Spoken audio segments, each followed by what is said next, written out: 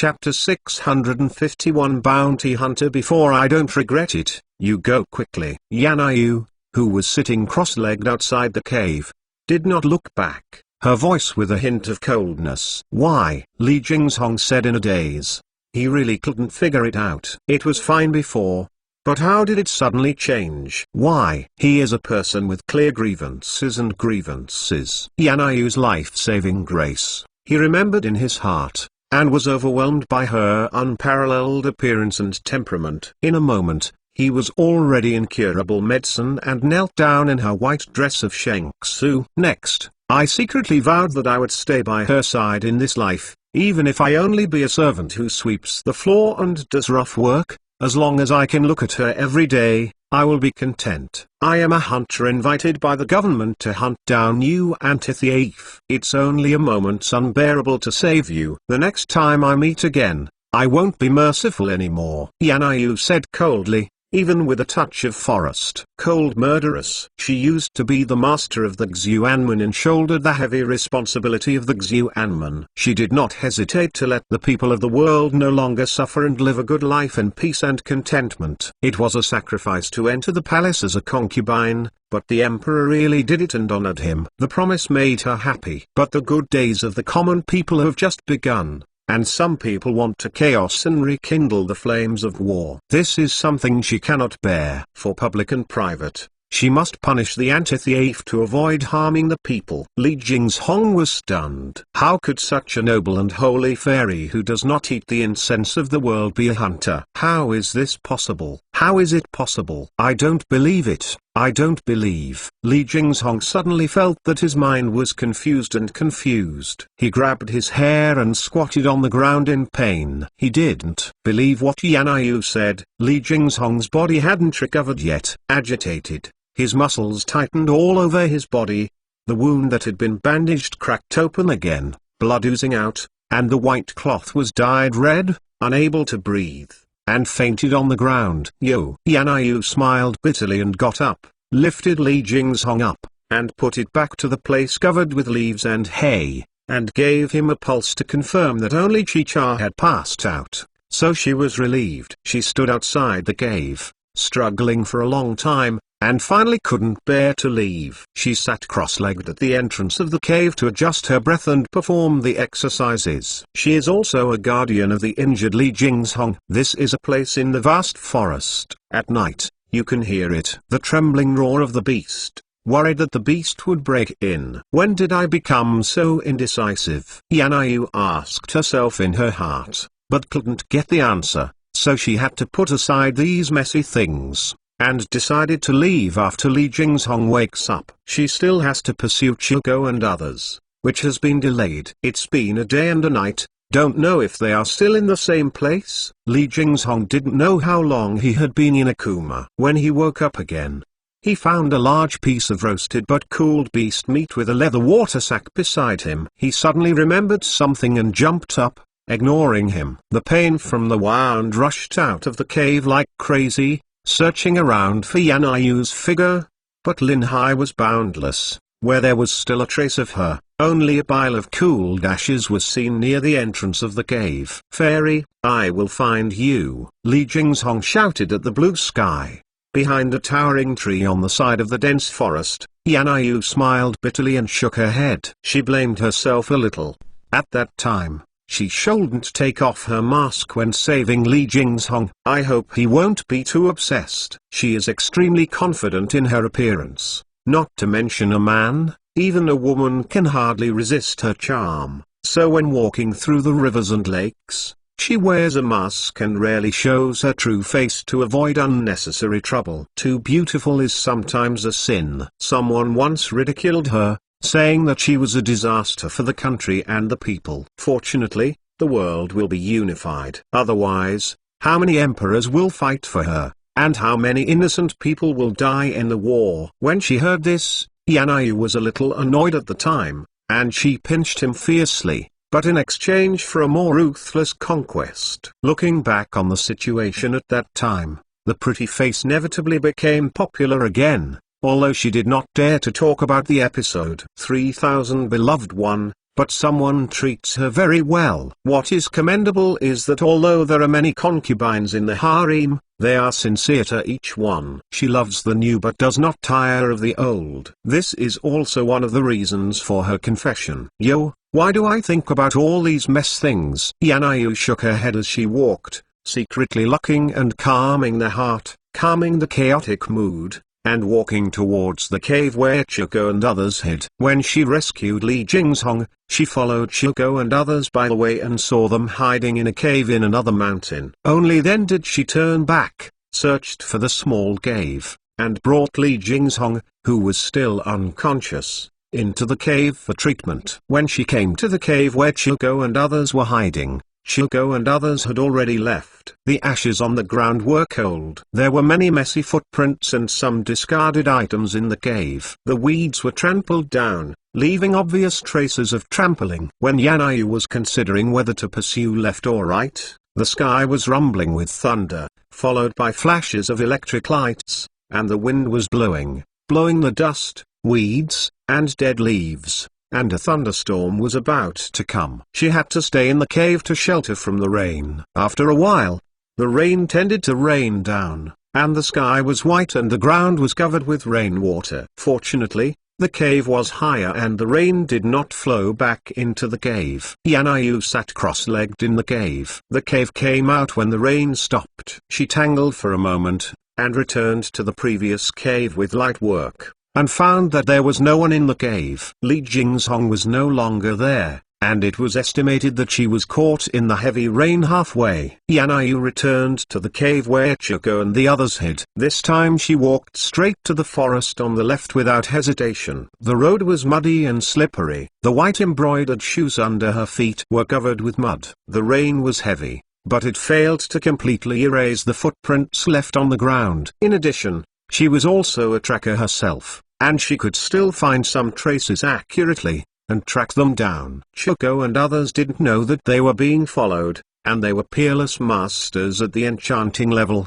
and they didn't deliberately conceal their deeds when they left. Yanayu walks slowly along the looming footprints on the ground, just like a tourist visiting the mountains and watching the scenery. After the rain, the mountains and forests are extraordinarily green and clean, the air is extraordinarily fresh, the white mist above the dense forests is condensed, and the scenery is extraordinarily pleasant. She has enjoyed the beautiful scenery of the mountains while walking slowly. However, after a long stretch of muddy and slippery mountain roads, the sky gradually darkened, and Yanayu became a little anxious. She did her best to fly and drove on her way. She didn't want to miss the head. Since she was a child, she has always been it is pampering and superior. Even if she travels around the rivers and lakes, she has never stayed in the wild. This time it is an exception to save Li Jingzhong. She doesn't want to stay in the wilderness. It's not bad. After flying for half an hour with her superior light power, Yanayu finally walked out of the endless sea of woods. Standing on the hillside, she could see a wooden house looming on a hillside in the distance. With a sigh of relief. Chapter 652. When approaching the wooden house, Yanayu frowned and stopped. She smelled a bloody smell from the oncoming mountain breeze. After the rain, the sky was already gloomy, and it was already past evening, and the sky was about to get dark. The mountains were actually dim, and the night entered the night ahead of time. Yanayu cautiously dived closer to the wooden house. The wooden house was quite large, but it was built quite crudely, and for some years, some fences had been corrupted and collapsed. There was light in the house, and people's voices were heard. Knowing to be from the Yanri Empire, it is estimated that they belonged to the Chico group. She did not rush into the door, but followed the strong bloody smell in the air, walked around the house, walked into the woods behind the house, and saw 5 corpses lying on the grass, 3 men and 2 women, an old couple, a young couple, and a 6 or 7-year-old child. They wanted to be a family. In order to escape the flames of war or other reasons, they moved here to settle down and live by hunting, living in a peaceful, uncontested and happy life. But due to the arrival of Chico and others, the whole family was killed. The young women even suffered humiliation before their deaths, and the eyes that were not closed until they died were full of humiliation.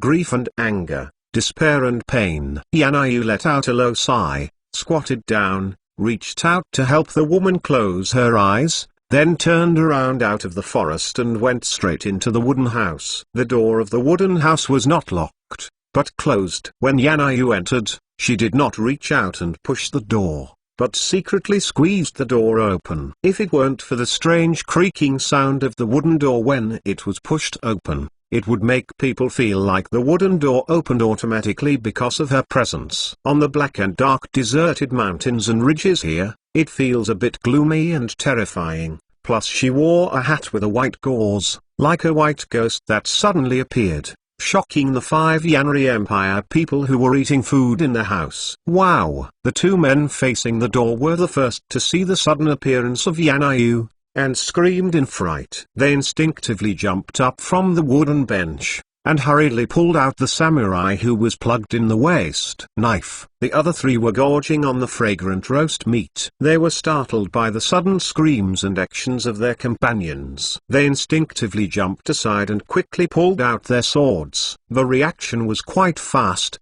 See, it comes out that the skill is quite good. Are you a man or a ghost? Someone asked tremblingly. Under tension, he was speaking in the native dialect, and then he found out that it was wrong and asked in Chinese again. Baga, of course she is a human, a young woman. A pretty handsome young man yelled at his frightened companion. He raised his hand with a few yin and yang palms. The man was quite calm, and his status was obviously among the 5 highest. Hey! The guy who slapped a few times screamed strangely, and the fear in his heart disappeared. He was afraid of ghosts, but not afraid of people. As long as he was a person, he would feel at ease. Mr. Wenzu, did you think we had a peach blossom luck today? Hee. A man grinned and grinned, and the wolf stared greedily at Yan Yu's slender figure. I bet she must be beautiful. I don't know if it's beautiful, but her figure must be very good, and her skin must be very smooth. I can't wait. Hee. It's going to be fun this time, but you can't kill it anymore. The men of the 5 Yanri empires didn't put Yan Yu in their eyes. Wolf's gaze scanned her greedily, and he said dirty words, as if Yan Yu was the little lamb under their wolf's paws. You kill this family? Yan Yu asked in a cold voice. Although she had a murderous heart, her voice was a little bit cold, but her voice was naturally delicate, so how could she still listen to it so beautifully? Wow, this sound is so ecstasy, I love it to death. A fat monster screamed, obviously with a voice control. The fat all over his body was shaking with excitement. He inserted the samurai sword back into the scabbard and rushed out impatiently. The unintelligible bird language caused the other 4 companions to laugh. Bang bang bang. The 4 men standing aside only felt a flower in front of them. They didn't see what was going on. They only heard the crunch of meat in their palms, and the screams of fat people, followed by a scream like a pig. The 4 of them looked like petrified, with their smiles on their faces, their mouths wide open, and their eyes wide open.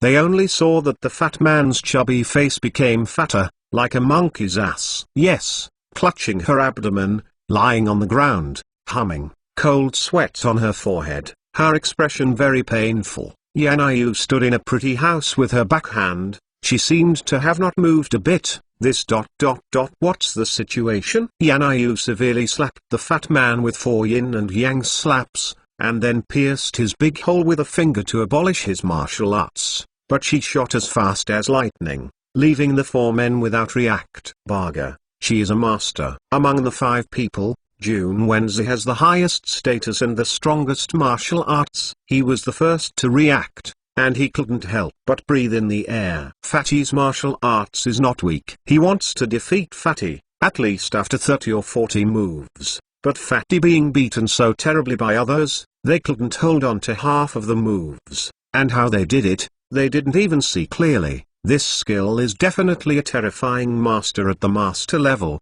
How can he not be shocked? The other 3 also reacted one after another. They all clenched the katana in their hands. Their expressions were extremely solemn, and even stupid people could see that the woman in front of him who couldn't see her face was a master-level martial arts master. and she was stunned. When they came, they might lose their lives, so how could they dare to despise it a little bit? "Who are you? What does it have to do with this family?" Mr. Wenzu asked. To be honest, combined with the strength of the four of them, it may not be able to win a master-level master. Miss Choco and other masters are not there, so try not to do it if you can, and see if there is still room for negotiation. "You don't understand it. I'm just a gangster who sees uneven roads. I owe debts, pays off, kills and pays," Yanayu said indifferently. Her voice is still so soft and moving, but it is firm. "This can only be solved in this way." "Baga,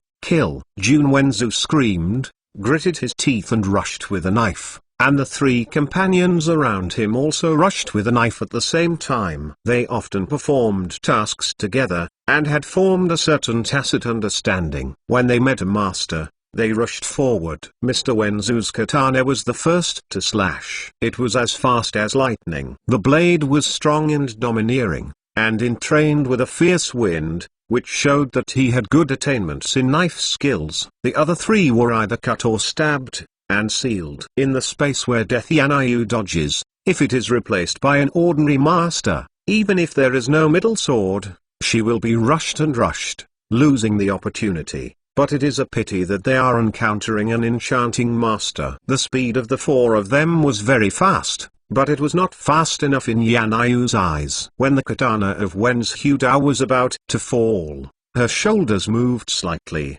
and people were like unloaded bullets, bullying Jun Wenzu. With his magical power, he flicked the cleavage knife lightly, twisted his slender waist, and imagined him behind Wenzu Jun at an unexpected angle, lightly picking his right foot, and bumping his right elbow back at the same time. With a soft ding sound, Jun Wenzu felt a powerful and irresistible softness coming from the blade, which shook his palms and arms with a tingling pain. His palms burst into tears, blood was flowing, and his arms were in pain. Could no longer hold the handle of the knife. Almost at the same instant, a severe pain in the vertebral heart came from his lower back, which made him hold back a painful howl. His huge body fluttered, fell to the ground, and struggled hard to get up.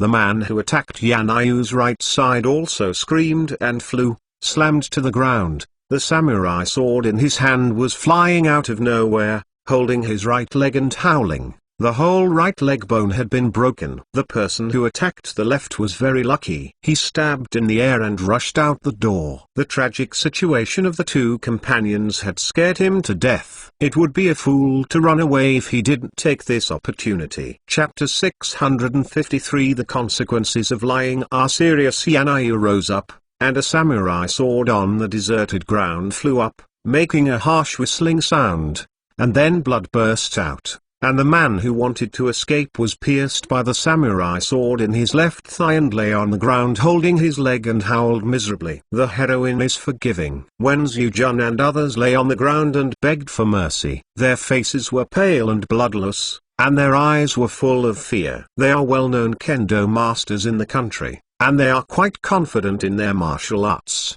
but they even made one move. He couldn't hold it. And now he finally understood what a real master is. All his confidence and courage collapsed in an instant. "What is your purpose?" Yanayu asked in a cold voice. She asked Jun Wenzu and others to ambush the Lee family brothers in the trail and take the hostages. Wenzu Jun and the others turned pale and bloodless. They thought that they were ambushing the Lee family brothers on the trail and kidnapping the gunsmith master. No one knew. I never thought that if they saw it, what should they do? Woman, it's none of our business. Jun Wenzu's eyes turned chaotically, and he realized that the mysterious woman with terrifying martial arts in front of him had a bit of a scumbag in the interrogation method. The experience of the rivers and lakes did not seem to be very good, so he immediately courageously made up a set of absurd words to fool Yanayu. Although they are members of the Yanri Empire, they have always admired and yearned for the culture of the Central Plains. After the destruction of the Yanri Empire,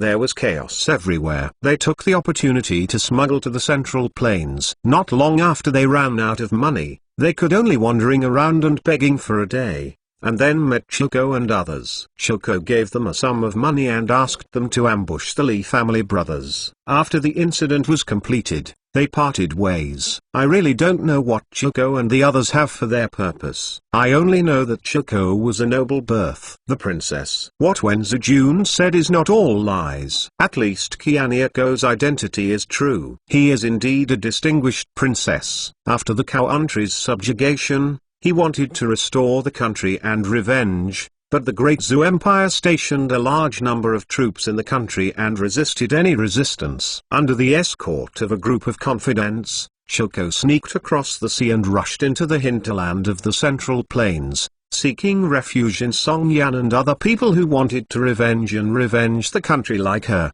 and cultivated her own power in secret. The most brilliant flicker is that 9 out of 10 sentences are half true and half of the sentence is false. Wenzu Jun's words of flickering are quite clever, and ordinary interrogators may be fooled by him, but he doesn't. Knowing the identity of Yanayu, I also underestimated Yanayu and regarded her as a newcomer with little experience in the world. Yanayu is not a rookie in the world. On the contrary, she has rich experience in the world. Traveling in the world is one of the lessons that all Xuanwen disciples must practice. Her interrogation and questioning seem a bit jerky, but it looks like a novice, but it is actually related to her sex. Regarding the situation, compared to the frightening witch Lijai, she is more straightforward and simple. But it also makes people mistakenly think that she is a fool. People who have this kind of thinking will die even more miserably. If you lie, you must take responsibility for your lies. Yanayu said indifferently,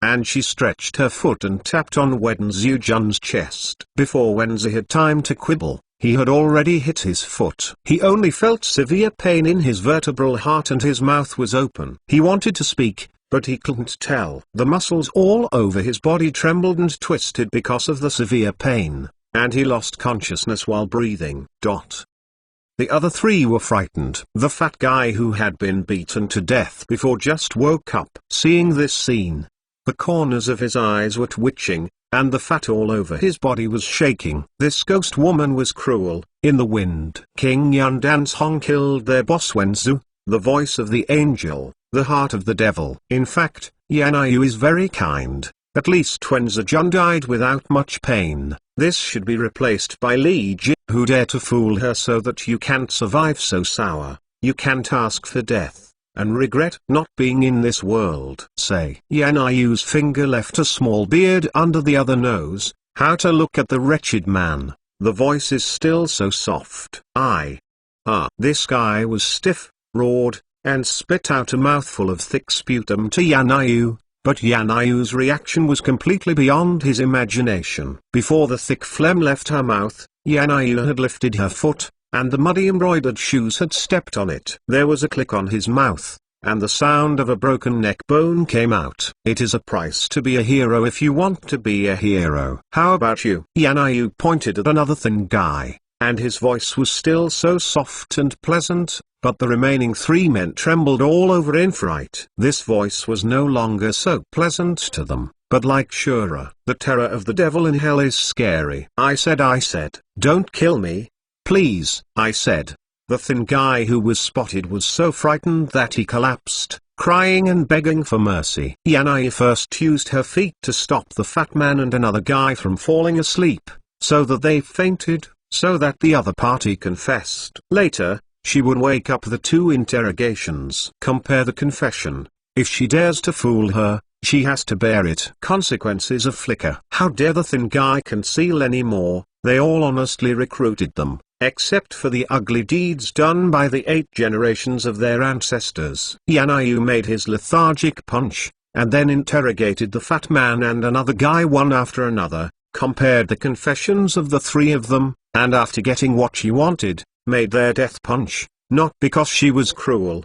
But these guys are more than guilty of death. She is just killing harm for the people. Yanayu found a hoe in the house, dug 2 big pits in the woods behind the house, burying the 5 mutilated family members, and threw the 5 bodies including Jun Wenzu in to bury them. Then she returned to the wooden house and got them. I ordered something to eat, then sat in the room, sorting out my thoughts. According to the confession of Fatty and others, Shilko took refuge in Song Yan, but secretly developed his own power. The official Dasu.com, Song Yan and others suffered heavy losses. Shilko saw that the situation was not good, and took his confidant to go around and hide here. The stronghold, while stinging and developing forces in secret, waiting for the timing of the incident. The purpose of intercepting the Lee family brothers is to snatch two craftsmen who can make firearms, and threaten them to help them make firearms and ammunition. After dawn, Yanai went down the mountain, first bought a set of men's clothes in a small clothing store in the town, went to an inn to open a room, showered and changed clothes, put on a mask, dressed herself as a traveling scholar, and had a bowl of noodle restaurant steaming pork noodles, and then rented a carriage to Pingnan County. The secret base of Shilko and others is on Yanzi Mountain, 30 miles west of Pingnan County. Arriving in Pingnan County, Yanayu got off the bus, walked around the city, walked to Yanzishan, stayed at the Liu Jiajita store, which is more than 3 miles away from Yanzishan, and asked the local people about the situation of Yanzishan. By the way, Yanzi Mountain is composed of more than a dozen branches such as Yanzi Mountain, Gishan Mountain, Phoenix Mountain, Snow Mountain Peak and Huangshan Mountain. It has a radius of nearly 100 miles and is surrounded by lakes and swamps in all directions. It is also known as the country of Z. Every summer, the endless reeds rise and fall with the wind, and they are especially beautiful. Many literati and literati come here to enjoy the scenery and reciting poems and lyrics, leaving many masterpieces praising Yanzi Lake. My son, you can't go to Yanzi Lake now. Chapter 654. Who are you? My son, you can't go to Yanzi Lake now, a middle-aged uncle reminded him kindly, and then let out a heavy sigh. Why is this? Yanayu asked. My son, you don't know anything. Alas, the middle-aged uncle sighed again and explained the reason. He lives in Lahua village by the Yanzi Lake. Most of them live by fishing. The fish in Yanzi Lake are plump and can sell for a good price. During the war, there were many the defeated and fleeing guerrillas fled into the lake, occupying their mountain as the king, and often came out to kill people and sell goods. And the people were miserable until the Great Zhou Empire ruled the world. They repeatedly sent troops into the lake to clean up the lake, killing and capturing many water pirates. Yanzi Lake only then can peace be restored and the people can live in peace. But I don't know when Yanzi Lake started to cause water pirates again. There are 4 groups of water pirates. The leaders are Banshee, the Flying Dragon, Xifa, the Dragon Pangwa, and the Heavenly Dragon and Shiziji. People on the 10th, many tourists and fishermen visiting the lake were robbed and killed. The county also sent troops into the lake to clear the lake. However, the Yanzi Lake has crisscrossed waterways, mountains and complex terrain, and the water pirates have become cunning. If the soldiers entered the lake, they were very likely to be ambushed and suffered heavy losses. If they sent more soldiers, they went into hiding. The purge army returned without success. When the officers and soldiers retreated, these nasty pirates came out to rob, causing the local people to suffer miserably. They didn't dare to fish in the lake, and some people even moved with their families and left their homes where they had lived for many years.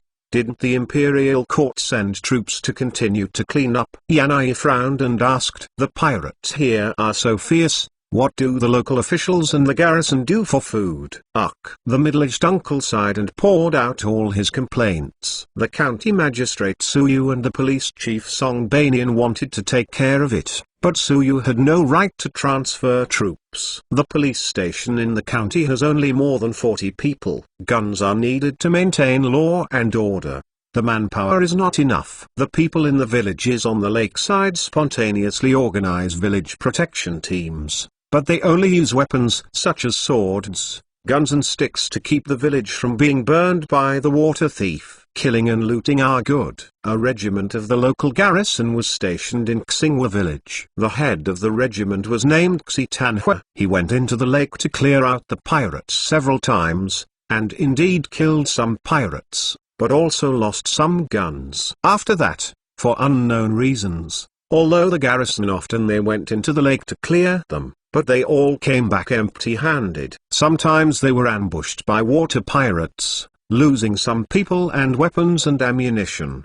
The water pirates in the lake became stronger and stronger, which made people wonder. Yeah? Yanai frowned again. Her middle-aged uncle's words made her feel confused. What's the situation? She gave the middle-aged uncle 2 10-yuan banknotes as a reward, and then went back to the shop, sitting cross-legged on the bed, meditating. According to common sense, Xi Tanhua's suppression of the water pirates is not good and should be reported and requested for reinforcements, but there is no response from the top. Is Xi Tanhua not reporting, or is it to conceal a lie, without knowing it? Besides, isn't there a secret sub-bureau of the Imperial Security Bureau in various places to secretly monitor the situation in various places, and it should be reported? What is going on? When this happened, she would definitely not ignore it, but she suddenly realized that she had gone out of the palace this time, and she hadn't brought any tokens, and she couldn't prove her identity even if she wanted to intervene in her hand. In the imperial capital,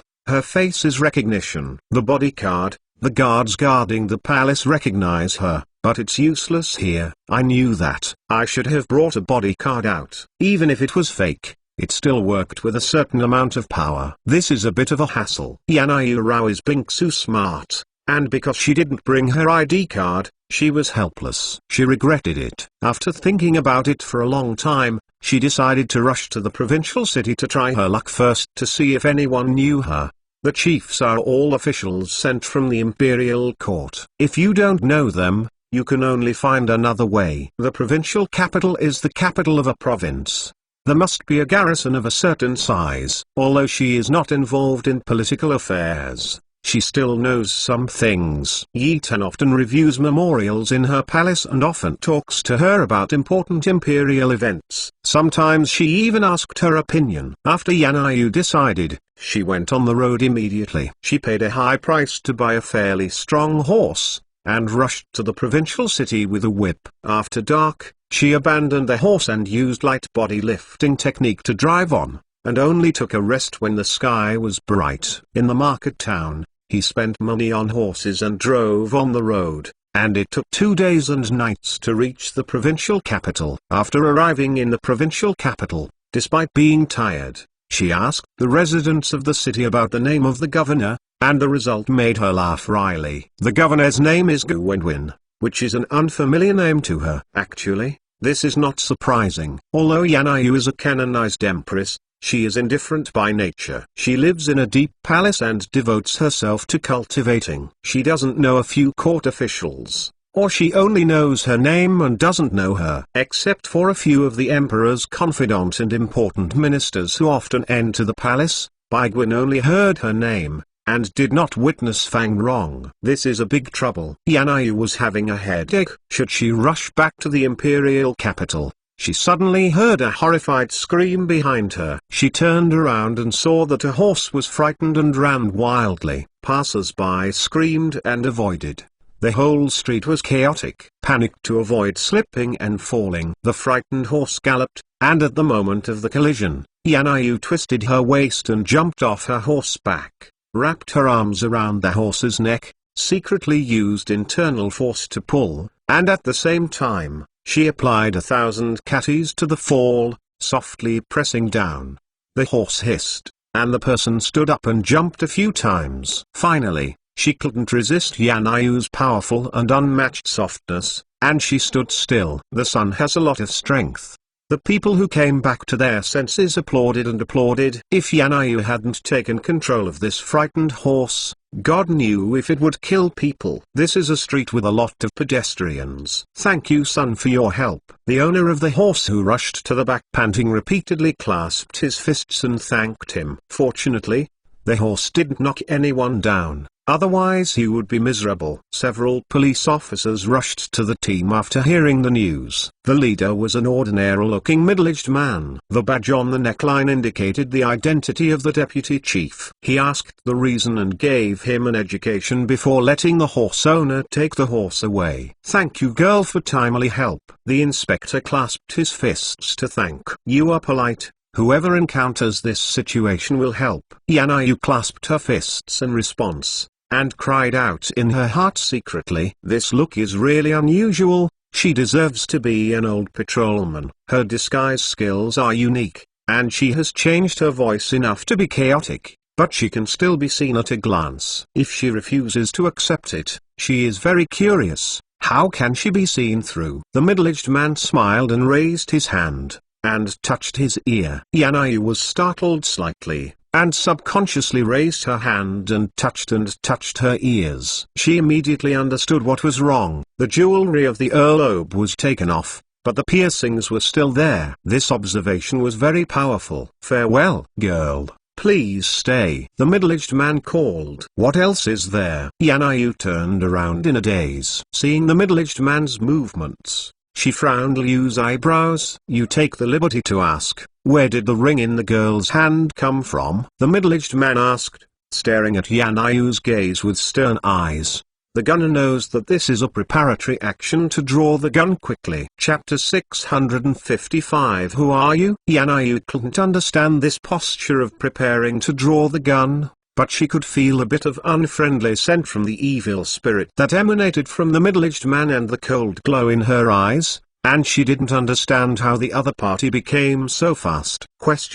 However, the words of the middle-aged man still shook her heart slightly. The ring she wore between her little fingers was made of iron, black, and seemed ordinary, but the iron was not ordinary iron, but the martial arts treasure Cold Ice mysterious iron, with some magical effects, carefully crafted by a craftsman. Carved with a flying phoenix on the outside and 2 English letters XI on the inside. Someone said it was the Pinene abbreviation of her name. Every concubine has one. The middle-aged man seems to see the black yarn in it, or know this ring. Chutani, the deputy director of the police patrol bureau of this city. If the girl can't explain the origin and identity of this ring, don't blame Chu. "I'm sorry," the middle-aged man who claimed to be Chutani said in a deep voice. Several patrol officers around him felt that something was wrong, and aimed their guns at Yanayu. "In the palace?" Yanayu whispered, and then asked Chutani,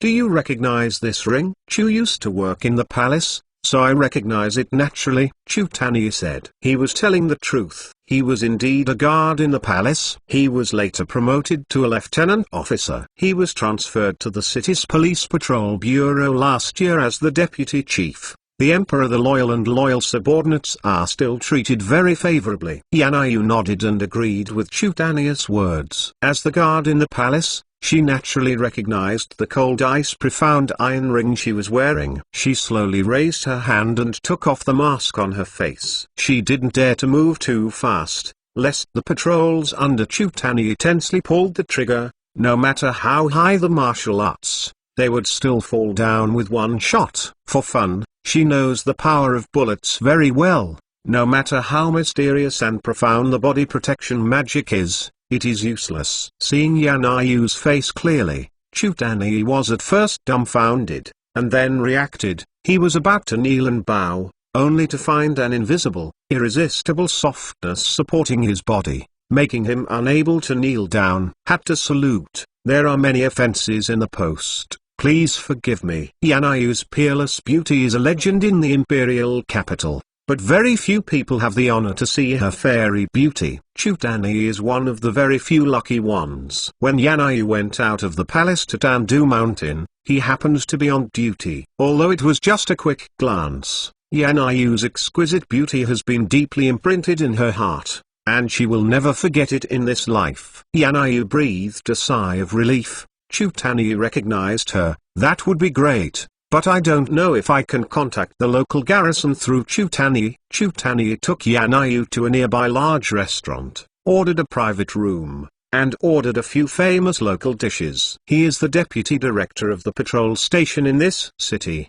and he is considered a big man. How can the boss be negligent? Hurry up, urging the cooking of the spoon. Several patrols were guarding outside the room with their guns. They would still be a little confused, partly because of Yanayu's peerless appearance, partly because of her terrifying identity, always feeling like a dream. Yanayu didn't stop Chutani's diligence. She drove all night and was indeed hungry. Besides, she hadn't eaten a good meal these days. For her, who has always been pampered, it's really a bit embarrassing. Since her subordinates are courteous, she is not welcome. The fragrant food was served quickly, and Yanayu was not polite. She picked up the chopsticks and started to move. She was really hungry. As for Chutani, who was sitting aside with her head down, he should be regarded as the eunuch serving in the palace. Chutani sat aside, not even daring to breathe. He wanted to look up and admire Yanayu's moving beauty while eating,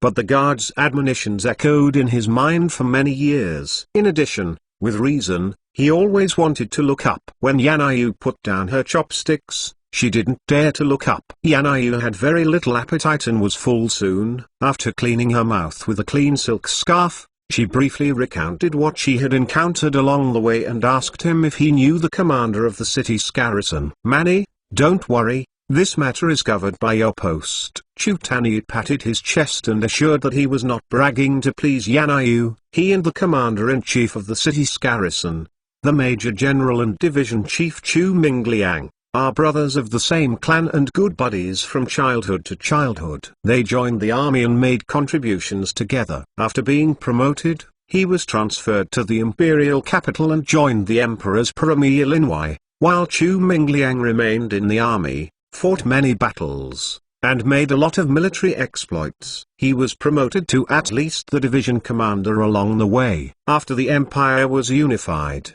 he would lead one. The division is stationed near the provincial capital. He immediately asked his subordinates to rush to the car dealership, borrowed a few horses, and rushed to Chu Mingliang's division resident with Yanayu. When Chu Mingliang heard Chutani's arrival, he went out to greet him in person, and was surprised to see him respect Yanayu, welcoming the two people into the house and listening to Chutani's introduction. Chu Mingliang was shocked. After confirming that he was not joking, he hurriedly raised his chest and saluted. To be honest, if he didn't know Chutani's upright sex son, he would really think that Chutani was joking with him, and he couldn't believe that the incomparable beauty in front of him, like a fairy, was actually a distinguished person. Niang Niang, this joke was really too big, and almost didn't scare him out of a heart attack. Chutani briefly recounted what Yanayu had told him. Chu Mingliang frowned and brought the two into his office,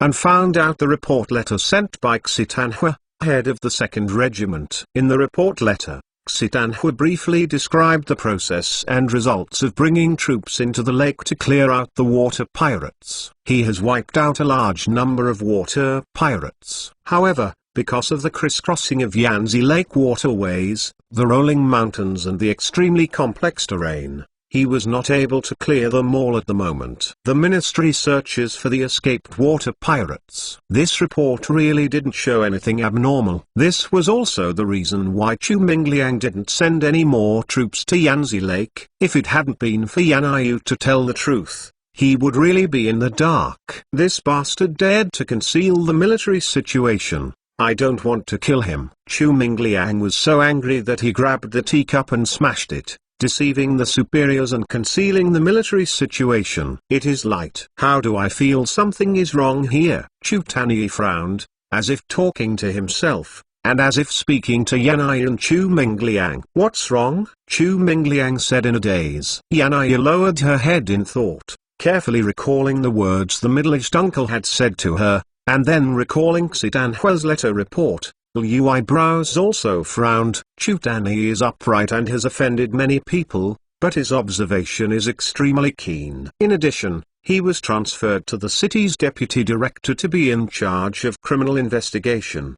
He also learned a lot in solving the case. He has read Xitanhua's report and compared what Yanayu said, caught some doubts, analyzed under normal circumstances. Xitanhua led his troops into the lake to clear the water pirates and lost their troops. He deliberately concealed it for fear of being punished. He lied about the military situation and the results of the war. He did not dare to request reinforcements, but he would definitely try to eliminate the water pirates. Even sending soldiers into the lake is a bluff, and the water pirates are still rampant. harming the people nearby. This is not justified. Chu Mingliang's face suddenly became very ugly. Chapter 656. Xitanhui is not only Chu Mingliang's subordinates, but also his capable and beloved generals. That's why he was sent to Yanzi Lake to clear out the water pirates. If Chu Tani's analysis is correct, he, the commander of the garrison and the commander of the major general, will not only lose face, but also have to take a certain responsibility. You know, this is not a joke. The upper part is strictly investigating Song Yan and other chaotic thieves. Maybe it's another reason. Yan are you comforted? According to normal thinking analysis, the leader of a regiment, commanding a force of thousands of people, is considered a senior colonel in the army. Only one step away from the general, Xitanhui in his 40s, he is at the peak of his life. That is, after 10 years, no matter how he can be a general, and the empire is now rising to the sky, and fools will rebel. Hope, Chu Mingliang said weakly. He lost his energy in an instant, and his sharp eyes lost their luster and became a little languid. He only hoped that this was not true. The three discussed the details of the operation. The Chushani Mobility Patrol Police Department mobilized the police force to assist Chu Mingliang's troops to rush to Pingnan County to clear out the water pirates in Yanzi Lake. In order to avoid the grass and startling snakes, they played the banner of cross-country training. With an order from Chu Mingliang, all the officers and soldiers in the division became busy, but it was not easy for the army to move out. The officers and soldiers who went out on vacation had to be recalled, and the soldiers were dispensed with a sufficient amount of ammunition, boxes of ammunition. The medicine had to be loaded and tied up, and there was too much work to prepare. It was prepared until noon the next day before the army could leave. Except for the 2nd Regiment led by Xitanhui, Chu Mingliang still had 1 regiment and 3 regiments with 3,000 people. But it was a bit difficult for the 3,000 people to besiege Yanu to Anchun, so they had to deploy police as much as possible to assist. This time, in order to clean up the water pirates in Yanzi Lake, Chu Mingliang also brought 4 small-caliber field guns. His division was equipped with only 6 small-caliber field guns, 2 of which were being repaired due to some malfunctions. Chu Mingliang threw the troops to Zuzu, the regiment leader, and took the guard platoon with Yanai and Chu Tani to rush over first, and took down Xitanhui with a plan, and said after holding the regiment firmly. The action to win Xitanhui was smooth and easy. Chu Mingliang first sent a messenger to Xitanhui's regiment headquarters to give false orders. He said that there was an emergency meeting and asked him to rush back to the division headquarters for a meeting. 2 guards hurried on the road, and Chu Mingliang led the guards to block and disarm halfway. When he saw Chu Mingliang, Xitanhui already understood what was going on, and was so frightened that there was no one on his face. "You bastard, what's the matter?" Chu Mingliang gritted his teeth and roared. He could confirm from the expression on Xitanhui's face that Chu Tani's analysis was correct, and his lungs were about to explode. He split his chest and grabbed Xitanhui's. "Mind is a violent beating, master, I'm sorry," Xitanhui cried, but stood up straight and gritted his teeth to endure Chu Mingliang's violent beating. After being forced, Xitanhui told the truth. Although he fought bravely, he was greedy for alcohol. He was ordered to lead his troops to fight against the water pirates of Yanzi Lake in Qingqing, Pingnan County. The previous battle went quite smoothly, and he led the army for the 2nd time. At the lake, the water pirates had learned their skills. They all hid and played hide-and-seek games with him. They used the complicated waterways and terrain to shoot cold guns and ambush. His troops lost some guns. In the following several visits to the lake, he was unsuccessful and lost a whole company, which made him very depressed. He was embarrassed to ask for reinforcements, so he could only hold on. One day he went to the city to drink boring wine and met a Fu, the owner of Yixing restaurant.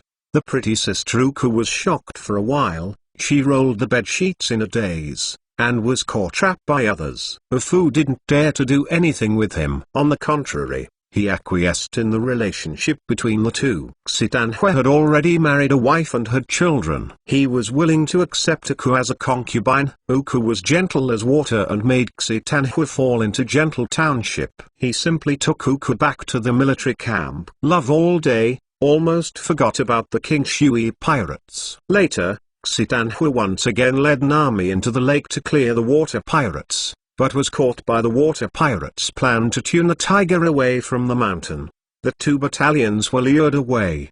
The battalion and 2 companies he led were also lured away. There was only 1 company around him. When the troops were found to be unsatisfactory, and when they retreated hurriedly, the fish boat on board was overturned by a water thief who was proficient in water sex. He who did not understand water sex became a prisoner. Xitanhua, who thought he was going to die, discovered that his beloved concubine Jukiu was also in the hands of the water pirates. In order to protect Aku from being abused by the water pirates, he could only choose to compromise. Later, he realized that Aku and the water pirates were in the same group, but it was too long. It was too late, and the subordinates of another company were wiped out because of his betrayal. Bad son, I shot you. Chu Mingliang, whose eyes were red with anger, gritted his teeth and pulled out a gun, and shook the trigger at Xitanhua's head. It was too late when Yanai and Chu Tani wanted to stop.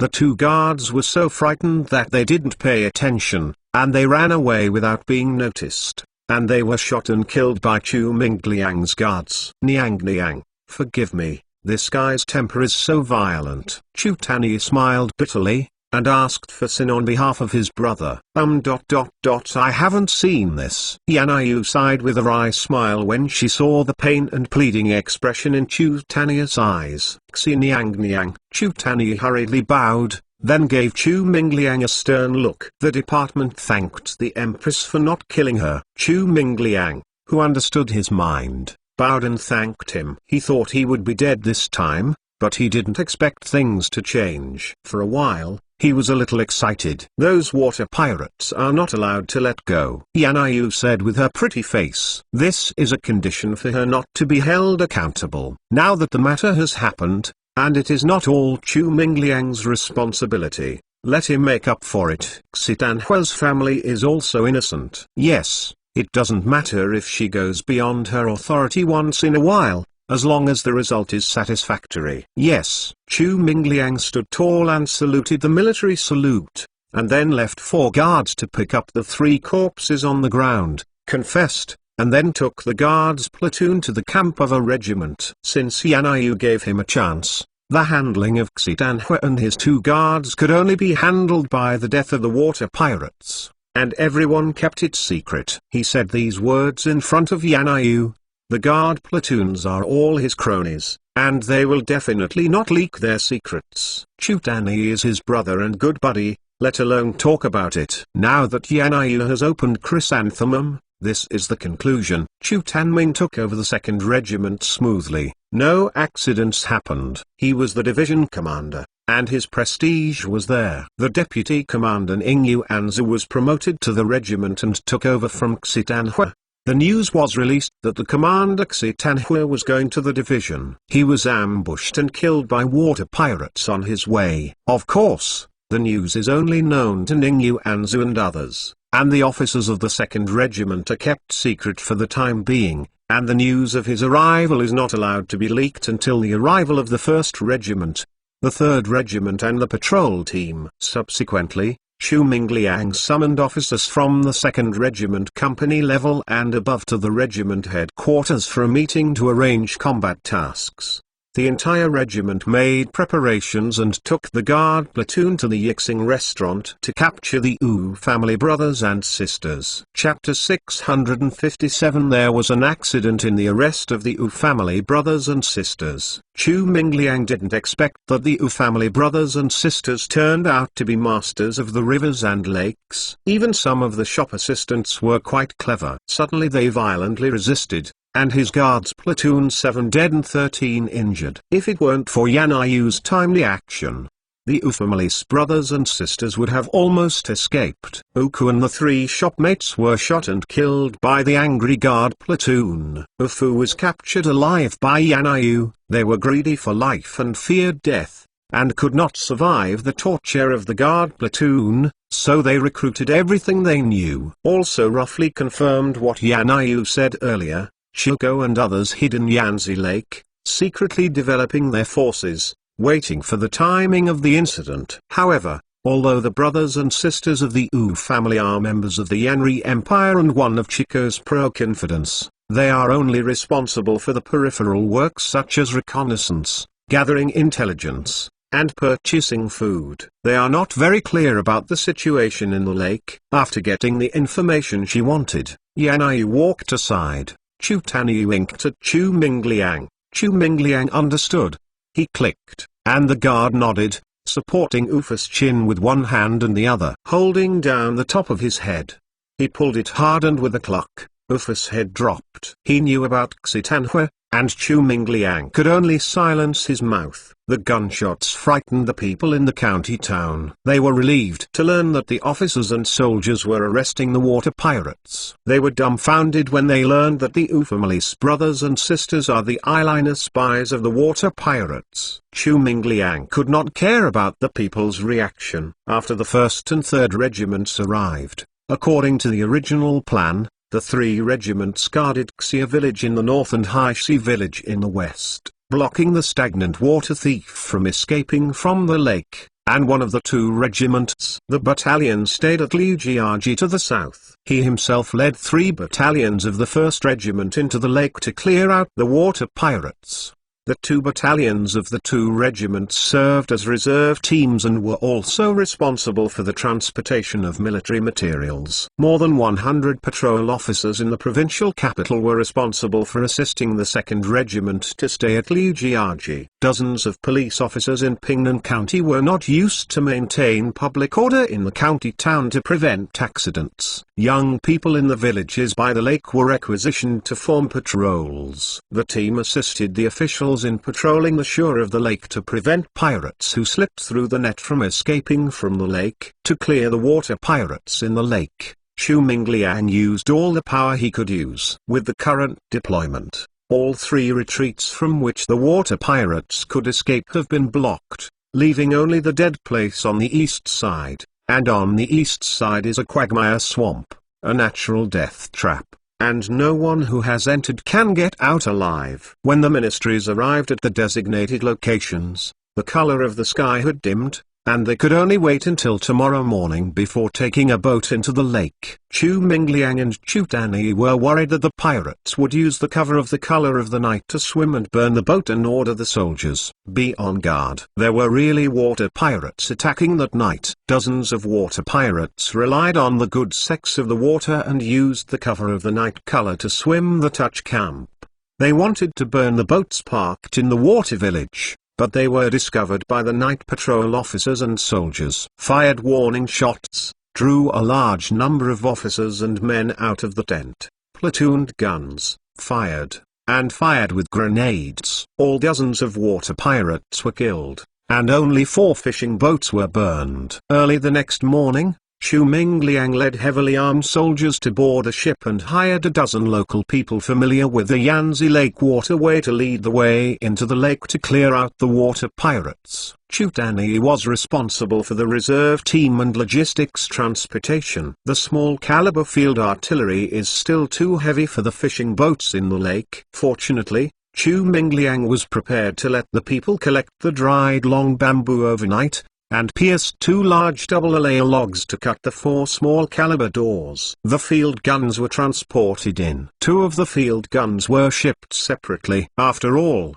the terrain inside was too complicated. It is estimated that the 4 field guns would have to be used separately depending on the situation. Chu Mingliang knew that the water pirate had at least 100 rifles, and there might be a few grenades, but he used the strength of a division to eliminate them and absolutely crushed it. He also pulled on 4 field guns. It was really a cannon to beat the birds and bullied the water pirate. Don't want it. It also shows that he has made a bad move. This time, if the water pirates in Yanzi Lake are not cleaned up, He will have no face to see people. Yan Yu insisted on entering the lake. Chu Mingliang and Chu Danyi couldn't dissuade them. They could only agree. Although Chu Mingliang asked his own guards to strictly protect him, he was still trembling. The bullets didn't have long eyes. No matter how high his martial arts were, it was useless. In case of any accident, he really can't hold this pot. The lake is full of dense reeds, and the waterways are crisscrossed and crisscrossed, like a mission palace. Fortunately, Xitanhua led an army to clear the lake and burned some of the reeds. In addition, there are dozens of local people who are familiar with the waterways leading the way. So don't worry. Get lost. Stop moving forward.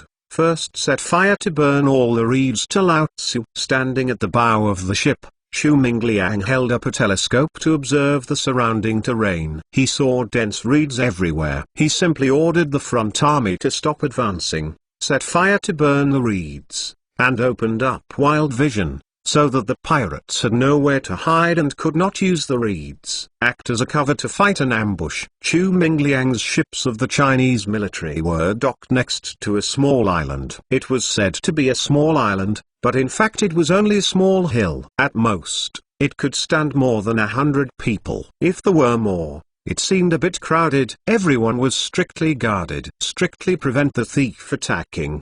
The task of setting fire to the reed falls on the striker. In the blink of an eye, the reed in front ignited a soaring fire, billowing thick smoke to cover the sky, and the reed has many uses. For the local people, it is a gift from nature, but Chu Mingliang can ignore this and eliminate the water thief. Cleanliness is his task. When the guide led the way, even if the more than a dozen people were distressed, they were helpless and did not clean up the water pirates lurking in the lake. Not only did they dare not enter the lake to catch fish, cut down the reeds, and it was not safe to live in the lake. The ghost knew when will those damned water pirates rush out to burn and rob. Yan Yu is standing on the side of the ship. Her face is as calm as water, but her heart is turbulent. The empire is unified. The people of the world have just begun to live a good life. But there are such a small group of people who have always wanted to make trouble, rebellion, and let the world once again, being in chaos and putting the people in dire straits. This has seriously touched her bottom line and is absolutely intolerable. Perhaps, what someone said is indeed reasonable, launching a war just to eliminate the war. Although this statement conceals his ambition and essence, it seems to make some sense, whether it is right or wrong. The world is too peaceful to start war. Chaos was a disaster. For the sake of peace in the world, she had to go to massacre. The killing was just to reduce the killing. This is the same as the one said by someone. This is also her insistence to follow the army into the lake. Reason. The reeds in Yanzi Lake are still burning and billowing smoke obscures the sky. However, there are certain intervals between the invisible reeds due to navigation and water channels. Even if there is a big fire, there is no need to worry about it spreading, causing disasters and strange fires. This is also the reason why Chu Mingliang dared to set fires. Of course, if the fire spreads and turns all the creatures in Yanzi Lake into ashes, he will be happier. The first few pieces of reed land finally went out after 30 minutes of burning. The forward army in charge of setting the fire rode forward and continued to set the reeds on fire. The army under the leadership of Chu Mingliang still pressed their troops and did not remove all the reeds in Yanzi Lake. Burned out, he won't move. The army only needs to land on Red Monkey Island before dark. He can afford it. But the water thief can't afford it. Chapter 658 Cold Spear. The reeds in Yanzi Lake are endless, but they can't stand the raging fire dragon. After more than 3 hours, they all turned to ashes. The water was covered with black ash, the sky was also covered with black ash, and everyone's faces were not stained. There are few black ash falling, only the white dress on Yan Yu's body is still spotless. And the black ash falling half a foot in front of her is bounced away by the invisible softness, falling onto the boat or the water. Without the block of dense reeds, Chu Mingliang could see through his binoculars the Red Monkey Island standing on the lake, as well as Banyu Island farther away. Following his order, The boatmen of each boat poled and paddled, and headed towards Red Monkey Island and Banyu Island respectively. The Red Monkey Island is named for the red monkeys on the island. The distance is also the closest. The main force under the leadership of Chu Mingliang first arrived and landed. The forward army searched and moved forward, while other soldiers unloaded food ammunition, wait for military supplies, find a place to set up camps, set up simple fortifications, and so on. The 1st and 2nd battalions of the first group landed on Red Monkey Island. The fishing boats and merchant ships carrying the 3rd battalion continued to row towards Banyu Island. They will be stationed on Banyu Island. The next day they will search the entire island and confirm that there are no pirates. The company's left and right troops were stationed, and the other 2 companies continued to move forward, searching island by island to clear out the hidden water pirates. Chu Mingliang adopted the tactics of step-by-step, steady fight, and step-by-step compression of the pirates' space to surround and annihilate. It must be admitted that this tactic of not greedy for meritorious progress is very stable and avoids being ambushed by the pirates using the intricate waterway terrain. From the danger, it can be seen that he is a stable general who is good at defensive. Although Yan Yu didn't know much about military affairs, she was quite satisfied after listening to his combat plan and related deployment. Such a talent would be dismissed because of a small mistake. It would be a loss for the empire. However, Chu Mingliang came to the top of the mountain, and after holding the telescope to observe for a while, the expression on his face looked more solemn than before. After thinking for a while, he ordered the communicator to go out of the lake immediately and asked the commander of the military region to send 2 more divisions. Reinforcements. Yanzi Lake is really too big, and there are too many mountains, and the terrain is steep and complicated. According to his strategic vision, this little force in his hand is not enough, and he can only ask for help from the military area. Although Chu Mingliang's unit is a division-level unit, it is actually not full. There are only 3 regiments, each with more than 1,500 people, plus the division's artillery battalion, reconnaissance company, and guard company. Thousands of people came. It was really a bit stretched to put this little force into Yanzi Lake. After the Great Zhou Empire destroyed the empires of the Western continent, Yitan began to lay off troops after the world was ruled.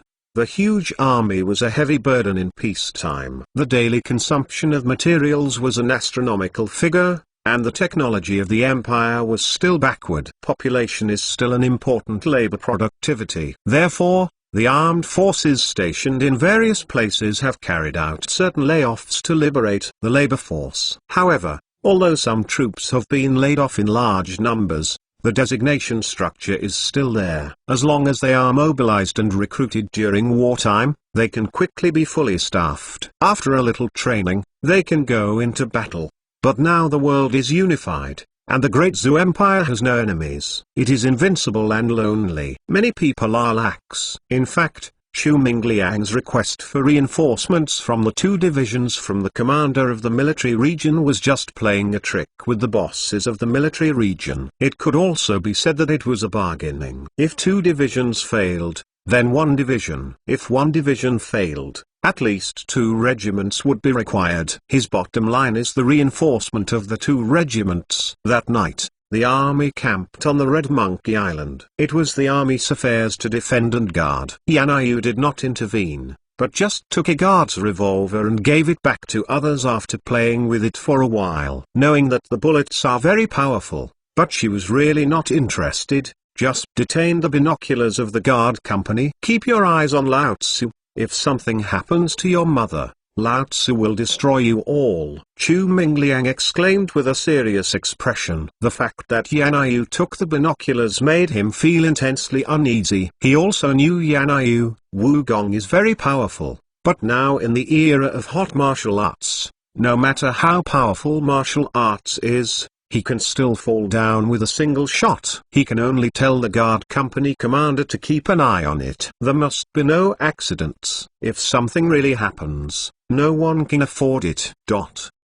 Yes. The square face of Zheng Erhu, the company commander of the guard company, suddenly wrinkled like a big horde, and he replied weakly, and a grievance was secretly sent out in his heart. Why is my brother so unlucky and burdened so terribly? It's something, that is the body of 10,000 gold, an incomparable maiden, brother, an uncle. How do you know how to serve a maiden? That night, nothing happened on Red Monkey Island, but nearby Banyu Island rang out in the middle of the night with gunshots and grenade explosions. It was obviously a night attack by pirates, making everyone worried that they couldn't sleep. Worried for the brothers of Sanying. Chu Mingliang didn't worry too much. Of the 3 regiments under his command, one was the best to fight, as long as you were careful. Even if the water pirates used the cover of the night to attack, they wouldn't be able to take advantage of it. Otherwise, the commander of the 3rd Battalion Wai Shuangxi early signaled. When the sky was clear, the 3rd Battalion's communicators rowed a canoe to report that a small group of water pirates touched the island last night.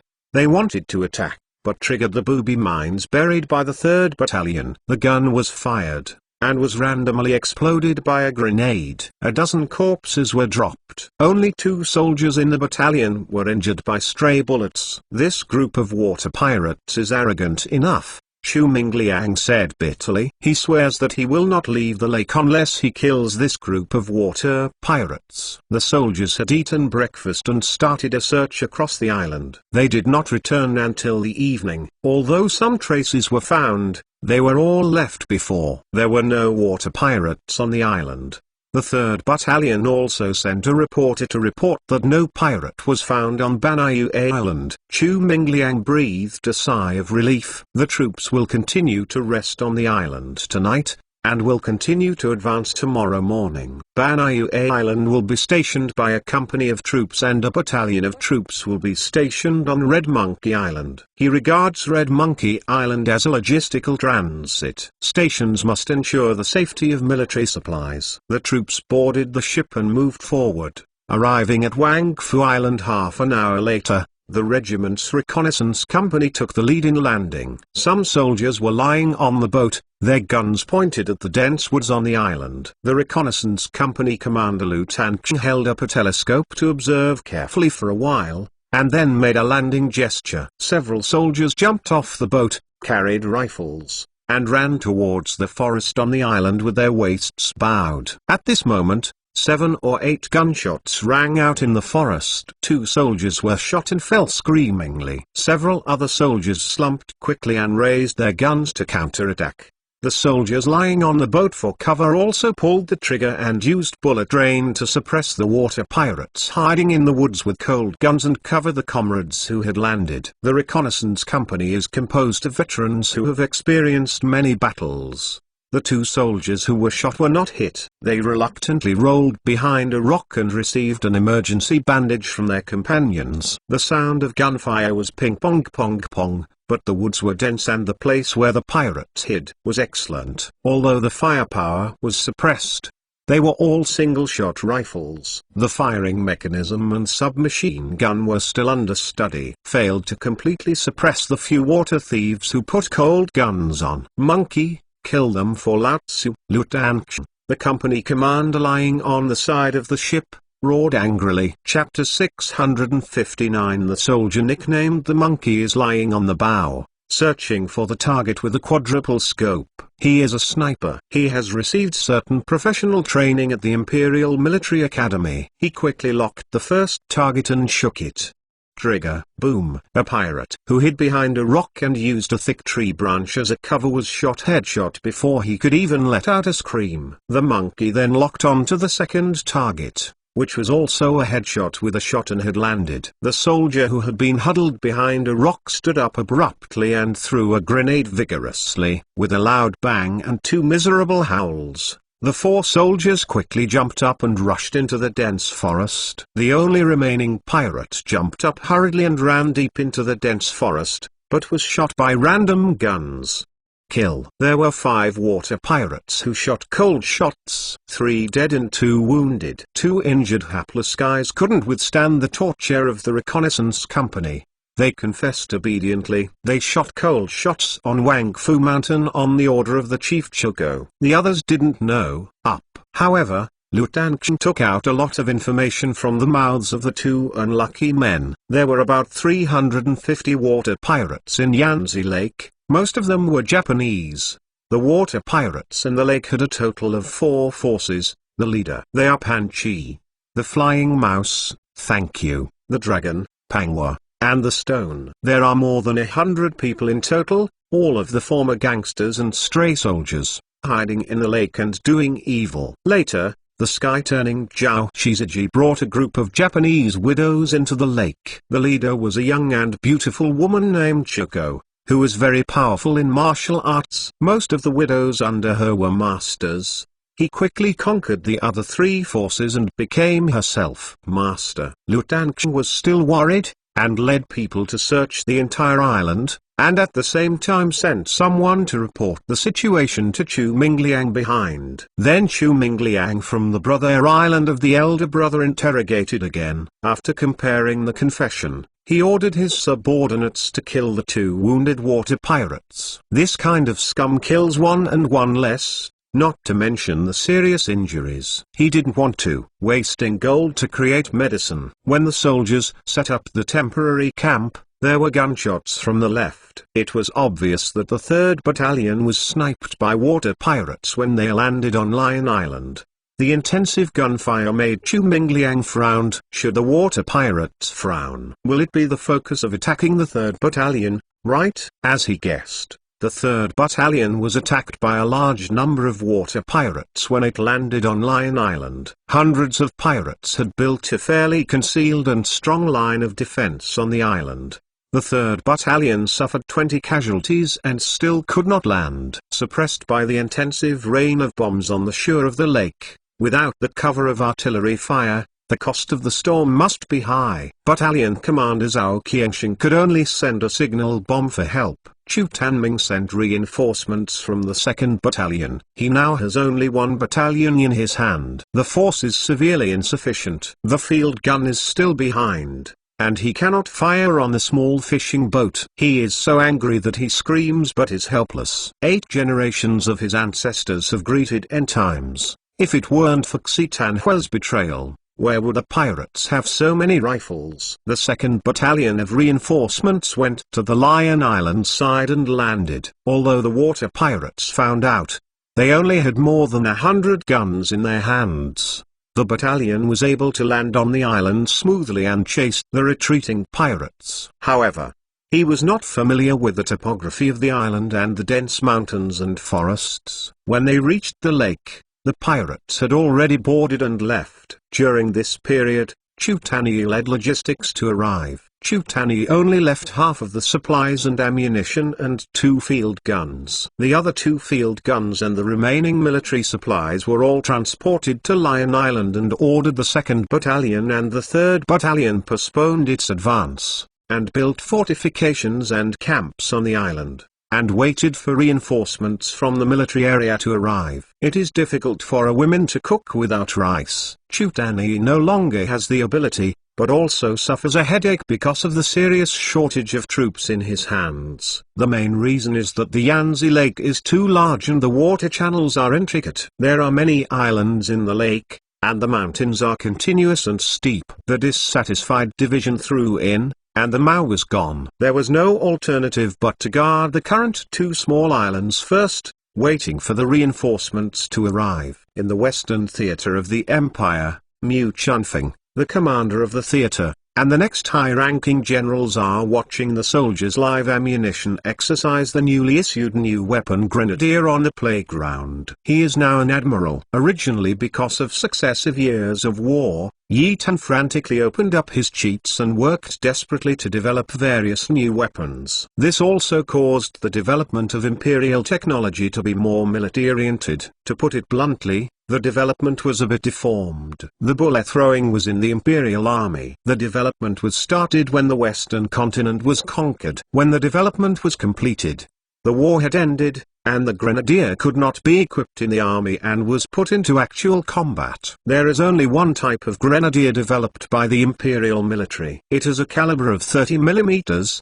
a fire range of 300 meters, a fire speed of 30 rounds per minute, a kill radius of about 5 meters, and a warhead weight of 800 grams. It is portable and can be carried by individual soldiers. Convenient, coupled with the reason of shooting, Yetan ordered mass production and installed troops, and at the same time laid the foundation for future mortars and heavy mortars. The first batch of grenadiers were produced in various war zones. Mu Chunfing's Western War Division had 200. He just arrived today, and he came over to see the power of the little guy. Because the shooter is the first operation, even after probabilistic aiming and adjusting the angle, the explosion point is far away from the target. After repeated tests, 6 shells were fired before they landed near the target. Although the accuracy is scum, it can be improved by practicing many times. The most important thing is that the power is not bad, and it is light. One platoon is equipped with 2 grenades to serve as fire cover. If necessary, the whole company or the whole battalion can use it intensively. It was equivalent to the power of an artillery battalion, and Mu Chunfing and all the generals were quite satisfied. Report to the commander, the garrison in Xiling province is urgent. A star officer hurried over to report, and handed over a letter marked with 5 stars, representing the highest emergency military situation. Because of the abnormal development of technology in the empire, communications are still very backward, with fast horses and homing pigeons still the mainstay, and advanced communications such as telegraphs are still being developed. Mu Chunfing took a look, frowned, and handed the urgent document to the general staff around him.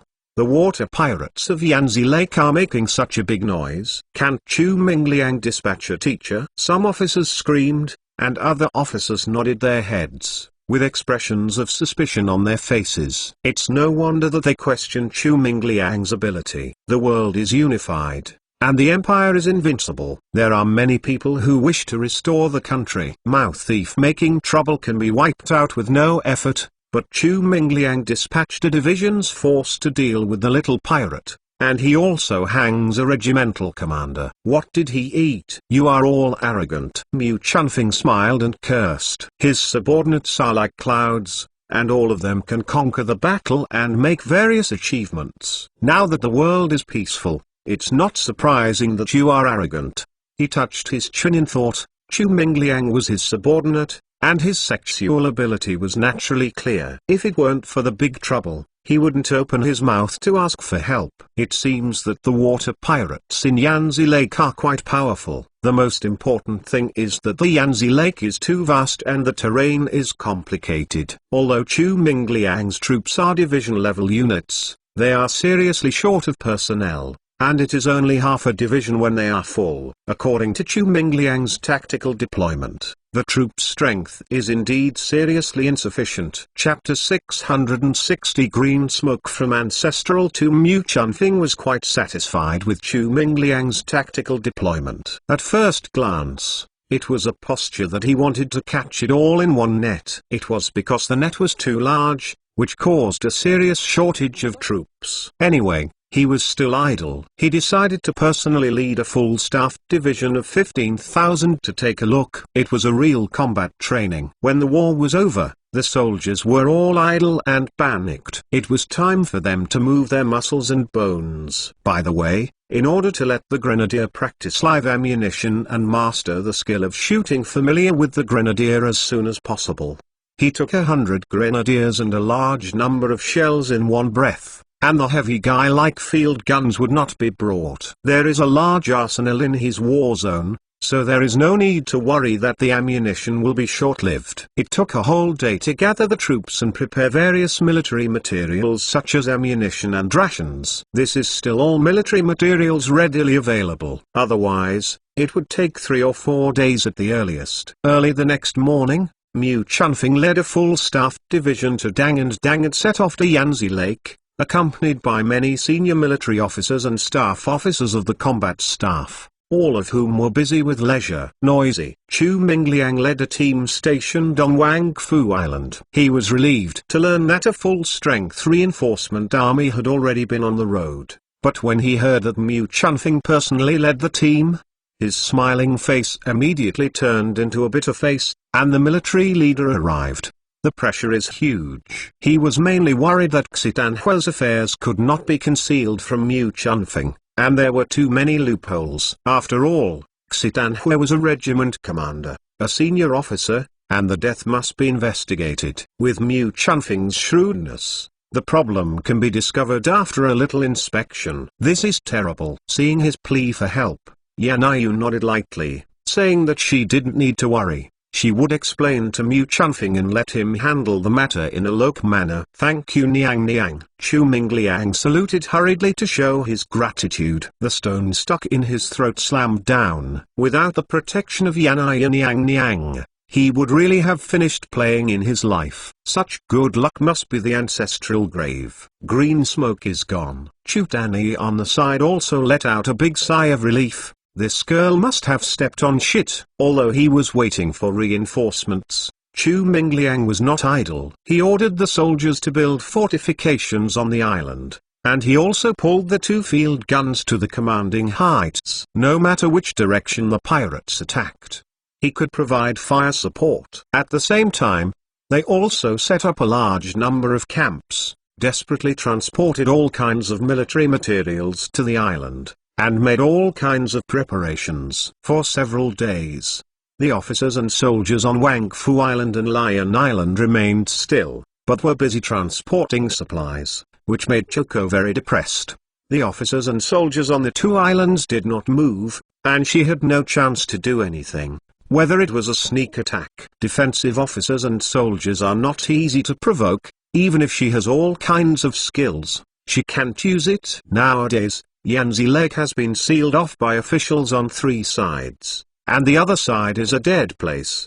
The water pirates in the lake are completely cut off from the outside. I don't know the slightest news from the outside. If it is not for the stored food, it will be enough to support half a year to catch the fish in the lake. For food, the water pirates have long since collapsed. What Choco is most worried about now is that Chu Mingliang's army will not be stationed for a long time. That would be fatal.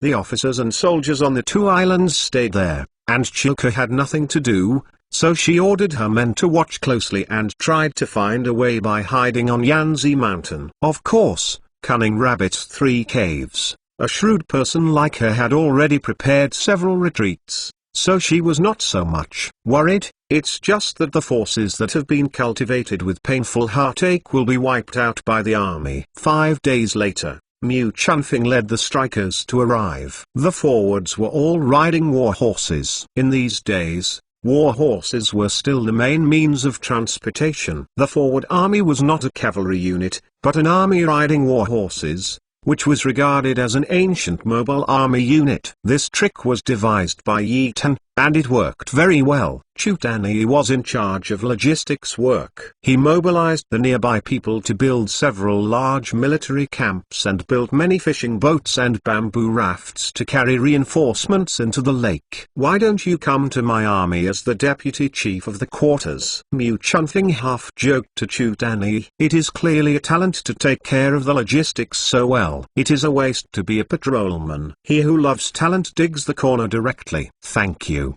Commander Mu, for your appreciation. Tanny is used to being lazy, and it's better to be a patrolman. Chu Tanny thanked him, and at the same time rejected Mu Chunfeng's olive branch. It is not that he is lazy, but that his other identity is the secret of the Imperial Security Bureau. Agents have the important task of monitoring the city. Don't be too busy to refuse, think about it. Mu Chunfeng said with a smile, and he boarded the boat into the lake surrounded by guards. The commander of the theater of war arrived. Chu Tanyi personally greeted him by the lake, and then whispered, "Saigong Empress is on the island." "What's the matter?" Mu Chunfeng was startled. "Why did the Empress come here?" Chu Mingliang reported truthfully that these words were all told by Yanai to him. He just relayed them truthfully. So how dare to take the initiative to ask? It seems that the Empress has been eyeing that widow long ago. Mu Chunfeng breathed a sigh of relief. The wanted orders from Song Yan, Chico and others were issued to all corners of the empire. When Chu Mingliang mentioned Chico's name, he immediately remembered it. He is also a master of martial arts himself. naturally knows how powerful Yan Yu's martial arts is, but now is the era of hot martial arts. No matter how powerful your martial arts, you can still fall down with a single shot. The Empress is too sexy. In case there is an accident, can you afford it? Why not report? Chu Mingliang only spoke, with cold sweat on his forehead, and the power of the commander of the theater commander was definitely not something that his little major general could afford. Under the guidance of Chu Mingliang, Mu Chunfing first went to greet Yan Yu. Of course, Yan Yu recognized Mu Chunfing, one of the 4 gods of the empire, and one of the most favored warriors of the emperor. He was often summoned by the emperor, the Holy Family. Geelong, people are jealous and jealous, even if they have made lifeless military exploits. They are still young and handsome. How many ladies secretly give Kubo to him and are willing to marry him as a concubine? It is a pity that the god of war only dotes on his wife and does not have a concubine, planning to make countless girls feel sad. Yan Yu is a straight sexual child, and she has not concealed Xitanhua's affairs. What can Mu Chunfing say? But she glared at Chu Mingliang fiercely, and the mother did not come forward to intercede for Chu Mingliang. And the ancestral grave of this girl was blue. Chu Mingliang was wiping his sweat and panting. He also felt that his luck was so violent that it must be the smoke from his ancestral grave. When he came to Chu Mingliang's temporary headquarters, Mu Chunfing gave him a severe training, and then sent his own guard to replace Chu Mingliang's guard company, responsible for the safety work of protecting Yan Yu, and also sent 2 accompanying women. The officers serve exclusively. Chu Mingliang wiped the beads of cold sweat on his forehead while reporting the current situation and his own plans, and he dared not hide the least. Mu Chunfing and the staff inspected the topographic map of Yanzi Lake for a while, and then nodded in satisfaction. You will be fully responsible for directing the fight against the water pirates, and I will be an observer. If the battle is broken, let me break it myself. Chapter 661. With the arrival of the main division, several villages by the Yanzi Lake were full of heavily armed soldiers and a large amount of military supplies. The lake was densely covered with fishing boats and bamboo rafts. The boatmen took a boat of soldiers and ammunition. Military materials such as grain were transported into the lake. The people living on the lake are suffering from the poison of the water pirates. They have long expected the imperial court to send troops into the lake to clear the lake. However, Xitanhua's inaction has disappointed the local people. Many people have complaints. Now we see so many soldiers and crowds of people. Yes, there are countless military supplies. Knowing that the imperial court is really attacking the water pirates this time, they are all rejoicing. The people are simple and kind. They don't need to be mobilized by county officials. They organize spontaneously to help the officers and soldiers carry military supplies. When they're boatmen, but there are not enough boats. They cut bamboos and build rafts. They serve as guides, contributing the things they planted. I only hope that the officers and soldiers can wipe out the rampant water pirates as soon as possible. With Mu Chunfing's full support and the people's full support, Chu Mingliang no longer had any worries about the future. Before all the main divisions arrived, he led his troops to board the ship and kill the Yanzi mountain where the water thief was holding. Mu Chunfing, the commander of the theater of war, volunteered to act as a combat observer, and the accompanying group of high-ranking generals naturally followed him in several fishing boats, and a large number of fishing boats and bamboo rafts full of soldiers followed. What made Mu Chunfing and the others relieved was that Yan Yu did not go with the boat anymore, but went out of the lake. Mu Chunfing sent her own guards to protect her, but Yan Yu did not refuse. Chu Mingliang took the lead in attacking Yanzishan where the water pirates were entrenched,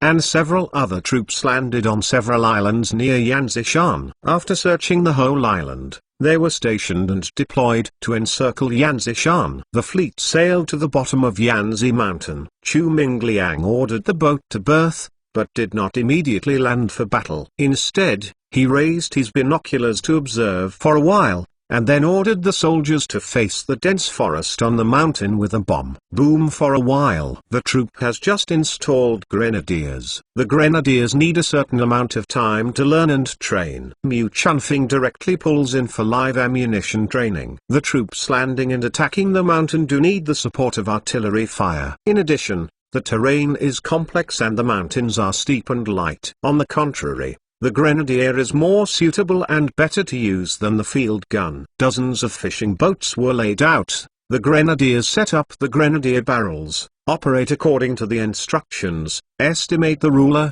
adjust the elevation angle, load the shells, perform a test fire, recalibrate the ruler according to the impact point, and then 30 grenadiers shot at the dense woods under Yanzi Mountain. The shells of the grenades are small and the power of the explosion is not great, but dozens of grenades are used in a concentrated manner, and the power is still quite scary. Shooting, billowing smoke filled the dense forest. There were indeed dozens of water pirates in ambush in the dense forest. The original plan was to wait for the official army to make a sneak attack before retreating. However, it was unexpected that the official army would directly use 30 grenadiers to greet each other and fire 3 rounds of shells in front of the dense forest. Covered, many shells missed, but many shells fell into the woods, killing and injuring more than a dozen people hiding in the water pirates. The rest were scared to retreat and ran away. If they shoot with a rifle, they can rely on the favorable terrain to resist for a while, but the officers and soldiers are too frustrated and don't play guns with them. They will be bombarded as soon as they come up. It's too bullying. How can you fight this battle? Save your life. Run away quickly. 10 fishing boats full of soldiers rushed out and rushed to the shore. Before the fishing boats stopped, the soldiers on the boat jumped and landed, bowed and rushed forward. Some soldiers lay behind the big rocks on the shore. The gun was aimed at cover. The soldiers who landed rushed into the woods and searched, only to find some corpses and abandoned guns, swords, bows and arrows and other weapons, as well as 4 injured pirates lying on the ground and howling. Chu Mingliang led the army to land, followed by Mu Chunfing and other high-ranking officers. The forward army had searched forward. As the big army landed, the campaigner-level units dispersed and searched along the lakeside. The nearby woods were carefully searched, and then defense lines were built in some places to prevent thieves from attacking from the left and right sides. The forward troops searched and advanced all the way, until they came to the foot of Yanzi Mountain and found no trace of the water pirate. Chu Mingliang, Mu Chunfing and others came to the foot of the mountain and held up a telescope to observe the topography of the mountain. The terrain of Yanzishan is indeed steep. There is only a rugged and steep mountain road that leads directly to the mountain. On both sides are cliffs that no apes can climb.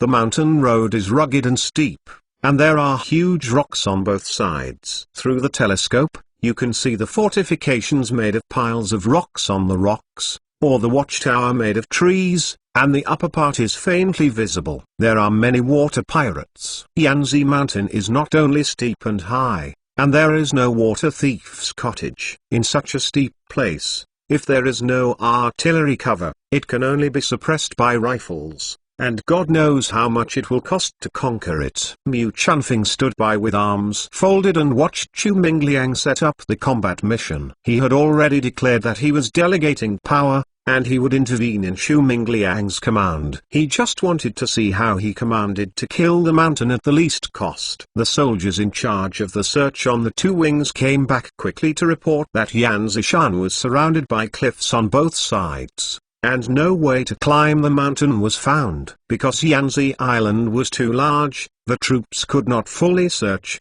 but just built fortifications on the spot, waiting for orders. Chu Mingliang did not order the entire mountain to search. This is unrealistic. Yanzishan is too big. He just dispatched 4 battalions to guard 2 wings to ensure that they were not attacked by water pirates. There was no clever combat plan.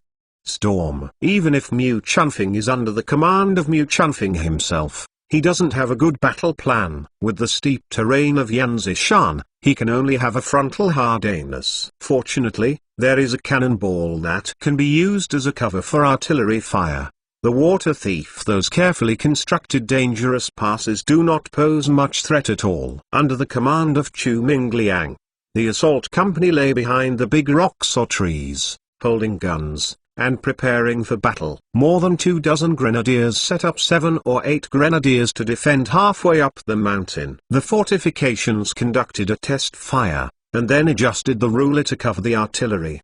Dozens of pirates shrank behind the fortifications. At first they were shocked when they heard the explosion. They were relieved to see the official army's artillery shell exploding far behind them. Not afraid, but they soon discovered that they were wrong, and it was too late when they understood. Boom boom boom. The cannonballs falling from the sky landed in and around the fortifications, exploding into rounds of fire and billowing smoke. The stumps of limbs and broken arms were thrown around, and the screams were endless. The remaining 7 or 8 water pirates were so scared that they jumped up from behind the fortifications, and ran to the mountain desperately. The second wave of shells fell, and the shrapnel shot through their bodies, and they all fell in an instant. The assault company charged and took the first level with no effort. Then, the grenadiers re-executed the plan and used grenadiers to kill the water pirates in the second fortification. The assault company charged. Chu Mingliang used it. Didn't take long for this trick to kill Yan Zishan. At this time, the disguised Yanai was shopping in Liujiaji under the escort of 2 plainclothes guards. Chapter 662. Accepting disciple. Today is not a market day, and many people are helping the officers and soldiers to carry various military supplies or to watch the excitement. There are not many pedestrians on the market, and it seems a bit deserted. Yanayu not only changed her face, put on a mask, she also changed into a light blue color dress. She liked pure white color dresses, but it was too conspicuous. She tried her best to dress herself as an ordinary dress. Woman. 2 plainclothes guards followed. They were masters carefully selected from Mu Chunfing's guard company. They were all first-class masters on the rivers and lakes. The revolver pistol was hidden in the holster under the arm, with different waists. Hidden 2 grenades. There were more than a dozen plainclothes guards secretly accompanying him at the front and rear. Mu Chunfing really didn't dare to be sloppy. Yanayu also knows that there are a bunch of guards secretly following to protect her. She is also very helpless. Looking at the problem from another angle, Mu Chunfing, Chu Mingliang and others must protect her safety. She can understand. So even if she sees that there is a DUI, plainclothes guards can only tacitly protect in secret. Turning the corner, Yanayu saw that 6 or 7 urchins were bullying a girl with dirty clothes. To be precise, it was the girl who was beating the 6 or 7 urchins. Ordinary people who have never practiced martial arts fight. They are basically Wang Bakwun, chaotic fight, let alone 6 or 7-year-old little friends. Scratching and biting tricks are used, making people want to laugh. The 2 accompanying guards wanted to step forward to stop. Yanayu shook her head to stop, just standing in the distance to watch. The girl was 6 or 7 years old. Her small face and clothes on her body were dirty, but her big eyes were clear and agile. Although she was bullied by a few boys older than her, her face was swollen. But she gritted her teeth and did not cry. On the contrary, she fought back and scratched the boy who bullied her back again and again. Perhaps because of the girl's stubborn resistance, several boys were scratched by her with bloodstains on their faces and necks. They screamed in pain, and one of them cried loudly. The others saw the girl so stubborn and fierce, I'm all timid, and I don't know who is taking the lead, and ran away all at once. The girl was breathing and wiping tears. Her body was quite painful, but she still gritted her teeth and did not cry. Yanayu slowly walked to her side, raised her hand to comb the messy bangs on her forehead, stroked her head a few times, then squatted down, and touched her back a few more times. His eyes lit up. He picked up a small stone beside his feet and stretched it out in front of the girl. The girl stared blankly at the white palm that stretched out in front of her, and she didn't understand what Yanayu wanted to do for a while. Yanayu smiled slightly.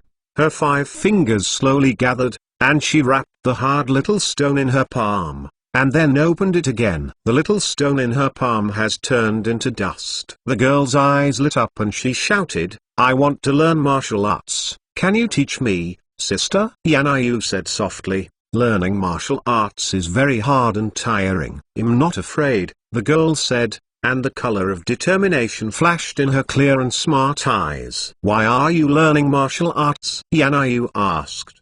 "Don't let the bad guys bully me," the girl replied after thinking about it seriously, looking at Yanayu's eyes full of expectation, and even a hint of pleading. "Okay, I will accept you as a disciple." Yanayu nodded and stood up. She went out of the palace this time. In addition to traveling, the main thing was to find a well-rooted disciple to teach martial arts. The girl in front of her had very good roots, and her eyes are clear and agile, her aptitude is excellent, and she meets the conditions for accepting an apprentice. The most important point is that there is no hostility in her heart. If the girl's answer just now was that she was practicing martial arts to avenge those who bullied her, or kill the bad guys, no matter how good she was, she could only give up painfully. With good luck, this girl is the successor she was looking for. "Master is here. I am worshipped by my disciple Fenglinger."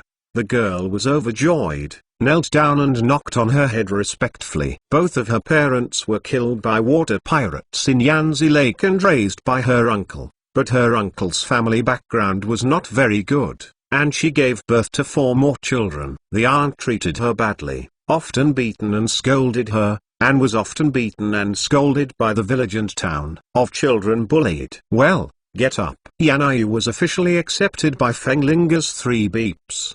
The 2 guards who accompanied them had expressions of envy. They were Mu Chunfing's close guards. Mu Chunfing did not hide anything. They knew the identity of Yanayu, and naturally they knew that the 2 empresses of the East and West palaces were peerless masters. "I have benefited a lot from her advice, not to mention being able to be accepted by her and become a personal disciple. In the most 10 years, I am afraid that the Empire will have another supermaster." When Yanayu learned about Fenglinger's life, Yum frowned, but she gave up the idea of seeking justice for Fenglinger. Although the Empire was unified and rescued the people of the world from the heat, but for too many reasons, for the time being, it was not possible for all the people to live a good life. The emperor really racked his brains for people's livelihood issues. He often lost his temper. Some officials with poor ability were removed from their posts, and those who made serious mistakes were even chopped off their heads. However,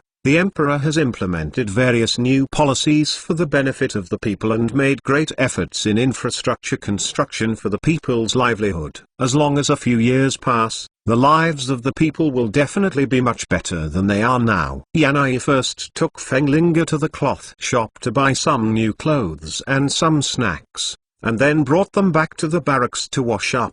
Fenglinger, who had changed into clean dresses, was born with a natural beauty. Her eyes are clear and smart, and she is innocent and cute with a hint of arrogance, has a somewhat similar charm to her childhood. After Yanayu brought Fenglinger to the canteen of the military camp, she returned to her uncle's house with her. After clarifying the reason, after obtaining the consent of Feng's parents, she left 10,000 Empire dollars and returned to the military camp. 10,000 Empire new coins are equivalent to the previous 1,000 gills of silver, which is a huge wealth for the poor people. As long as the Feng family can save money, it will not be a problem to spend a few years. After returning to the barracks, Yanayu asked for a tent for Fenglinger to be alone, explained to her the rules and precepts, taught her the secret method of respiration and vomiting and some basic training methods, and then told the guards to Mu Chun. After the wind left a letter, he fluttered away. The guard wanted to follow the guard, but couldn't keep up. Yanayu deliberately wanted to get rid of them. She casted a superb light lifting technique, and instantly disappeared in the dense forest. The guard chased in the forest for a while and did not catch anyone, so she could only report back. Mu Chunfing. Mu Chunfing had no choice but to send someone to the imperial capital to report, and at the same time, he took Fenglinger to his side. After the king eradication of the water thief was over, he would personally escort Fenglinga to the imperial capital and send him to the palace. Fenglinga stayed with Mu Chunfing temporarily. She consciously got up early every day to practice the basic skills, and practiced the mystical secrets at noon and night. During this period, she spent an hour reading and literacy without human supervision at all, making Mu Chunfing both contemplative and envious.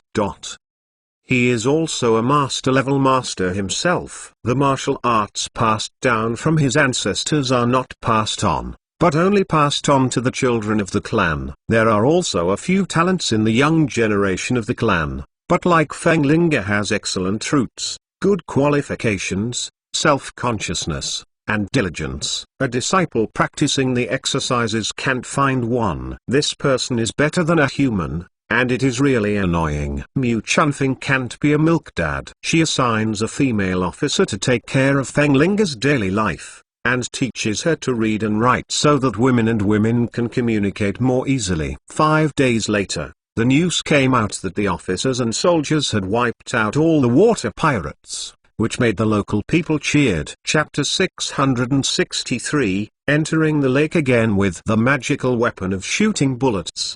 The officers and soldiers attacked the steep in only one day. There was a man as a pass, and the Yanzi Mountain, which was known as the most important thing, burned down the camp of the water pirates with artillery fire. Killed more than 200 water pirates, captured more than 400 people, seized a large amount of food, some guns, gold and silver jewelry, etc., and rescued more than a dozen women who were forcibly looted into the lake by water pirates. The first thief, Chico, and others all died under the violent bombardment of shells, and the bodies were hard to identify. The reason for the delay for 5 days was that in addition to the aftermath work such as interrogation, the officers and soldiers also searched the entire islands of Yanzi Lake carefully. According to the information they had and the confessions of the captives, the number of pirates was roughly the same. Only after there were no water pirates did they retreat and withdrew from Yanzi Lake in batches. To celebrate the victory,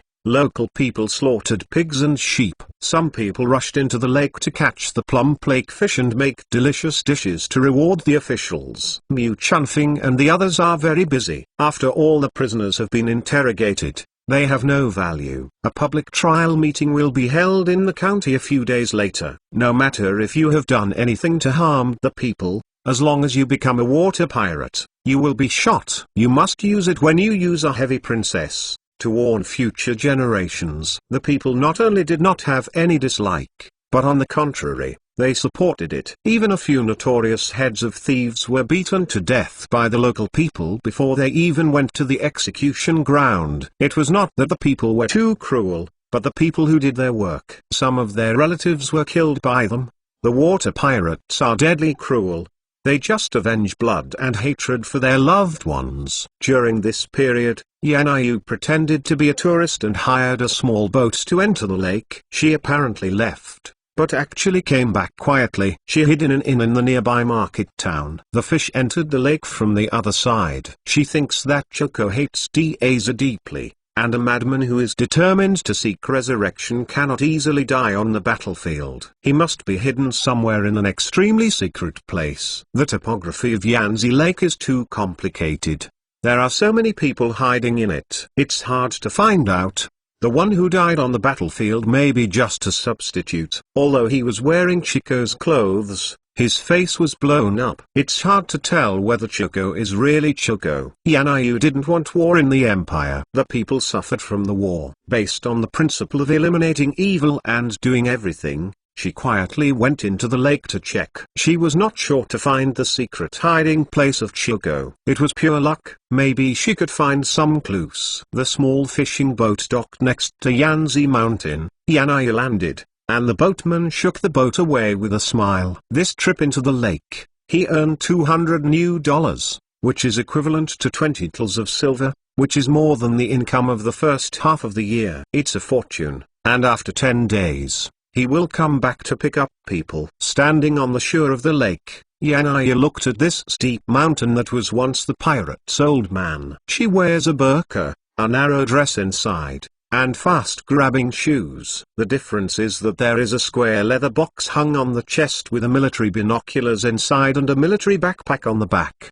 The backpack is bulging. Inside is a blanket, a change of clothes, and dry food for 10 days. And King Shui, and some odds and ends, are ready to stay in Yanzi Mountain for 10 days.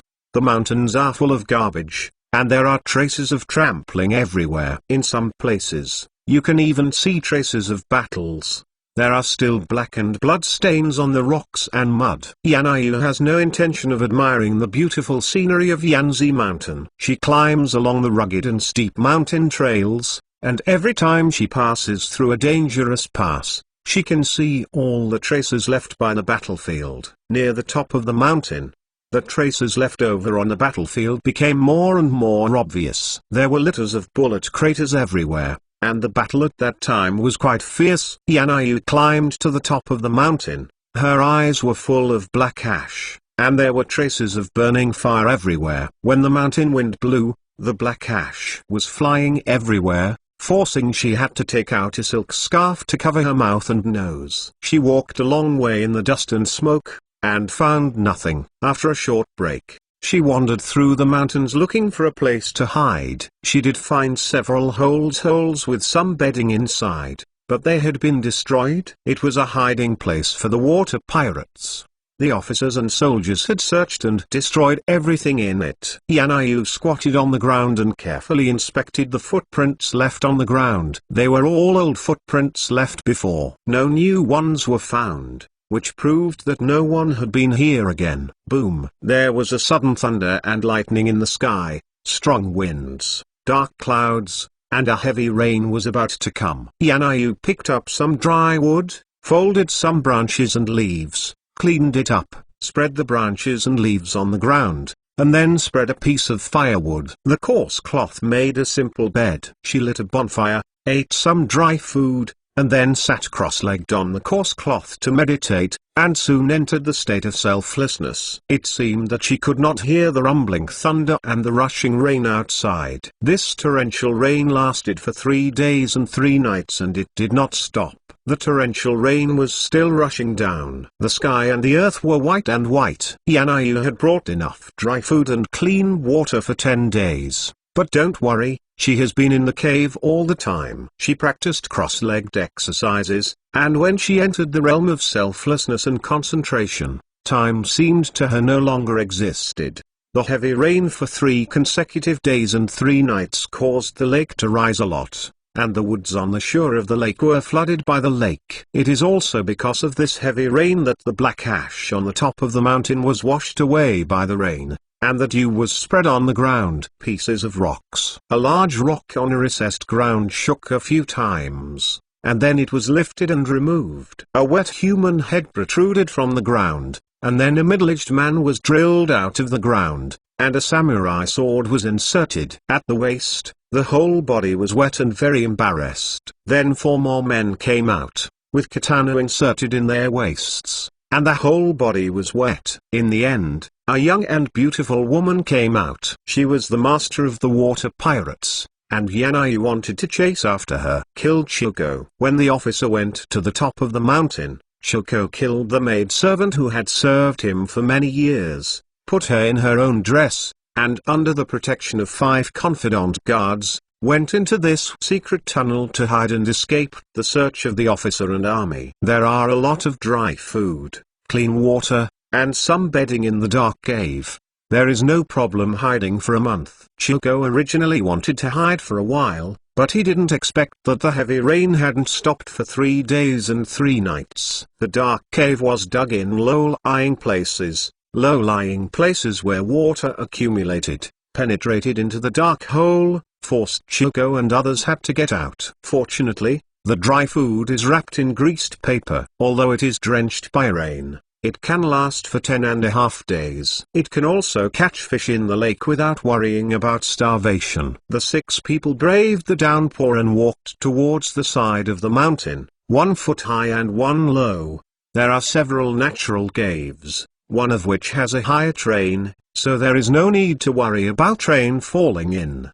Hole. In the cave Aku Point, Yanayu was meditating and doing exercises, and the heavy rain was still falling. She suddenly opened her eyes, and a flash of coldness flashed in her clear eyes. Chapter 664. The heavy rain poured down, and the sky and the earth were white, but the unfathomable Yanayu still caught the voice of people in the sound of the rushing rain, and could hear the language of the Empire of Tomorrow, and instantly determined how many people were tomorrow. The Empire was the fish that slipped through the net that she wanted to hunt, and the number one target, Choco, would also be among them. She was not a bloodthirsty person, but for the people of the Great Zoo Empire, she had to kill her and do her best to eliminate evil. Choco and others ran over under the downpour and found this relatively secret cave. Just entering the cave, the middle-aged man walking in the front suddenly stood still, his big nose twitching like a dog. It smells like smoke. The faces of Choco and the others changed suddenly. They all pulled out their knives and held their chests. They all smelled the choking smell of fireworks, indicating that there was someone in the cave, making them all nervous. Could there be officials and soldiers on the island? The middle-aged man in front made a silent gesture, clasped the katana in his right hand, and walked cautiously into the cave. The cave is still quite deep, the entrance is slightly narrow, but the wider it goes in, the light is a bit dim. He walked carefully 20 steps in, the stronger the smell of fireworks in his nose, and then walked forward 10 more times. Step, you can already see the light flashing on the stone wall. That's why the bonfire was blown by the wind. The middle-aged man leaned against the rock wall and carefully pointed his probe inward. There was a burning campfire on the ground, and some dry wood was piled on the side. One side was paved with leaves and hay, and a simple cot with coarse cloth was placed on the bed. A bulging backpack was placed, but no one was seen. People out. The middle-aged man was slightly startled, and his big nose was accustomed to sexual twitching. Well, there was a faint fragrance mixed with the smell of fireworks. To him as an old driver, this fragrance couldn't be more familiar. Who are you? A soft voice suddenly sounded in the cave, shocking the middle-aged man. The samurai sword in his palm was wrapped around his chest, and his eyes searched around. Finally, he found an ordinary man on the stone wall above his head. No, it's a woman dressed as a man, and her voice can't deceive him. Who are you? He asked back. Although Chinese is not very fluent, it is still understandable. This woman can get to the top of the cave and her martial arts is certainly not weak, but he is not worried at all. There are 6 of them, and all of them are masters. The most powerful sword Dao has reached the gods, and the other 5 are not opponents. Why is he afraid? Miss Choco, come in. Just a woman. The middle-aged man grinned and said in his native language. Yanayu jumped from the top of the cave. She didn't bother to chase Choco and others in the rain, so she didn't make a move. It was easy to lure Choco and others into the cave first, and then catch the turtle in the urn. Who are you? The 5 people outside heard the sound and came in and surrounded Yanayu. One of them even went to flip through Yanayu's backpack. Choco? Yanayu didn't answer, looking at Choco and asked, "You are?" Choco said startled. "The one who killed you," Yanayu said indifferently. Although Choco did not state her identity, her words were a subconscious reaction, and she had confirmed that she was Choco undoubtedly. "Kill me?" Choco laughed, and the other 5 men also laughed, and didn't put Yanayu in his eyes at all. They were 6 to 1. And they were all masters. The eldest Yuji Ono was in their country. The number 1 master, Kendo, is invincible. This joke is open. Watch out. Yanayu didn't bother to talk nonsense with them. She snorted and pressed her right palm lightly to Chico's chest. The middle-aged man with a collapsed nose didn't react slowly. He screamed, holding the samurai sword in both hands and stabbing it out. He wanted to catch Yanayu alive, but only wanted to force her back. Be careful. Yuji Ono, who was standing behind Choco, shrank his pupils, reminding him, but it was too late. Yanayu twisted her body, circled her right palm, circled the spurred samurai sword into the shadow of the heavy palm, and spit out her palm slightly. The middle-aged man let out a miserable howl, and his huge body fluttered backwards. With a bang, he slammed into the stone wall, then bounced off the ground, lying on the ground, motionless. The samurai sword that was shooting with cold light rolled in midair, fell to the ground, and made a clanging sound. An enchanting master like her who has cultivated to the ultimate level of transformation, except for Li Ji's opponents of the same level, not all of the same level are crushed, not to mention that she has a murderous intent, and every move will be a killer move. The collapse of the nose died confused, but not wronged. The 5 people, including Yuji Ono, were all stunned. The other 4 couldn't see how strong Yanayu's martial arts were, but Yuji Ono could see it. Don't look at the light and fluttering palm Yanayu hit. Without a little bit of strength, he can already receive a yin to soft force rushing toward his face, making his whole body sweat hairs erect, and instinctively feels an inexplicable danger. However, he felt that Yanayu's martial arts was very powerful, but he did not expect that it would be so powerful that it would kill in a single blow. There was a slight chill on his back, and there was a trace of fear in his heart. Stupid. The other 3 men were stunned for a long time before they reacted, shouting in unison, brandishing the katana and rushing forward, facing Yanayu with a frenzied slash. The sword technique was extremely fierce and powerful, and they could see that they were on the sword. The attainments are extremely high. Taking advantage of this, Ono Yuji grabbed Chuko and rushed out. To be honest, he was shocked and frightened by Yanayu's martial arts training. At the same time, he also had the feeling of meeting a master of the same level. In his peak state, he had the courage to compete with Yanayu, but now with extremely poor energy and spirit, he would definitely lose, and the consequence of failure would be death. Because he clearly felt Yanayu's murderous intent. He is not stupid. He definitely doesn't want to fight against Yanayu when he is in such a bad state. What's more, he has to protect the Princess Chuko. If he doesn't run at this time, there is really no chance. However, Yuji Ono was savvy in his calculations. He was wrong. I thought that the 3 kendo masters could at least block Yanayu's 10 moves, and no matter how scumbags, he could block at least 3 moves. The time for the 3 moves is enough for him to bring Chuko. Ran away. Yanayu's murderous intent has been born, and the shot must be Thunderbolt. Before the first katana was cut down, she dashed forward and bullied the opponent's arms, and her index finger clicked on the center of his eyebrows. So feminine and feminine. Power instantly poured into the opponent's head. Although it didn't burst, the inside of the skull seemed to have been exploded by a grenade,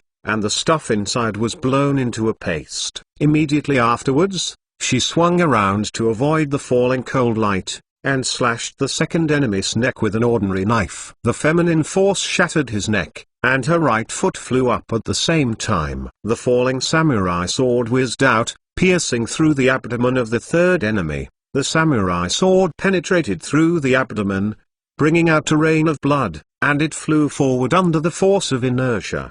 The whole process only ended in an instant, like clouds and flowing water in one go, without the slightest drag. With a bang, the sparks fired in all directions.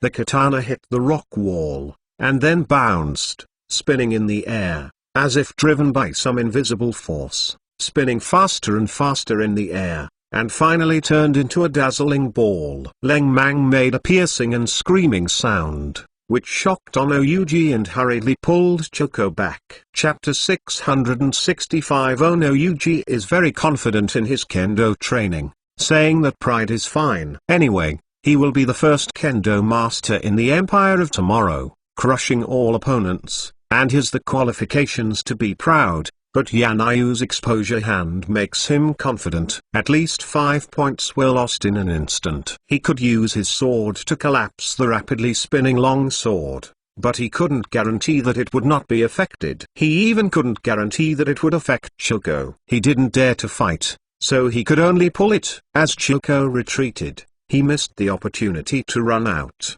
but there was no way. He really didn't dare to try. Chuko, I will try my best to hold her. You can run as far as you can. This woman's martial arts is terrible. Ono Yuji quickly said a word, holding the samurai sword that has been with him for many years in both hands, raising his head high, and putting on a desperate sword gesture that would slash at any time. This sword position is completely an attack with a wide open door. If you attack rashly, you will have to withstand his fierce attack. If your opponent changes moves or retreats to dodge, the next offensive will be endless like a storm. Endless, until the opponent is killed. To put it bluntly, it is to fight the momentum, indomitable. The momentum of death. He is relying on this momentum to defeat many supermasters with higher martial arts than him. If he were replaced by a general master, he might be shocked by his desperate aura and hit the middle of the move. But he still underestimated Yanayu's martial arts skills, not to mention the profoundness, and magic of Zongyuan martial arts. Yanayu rushed up with bare hands as he wished. Yuji Ono roared, and the samurai sword that was raised above his head was slashed fiercely. The speed of the sword was so fast that he could only see a piece of training. The blade was fierce and vigorous. The harsh whistling sound completely enveloped within 2 feet of a radius. Ono Yuji tried his best to slash Yanayu's body with a single stab, but the unexpected blood burst out, and it was also shocked. Could it be that it was emptied? How could this be possible? He couldn't figure it out till he died. He was clearly hit. Could it be that he was old and dazzled? In fact, what he saw was only an illusion. What struck was only Yanayu's phantom. Yanayu flashed his mortal sword with a faster and more miraculous figure, and patted his head with his right palm by the way. Ono Yuji fell down, and this light palm contained 80% of Yanayu's skill. A true honest-stroke kill. The fight between the two was so fast that it was over in the blink of an eye. Chiko only had time to take a step, and Yuji Ono, the first kendo master of the Empire of Tomorrow, slammed down and frightened Chiko to his face. Weak, backed in panic. Yanayu didn't know when to stand in front of her, her hands on her back, calmly, but Chiko didn't have the courage to make a move. Apart from fear, all she had in her heart was despair. Her kendo training is good, she can be regarded as a master of masters, but there is a gap of tens of thousands of miles from Ono Yuji. Even the godlike invincible masters like Ono Yuji are defeated in one move, not to mention, rushing up can only be humiliated. She hates it, she is unwilling. But what's the use? If she is captured alive, God knows what kind of humiliation she will suffer. She would rather be tortured than suffering, so she bit the poison hidden in her mouth. The sac. The poison is the virulent poison that sees the blood sealing the throat. Seeing the black liquid from the corners of her mouth, Yanayu knew for what reason. This ghost woman was so cruel to herself. She actually took poison to suicide. In fact, she didn't plan to catch it alive, since taking poison suicide, but also save trouble. Yanayu squatted down and pressed her finger on Chiko's neck to confirm that she had died. Then she picked up a samurai sword on the ground and walked out of the cave. People died like a lamp. After 100, all she could do was dig a pit to bury people. On the 10th day, the boatman arrived in a small boat as promised. Yanayu boarded the boat and went out of the lake. After landing, she went to an inn to clean it, changed her clothes, and then went to a restaurant to have a good meal, and then spend some money to buy it. I took a carriage and drove back to the imperial capital by myself. This trip out of the palace was mainly to find an apprentice who inherited the mantle. The goal was achieved and the tour ended naturally. Yanayu was not in a hurry. She just allowed her horses to walk slowly on the spacious and flat official roads. From time to time, she could meet passers-by who hurried on the road, some rushing by on horseback, and some riding in a carriage. When I was approaching Lijiaji that day, Yanayu saw some people surrounded by the official road in front. It seemed that something had happened. She drove closer and saw a corpse covered with blood lying on the ground. She was a young man. The man, whose face was covered with mud and blood, couldn't see his face clearly. She immediately got out of the car, squeezed away from the crowd, squatted down, and put her finger on the vein of the corpse to determine if she was really dead. Well, the pulse is still beating, the person is still alive, but very weak. If not treated in time, it is really possible to die. People are still alive, let's give in. She secretly lost ray of true energy to protect the man's heart,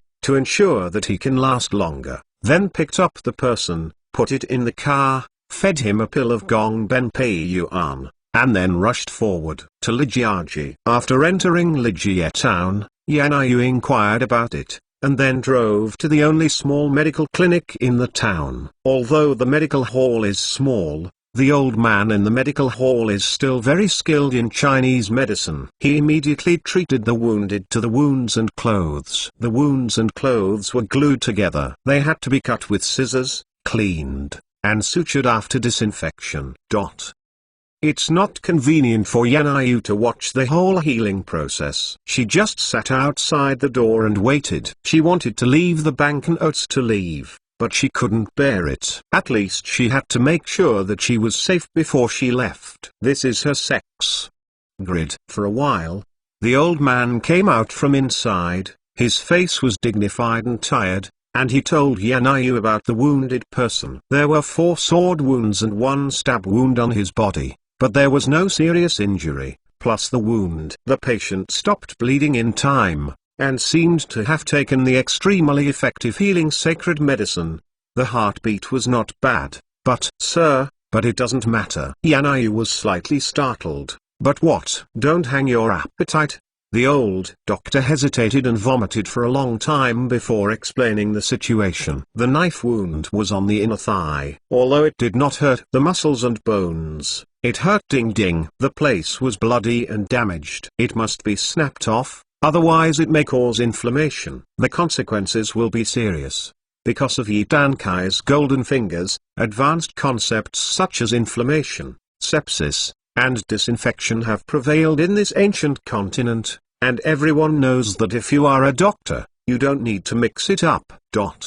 Yan Yu's pretty face was hot, but fortunately she was wearing a mask, and the old man couldn't see the expression on her face. She was really frightened by what the old man said. She didn't expect that the injured would injure that part. Isn't it the same as the eunuch in the palace when the man injured that part? Seeing her eyes, the old man shook his head decisively. He had no choice but to die or cut it. Cutting it did not necessarily guarantee 100% survival. Besides, it was all broken. You can use it if you don't cut it. Not anymore. Chapter 666. The old man's surgery is simple and rude, but it can also be said to be very successful. Even if the medicine bandage is over, it should not be compared with the surgical operation of later generations. Yan Yu paid the consultation fee. She wanted to leave a sum of money for the medical staff to take care of the injured and pay for the follow-up treatment and food expenses. Then she set off to return to Beijing. Suddenly she remembered one thing again and struggled a bit, in the end still choose to stay. When inputting true qi to protect the heart pulse, she could feel the internal force contained in the acupoints of the meridians in the injured person's body. It was quite pure and vigorous, at least reaching the realm of a first-class expert, but because of too much wastage, plus the cause of the injury appeared to be very weak, and was cut so miserably. What is the grievance of the rivers and lakes? Or is it another reason? Shilko was hiding in Yanzi Lake, and her intention to gather people for rebellion made her mind. Song Yan, who made the emperor's memory, is much more powerful than Chilko. The secret spy masters of the Imperial Security Bureau have come out, and she has still not been able to capture anyone.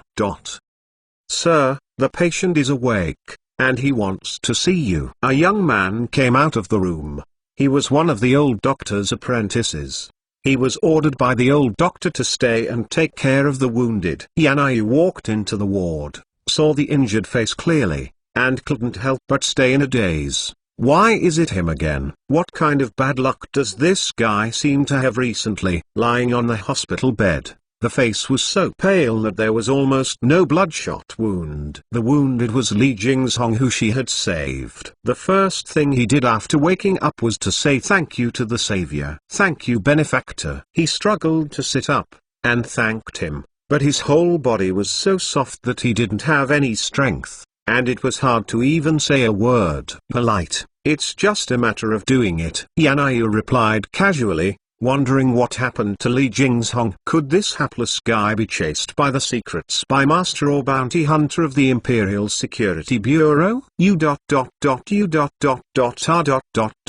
Hearing her voice, Li Jingzhong was first in a daze, then stared at Yan Yu's eyes, and instantly became excited. He would remember the diamond-like bright and clear phoenix eyes without a trace of impurities all his life. He thought he was in this life no chance to meet again. I didn't expect to meet again, and save his life for the second time. Is this the good fortune arranged by God? Yan Yu didn't make a sound, she was tacitly acquiesced. This guy's eyes were so powerful that she could recognize her even wearing a mask.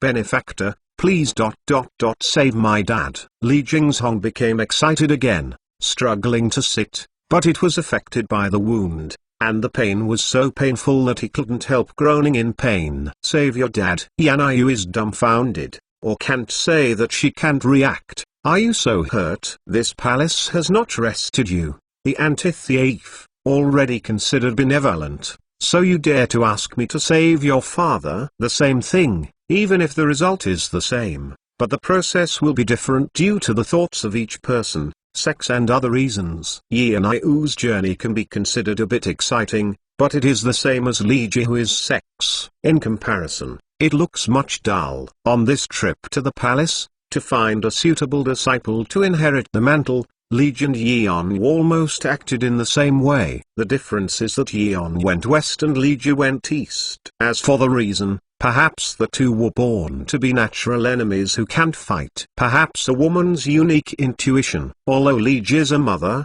her sex personality has not changed much. That is, she has become more mature and stable, and her ruthless killing has been weakened. Anyway, she is familiar with her sex personality. After Yi Tan heard the news that she ran out of her house to play, he could only smile bitterly, wondering what kind of unlucky person who did not have long eyes would be placed in the hands of this evil star. Worrying must be worrying. But what's the use of worrying? Everyone ran away, even though there were thousands of master guards in the palace, but Yejun couldn't catch up with Li Ji, who had reached the level of enchanting martial arts cultivation. He could only order the secret spy masters of various security bureaus to pay more attention. Li Ji, who is disguised as a man, is dressed in a white robe and a scholar. She has no disguise, but is dressed in men's clothes with a few beards. She is just dressed up as a man. Therefore, he is now very handsome and well-mannered. The elegant man, the white color clothes set off, the skin color looks more white, making women envy. On the whole, handsome, gentle, elegant, romantic and suave, coupled with bright and deep big eyes, a faint smile on the corners of the lips, not only makes the female's sexual heart sway, even some have bad habits. The heavy-tasting man can't help but think about it. No matter ancient or modern,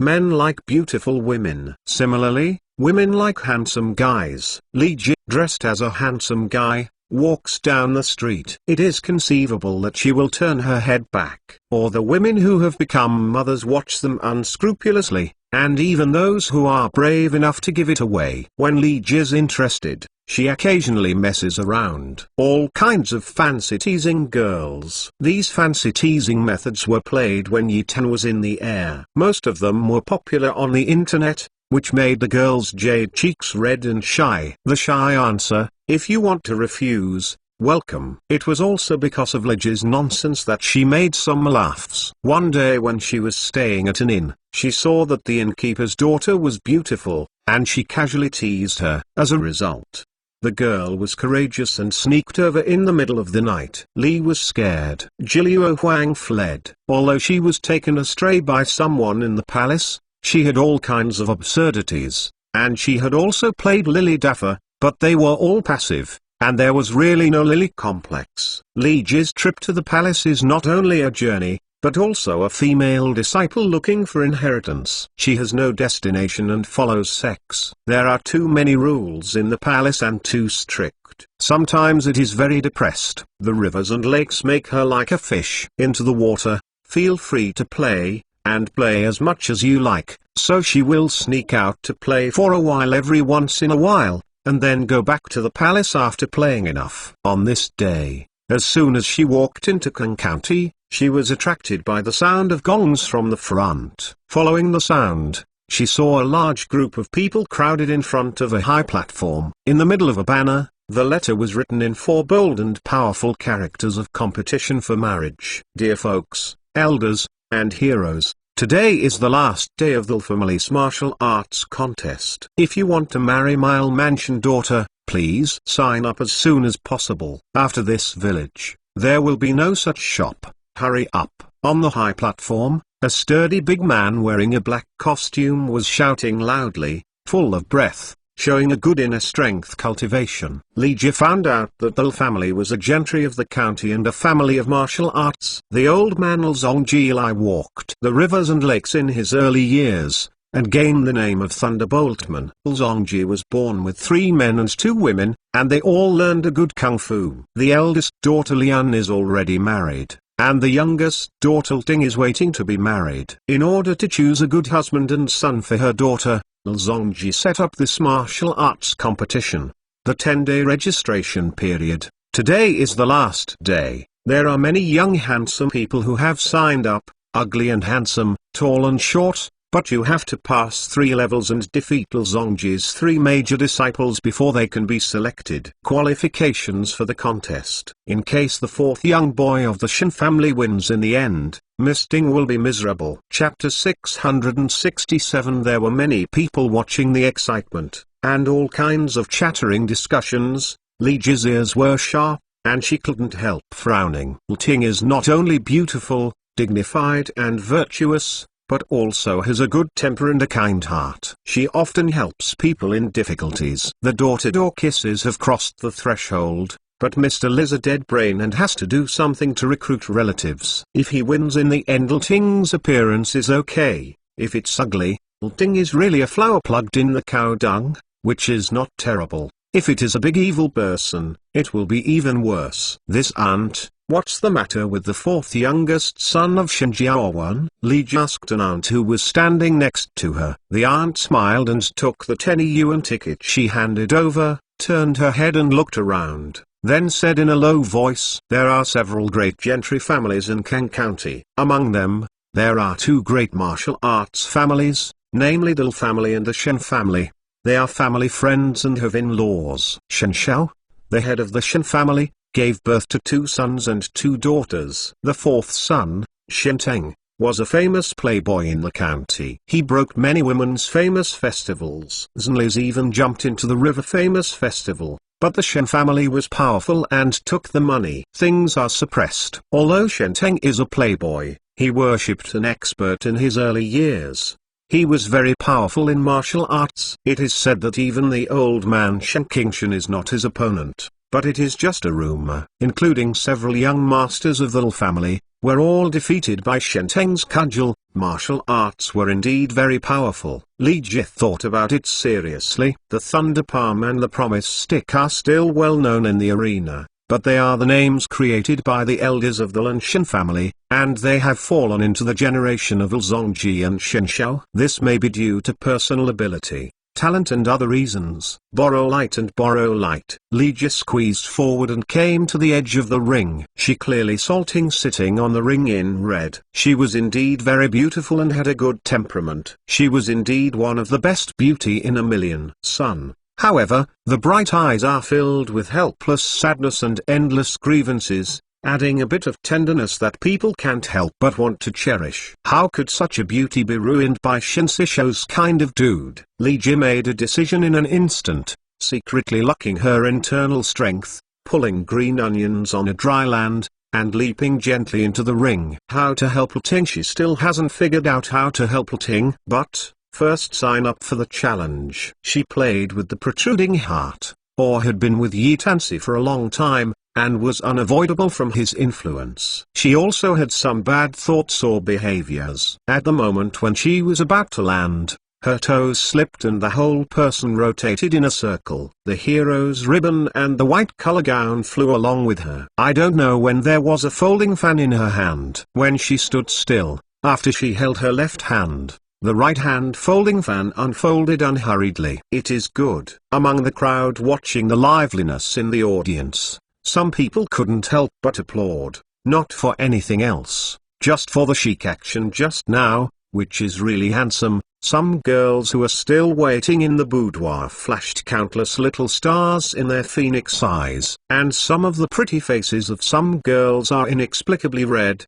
and their hearts are like a little deer. Ting was originally sitting on the chair expressionlessly, but when she saw someone leap onto the stage, she instinctively looked at her. Her heart jumped, and a red cloud appeared on her pretty face. The young scholar who leapt onto the stage was so handsome that women were envious and jealous. He was fluttering in a white long gown, elegant and handsome, and his movements of landing and turning were extremely free and easy. The first deep impression was that he was handsome, gentle and elegant, and suave. What is terrible is that his big diamond-like eyes are deep and wise, without a trace of impurities, and there is a faint smile on the corners of his lips, which makes people blush and heartbeat. Lygia smiled slightly when she met Ting's gaze. She turned around and arched her hands to the people watching the excitement.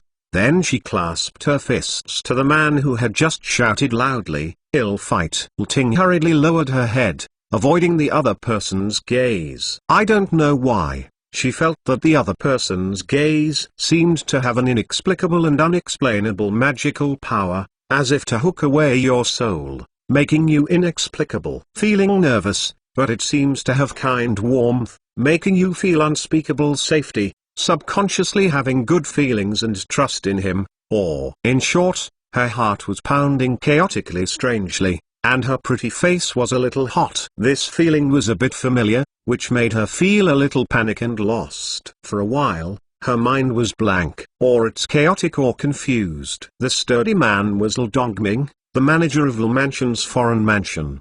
He clasped his fists in return and said, "The sun is the name." Li Qi, a person from Beijing. Lygia replied. This is the false name on her customs clearance certificate. The corner of her gaze caught Ting's snaking gaze, and she immediately responded with a smile. Ting was a little curious about him. It was a normal reaction to take a glance at him, but it happened that his eyes met again, and they gave her a gentle smile, scared her hurriedly and looked away, lowered her head. I felt my cheeks hot, and my heart was pounding hard, as if I was about to jump out of my chest. Yo, how could this be? Her heart became messy and confused again. L Dongming smiled and nodded, and after briefly describing the rules of the competition, he stepped back, and then L Zongji's three major disciples took turns to compete on stage. Lygia pretended to compete, defeating L Zongji's three major disciples in more than 20 moves, and successfully advanced. Tomorrow morning, they will compete with other heroes who have advanced through the competition, and the loser will be eliminated. Lygia held her fists to bow to the audience, and sat down in the corner. Ting, with a strange expression, smiled slightly, jumped off the ring, and left gracefully. Her gestures were so chic, which made many girls look fascinated in the audience. Li, pretty face flying red. Lygia found a clean inn in the city to stay, then went shopping, bought some local delicacies, ate in a rather high-end restaurant, and then went back to the inn to rest. She hasn't figured out how to help Ting escape this marriage. Let's take one step at a time. The big deal is to defeat all the challengers and pretend to be the bridegroom official. She is so self-willed anyway. In the morning of the next day, Lygia had breakfast and came to the competition arena. The arena was crowded with people watching the excitement early in the morning. Some challenging friends from the rivers and lakes also came one after another,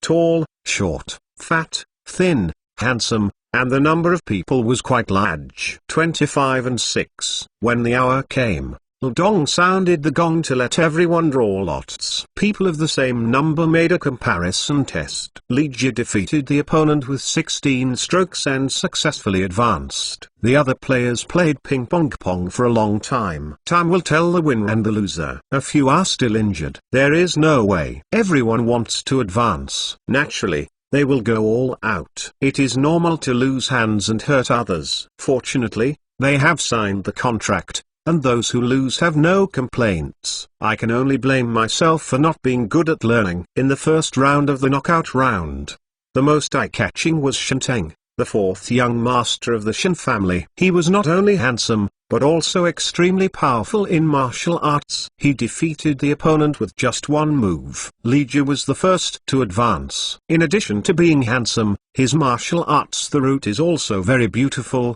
and it highlights his chic. Of course, this is only the first round of elimination. The second round of promotion will be held in the afternoon. Win or lose is hard to say. Handsome and unrestrained cannot be eaten. Martial arts is the last word. Chapter 668. Mocking. After the first round of the elimination round, 13 people successfully advanced.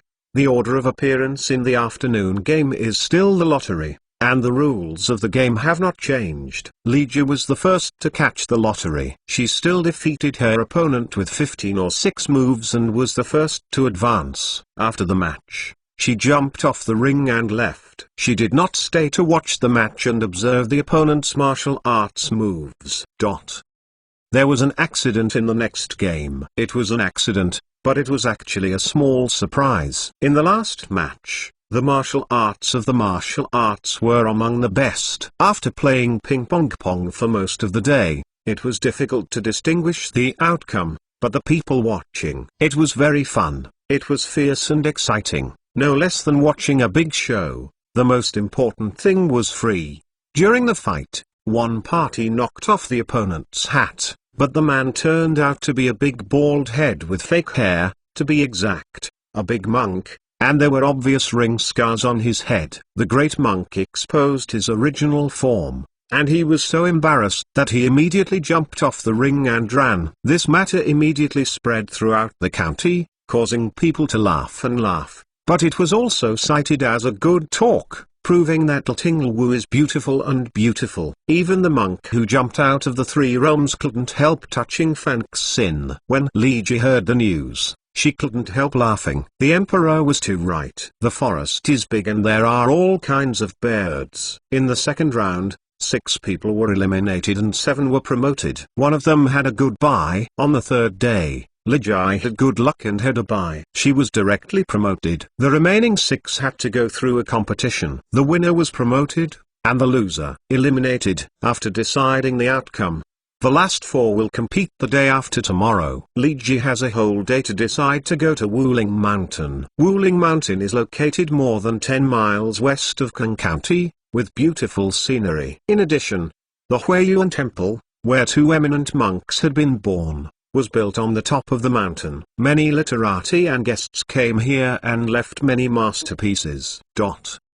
Li Ji rented a carriage to go there, and there were many mountaineering men and women everywhere, as well as some travelers who came here admiringly. She climbed up the stairs and climbed the Wuling Mountain. Li Ji came to play purely, donated a little money for incense, and after putting a stick of incense, she wandered around in the mountains at will to watch the beautiful scenery of Wuling Mountain. Like her, there are some people who climb the mountain just to watch the scenery, or alone, or play in groups in 2s and 3s, anyway, just happy.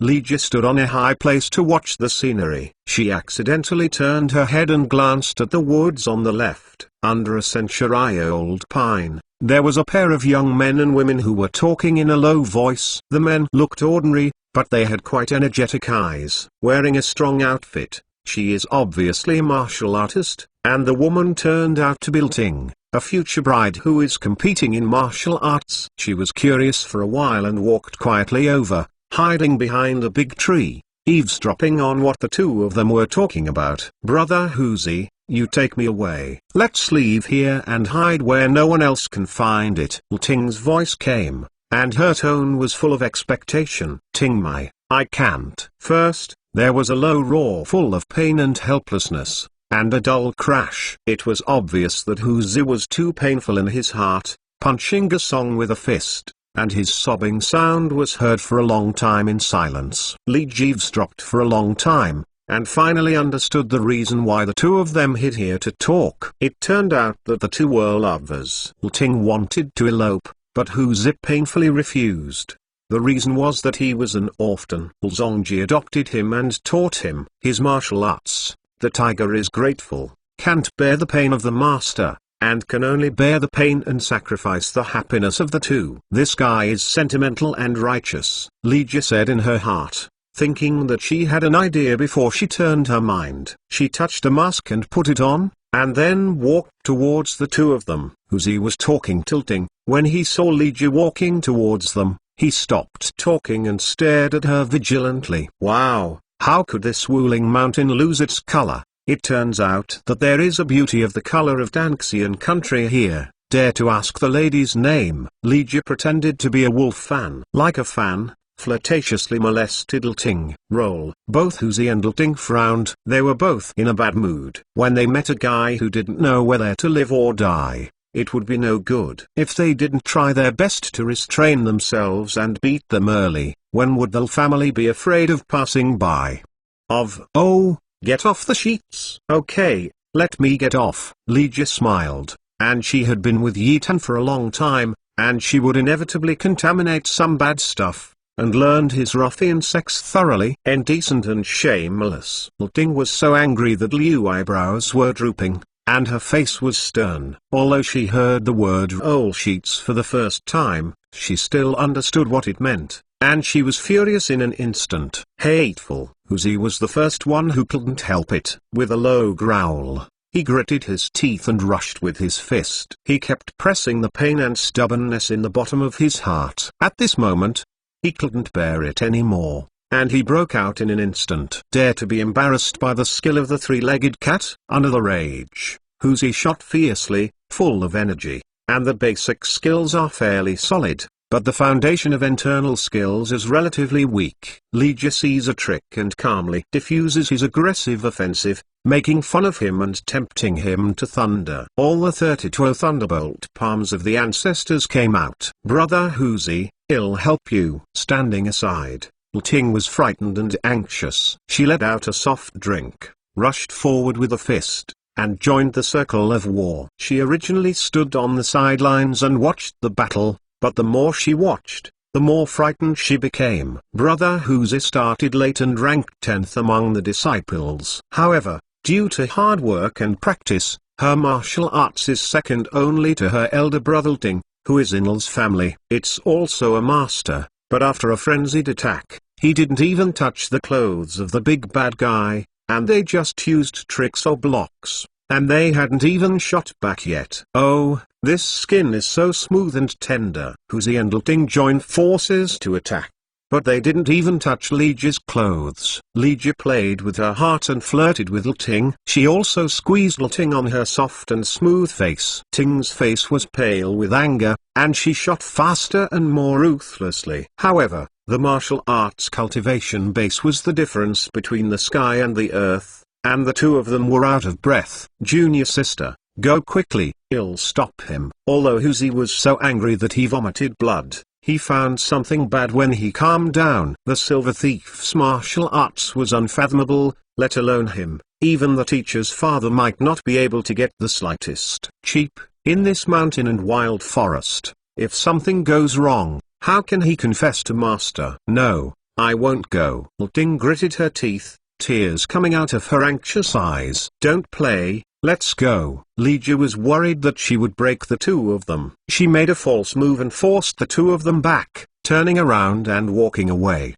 What's the situation? Huzi and Lting stood on the spot and gasped, carefully guarded, with stunned expressions on their faces. It took a long time to react, and they let out a long sigh of relief until they confirmed that the Silver Thief had really gone. Worried that the Silver Thief would set up an ambush on the road to grab people, the two dared not go down the mountain alone, but followed a group of pilgrims. They didn't dare to really relax until they entered the county seat. This happened strangely and ended strangely. The two still have a confused expression on their faces. Lting blinked suddenly, and the Silver Thief's eyes felt familiar. Chapter 669. Junior sister, what's the matter? Huzi saw her look strange, worried that she could not think about it, and hurriedly asked. Nothing. Lting shook her head quickly. Even if she was suspicious, she didn't dare to say it. Besides, it was just how she felt.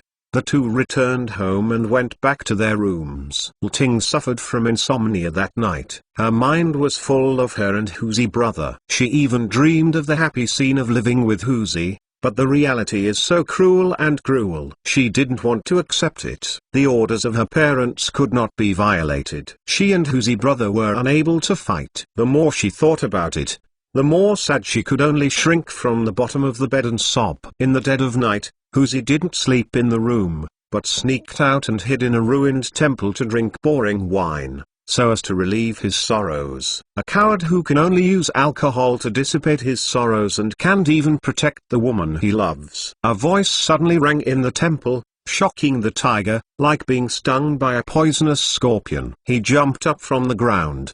His palms were wrong, and he protected his chest. At the same time, he shouted, "Who? Who is it?" Huzi turned his head desperately to search for it, but the sudden sound reverberating in the temple made him unable to confirm the source of the sound. But he knew in his heart that he was clearly directed at him, and he knew that he was in love with his junior sister. Who is his secret? Who the hell? A figure flashed in the temple like a ghost, as if he had been standing there. Shocked the tiger, his sweat hair was erected, and an idea was born instinctively. Ghost? Uncertainty. He saw the person standing in front of him clearly through the flickering firelight, and then he was relieved. It was not a ghost, but a human, and he almost frightened him to death. However, he immediately became nervous again, because this man was the silver thief who molested Ting on Wuling Mountain during the day, and his martial arts were terrifyingly high. Although Huzi's name is very tiger, he is not stupid. He knows that martial arts is 1,000 miles worse than the silver thief. It is a silly pen if he doesn't run. However, he turned round and let go of his feet, and the silver thief's voice entered in the ear. Ting is so blind that she would fall in love with such a bold man. Huzi stood still, took a deep breath, and slowly turned around. He knew that this was a radical technique, and knew that he would die if he stayed, but he was a man, not a puss, even if he was dead. He also has to prove that he is a man, just like that. However, when he turned around and saw that the silver thief didn't exist as if he was there, he couldn't help but be in a daze. Li Jie was indeed playing boxing. The movements were very slow, similar to the Tai Chi of later generations. Although the light in the temple was a bit gloomy, Huzi could see clearly, and he opened his mouth wide. He could see it no matter how stupid he was. The silver thief envoy is exactly the 32nd Thunderbolt Palm of L's ancestors. What is going on? He was stunned in an instant. How could this silver thief clap his hands with a thunderbolt? Are they also fellow brothers? Although he was full of too many doubts, he still watched with his eyes wide open. He saw that the silver thief did not close his hand after performing the flying dragon in the wild. The right palm was flipped, the tip of the palm was slightly sunk, and the wrist was turned into the back of the palm to stand outwards. It seems to be a blocking style. The right foot slides one step forward, while turning around. The left shoulder sinks slightly, lightly bumping forward. Huzi's mouth was wide open, and his eyes were almost falling out. He heard Master say that 30 years ago, the family was stolen, and the ancestral martial arts secret book Thunderbolt Palm was stolen, and the head of the family lived alive to death.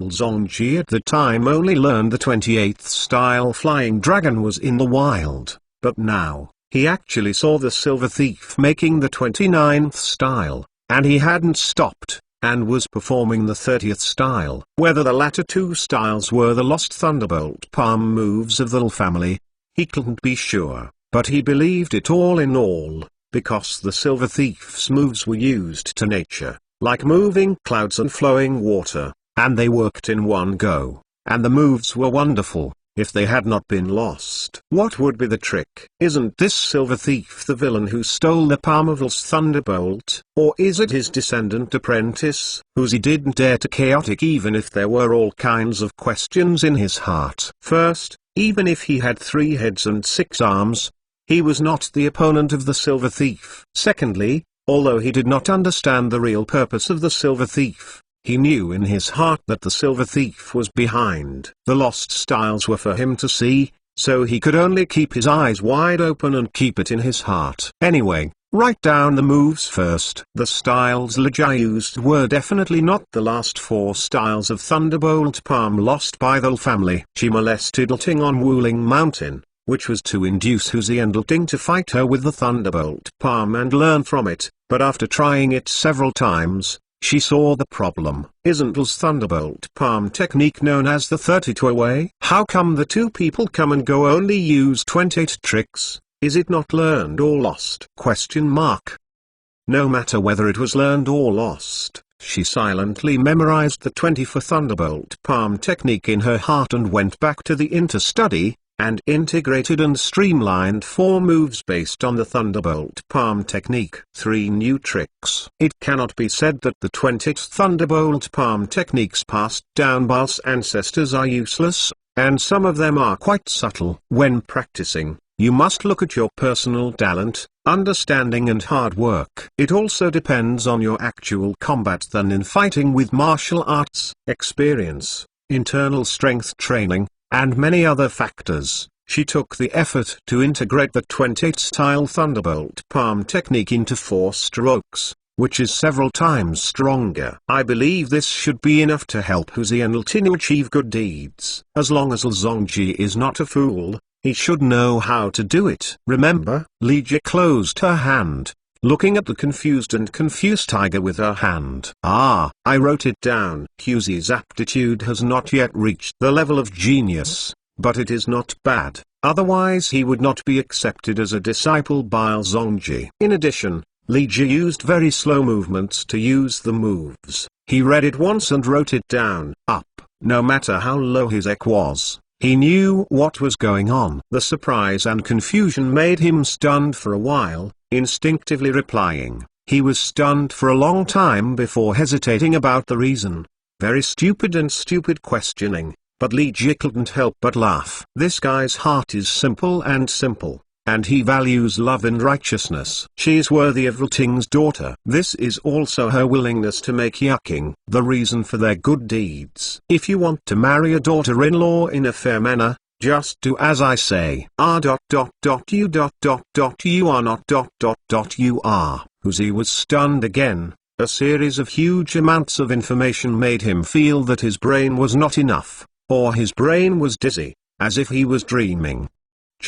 However, no matter how dizzy he is, he still knows who the daughter-in-law woman refers to. Who are you? Why does the 32-way Thunderbolt Palm of the teacher's door? Why do you want to help me? Huzi's thoughts at this moment can be described as chaotic like silk. Chapter 670. It was quiet at night, but the family was brightly lit. All members of the family were awakened and held an emergency meeting in the hall. Around the hall were guards by the disciple Jiading holding swords, and no one was allowed to approach. With such a tense atmosphere, there was only one case of palm tree theft. Decades ago. It can be seen that there is something extremely important that happened tonight that made Patriarchal Zongji so nervous. After Huzi came back, he woke up Master Zongji, and slowly used the 3-position palm technique granted by Legia's biography in front of him. Zongji was pleasantly surprised. After he memorized the moves,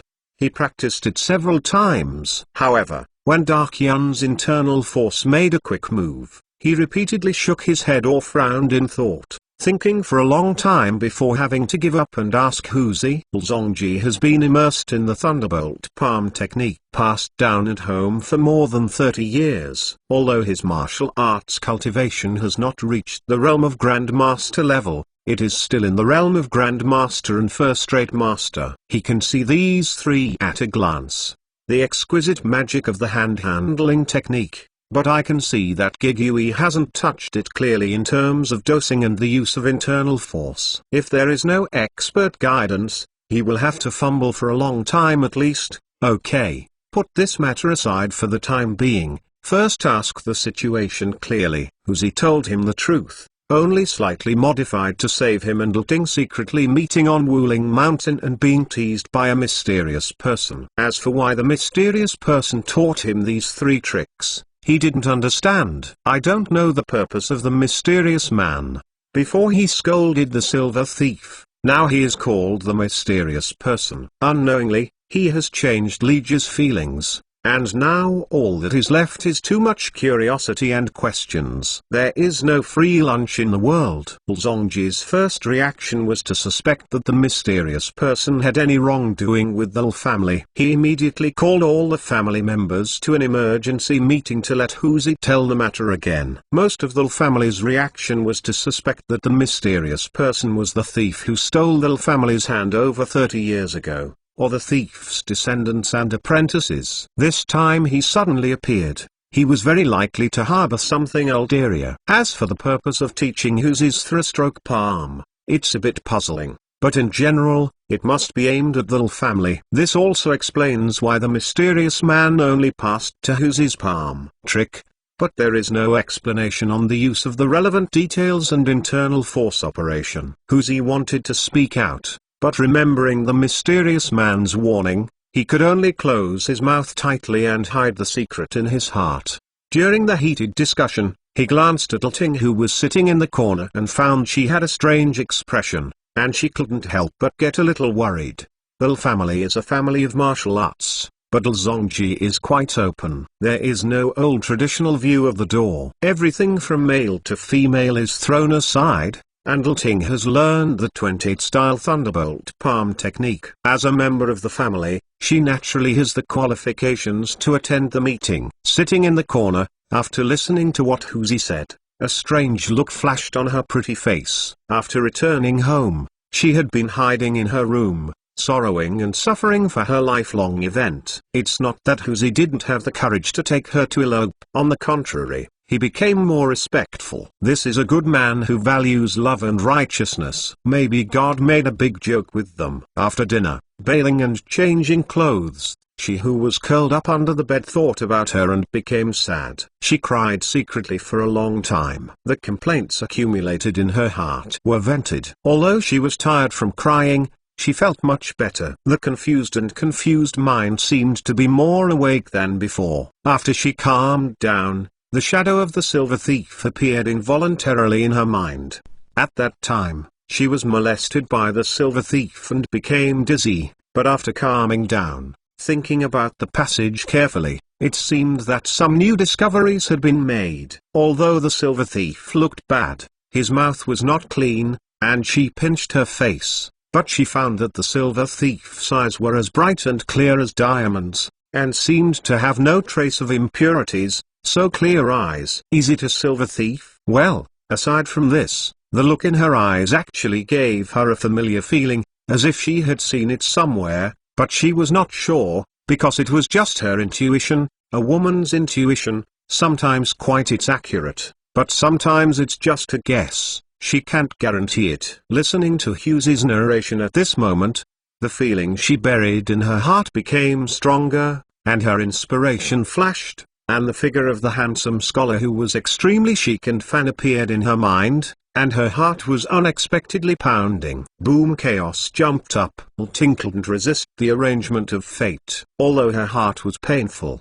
she wanted to be extremely open and conservative. Since she couldn't resist, she could only accept it. Anyway, she would marry the final winner. Of course, she hopes to be that handsome and graceful. Pian's scholar in white robes won. It seemed good to marry this man. As long as he treats himself well, he will be content.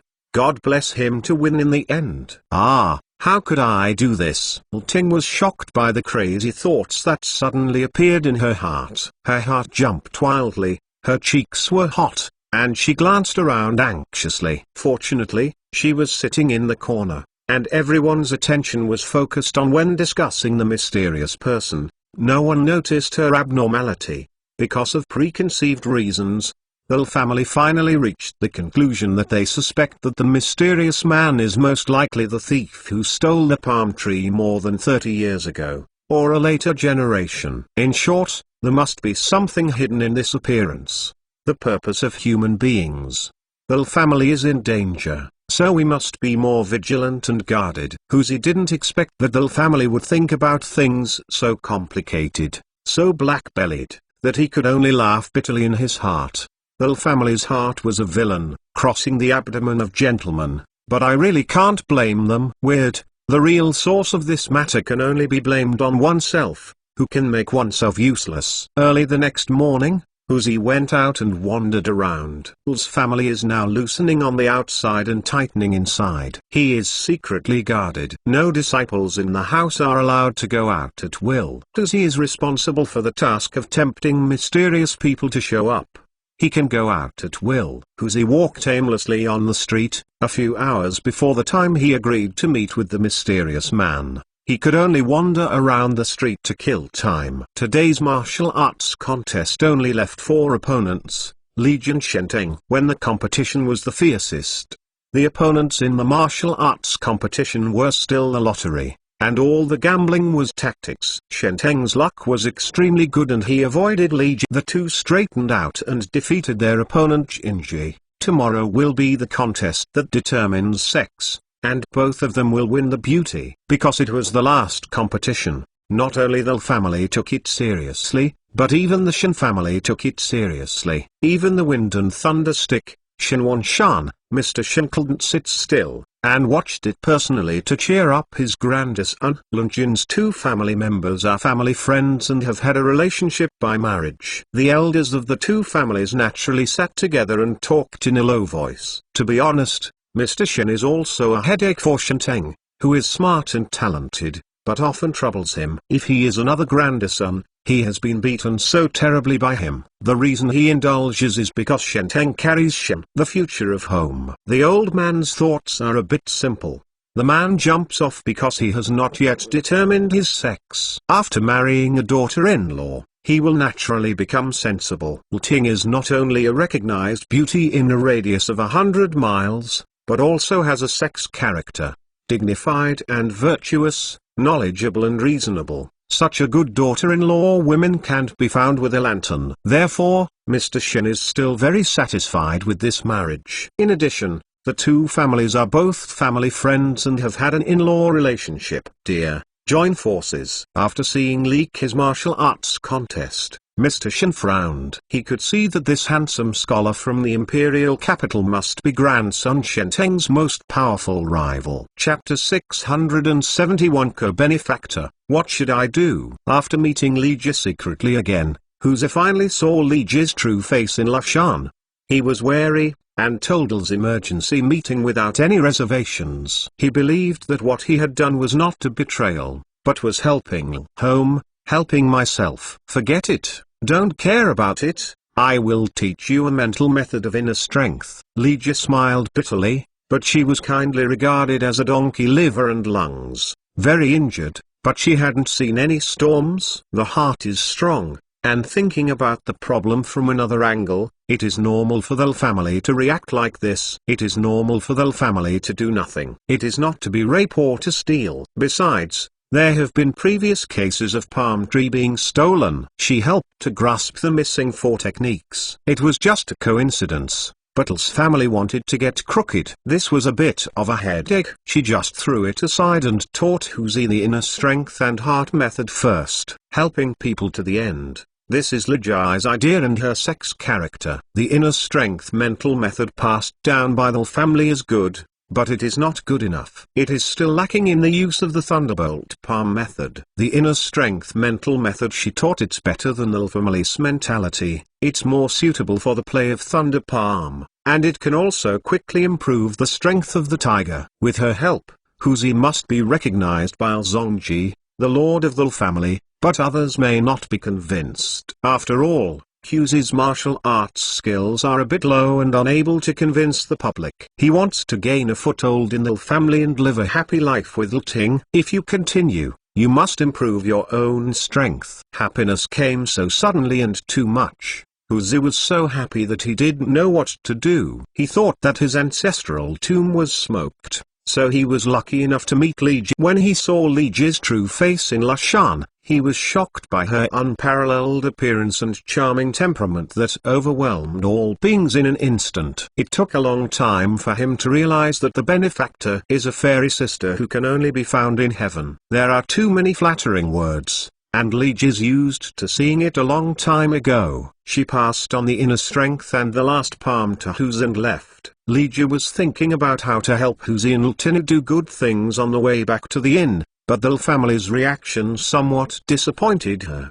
Because of the disappointment, she also lost the interest in playing again. It seems the matter can only be resolved quickly by a special method. After she figured it out, she first went to the county government to find a county parent, Xiang Zhao, who showed the identity of the Major General of the Empire State Security Bureau. Li Ji is richer than Yan Yu in terms of experience. Before leaving the palace, she got a fake identity. The certificate is used in case of emergency, but I didn't expect it to be used. The certificate is real, but the name is fake. It has been reported in the Imperial Security Bureau. Xiang Zhao is a civil official, and only the certificate does not recognize people. Although the empire has undergone major reforms, the military and administration are separated, but the Security Bureau is a special existence. What's more, he is still a major general. Even the Empire veteran has to show some face, not to mention that he is just a small county magistrate. Xiang Zhao patted his chest to ensure that the matter would be done satisfactorily. In order to increase the weight,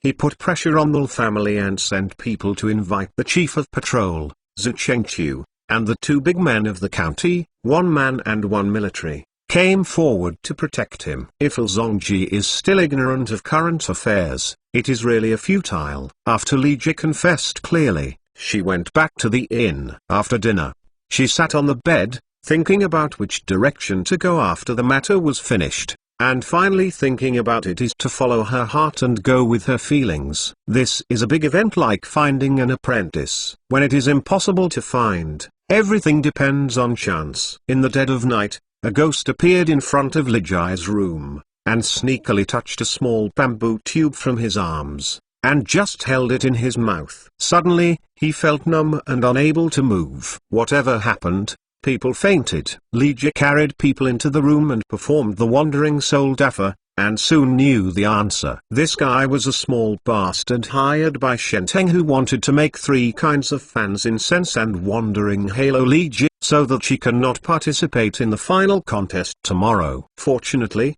Shenteng did not give birth to much evil intentions. Just for tomorrow's victory, let the gangsters use Ms. Incense Ms to stun Li Ji, and he didn't dare to let his grandfather Shen Wanshan and father Shen know, otherwise, the Shen family might face a catastrophe. Shenteng waited for most of the night, but didn't see the gangster coming back to report.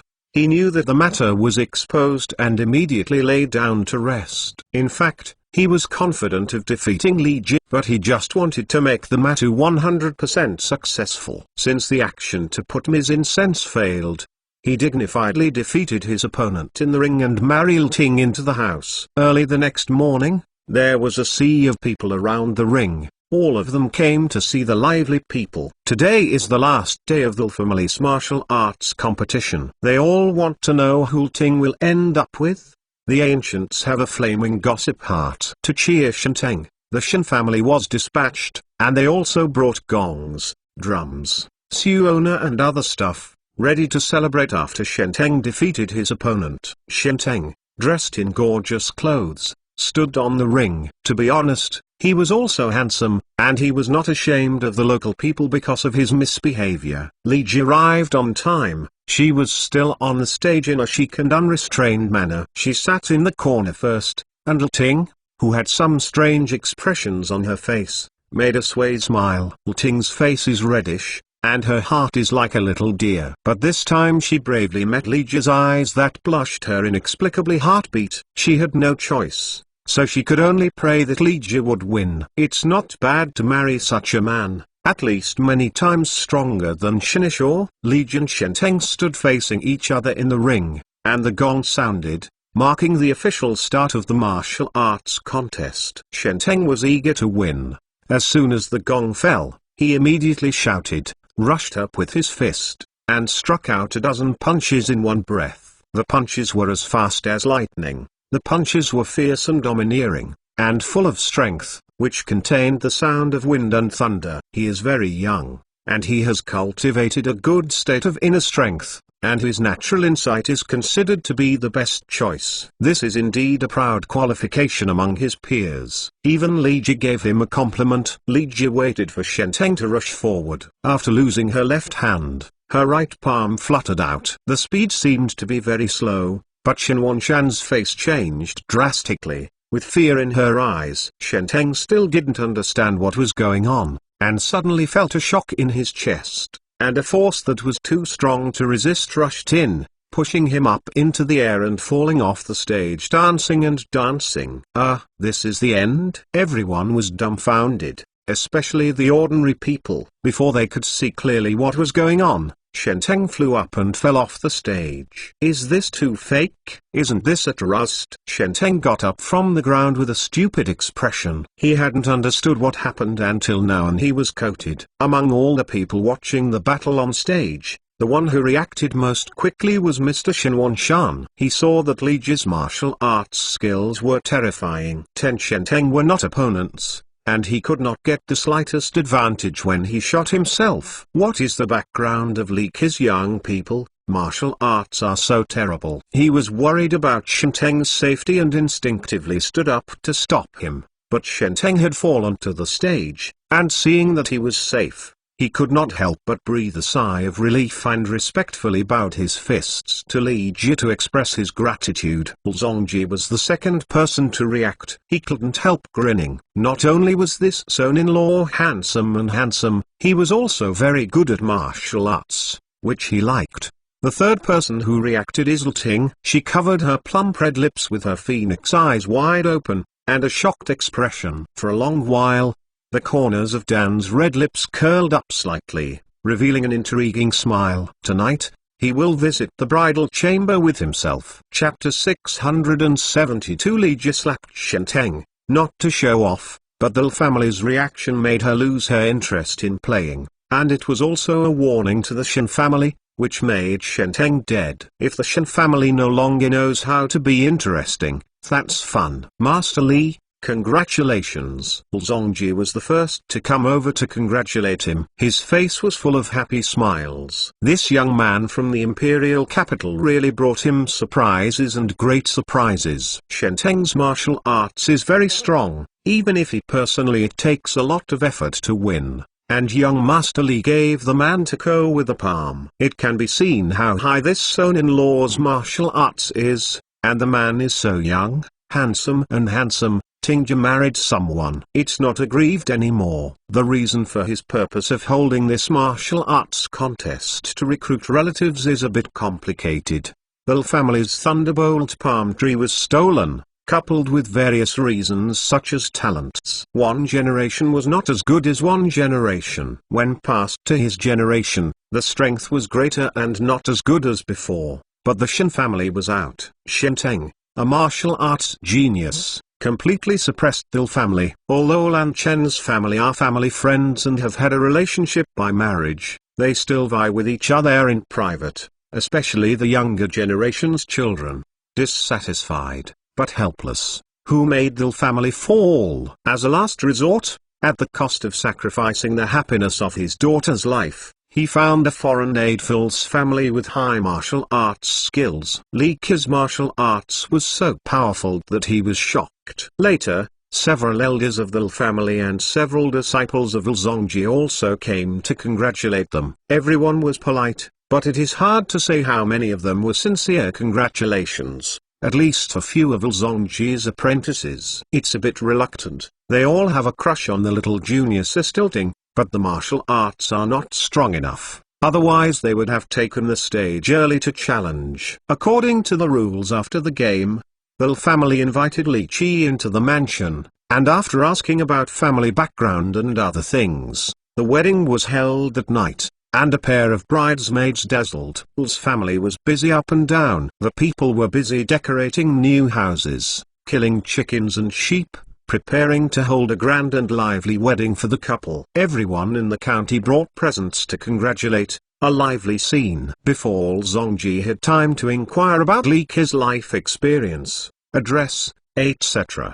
the housekeeper hurried to report, and the county magistrate Xiang Chou, the county patrol bureau chief Zhu Chengqiu, and the president of the Chamber of Commerce Liu Yang proudly to congratulate him. Zongji did not dare to neglect the slightest, and hurriedly led the elders of the clan to go out to greet them. One of the three masters was the head of a county, the other was the chief patrol officer in charge of military power, the other was the president of the Chamber of Commerce, and the county's official military merchant. One of his brothers. He can make L's family happy. This is too much of a face. The two parties were polite, and Zongji kindly invited the three masters into the hall to take a seat, and his maid served fragrant tea and fruit snacks. In waiting for young Master Li's golden face, "What about the others?" Xiang Zhao said as soon as he sat down. "What's the situation?" Zongji and the others were shocked by the huge amount of information contained in these words,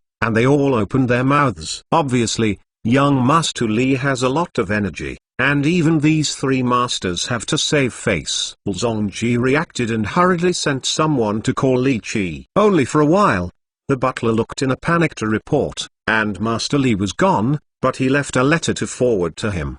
The Li family is dumbfounded again. The bride-to-be groom ran away. How is this marriage? What are you doing standing stupid? Hurry up and find it for me. Zongji reacted, ignoring the letter, and the whole person jumped up. The bridegroom jumped off. Isn't the Li family going to make a big joke? Master, you don't need to look for it, Xiang Zhao said, stroking his long beard under his jaw, with an unpredictable expression of the old god.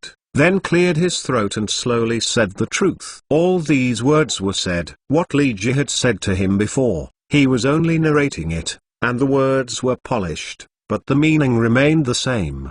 The Li family were dumbfounded again. This successive conversion of the plot made them feel that their brains were a little insufficient. However, those disciples of Zongji were full of envy expressions. As he must have smoked from the ancestral grave. Young Master Li gave instructions on martial arts, and he became a bridegroom for no reason, and he wanted to marry the young master. This luck was against the sky, and he couldn't accept it. Only then did Zongji have time to open the letter Li Ji left him to read. His expression was quite rich. In fact, the content of the letter was similar to what Xiang Zhao said. All the doubts were solved, and the family continued to hold the wedding lively, but the bridegroom officer was replaced by a tiger. At this time, Li Ji was walking on the spacious and flat official road. The county magistrate Xiang Zhao, the police chief Zhu Chengqiu, and the president of the Chamber of Commerce Liu Yang came forward.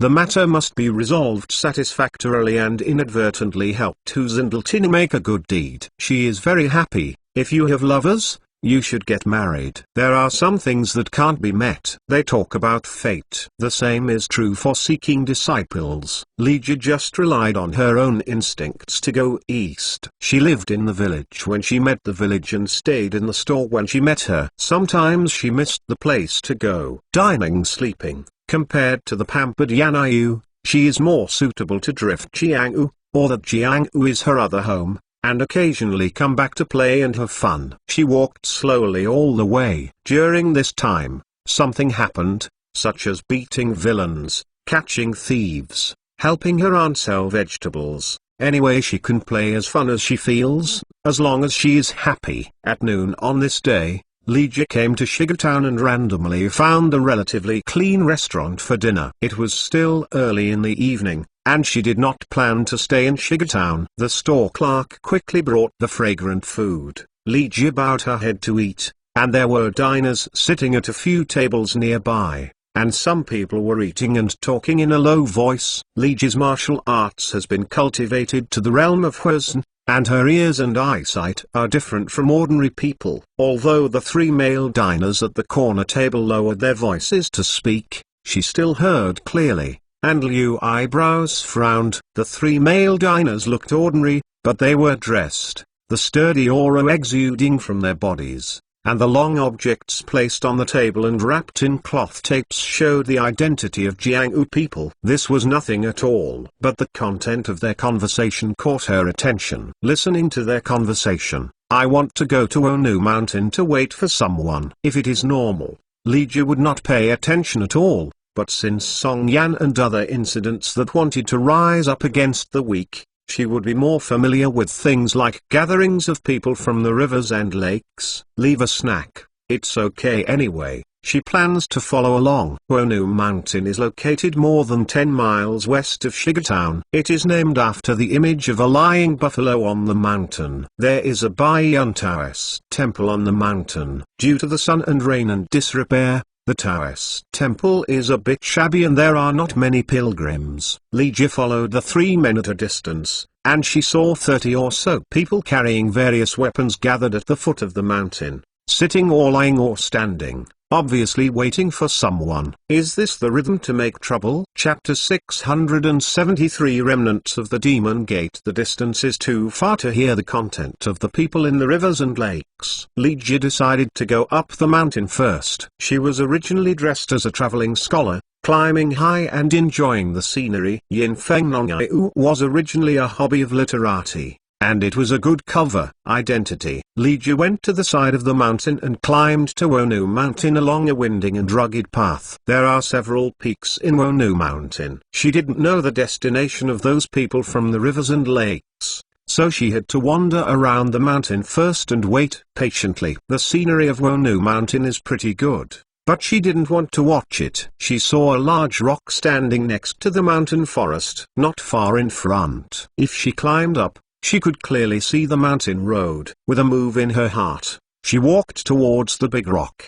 Go with. Li Jie walked to the side of the big rock and looked around, only to find that there was another world behind the rock. There was a depression behind the big rock. The depression was covered with clusters of dense bamboo forests. Among the clusters of bamboo forests in the vegetable field, a small path between the vegetable fields extends forward, but it is blocked by the dense bamboo forest and there is no end in sight. It seemed that there were people living in it. Li Jie was curious for a while, and she walked down the recessed ground and walked forward along the path full of bamboo leaves. The sun is a mountain climber who enjoyed the scenery. Behind a cluster of dense bamboo forests appeared a pretty girl of 16 or 7 years old. King Lia's big eyes looked at Li Jie curiously. Although her dress was simple, she could hardly conceal her refined temperament. Xia Xinglikai, really admiring the scenery. Li Jie smiled and clasped her fists. She used to be a scholar, and she didn't have any pressure to act in a scholarly drama. Xiao Nizai was born as a beauty. Xushi, I have never seen the world, and it is as pure as a piece of white paper. Oh, my name is Feng Xiao. The girl clasped her fists in return, her big smart eyes kept staring at Li Jie, her pretty face blushing. She has lived on this Wonu Mountain since she was a child, and she rarely descended. She was accompanied by her grandfather, her parents, and her sister and brother-in-law. She occasionally talked with old hunters who went up the mountain to hunt. Li Gongzai was the first young person she saw. Man, he looks much handsomer than brother-in-law. Small words. An ordinary-looking young man appeared from behind a dense bamboo forest. He was tall and sturdy, holding a black-color hunting bow, carrying a quiver on his back, and plugging a sheathed dagger in his waist. Staring at him closely, Li Jie's eyes were full of vigilance, and even a touch of hostility. Brother-in-law,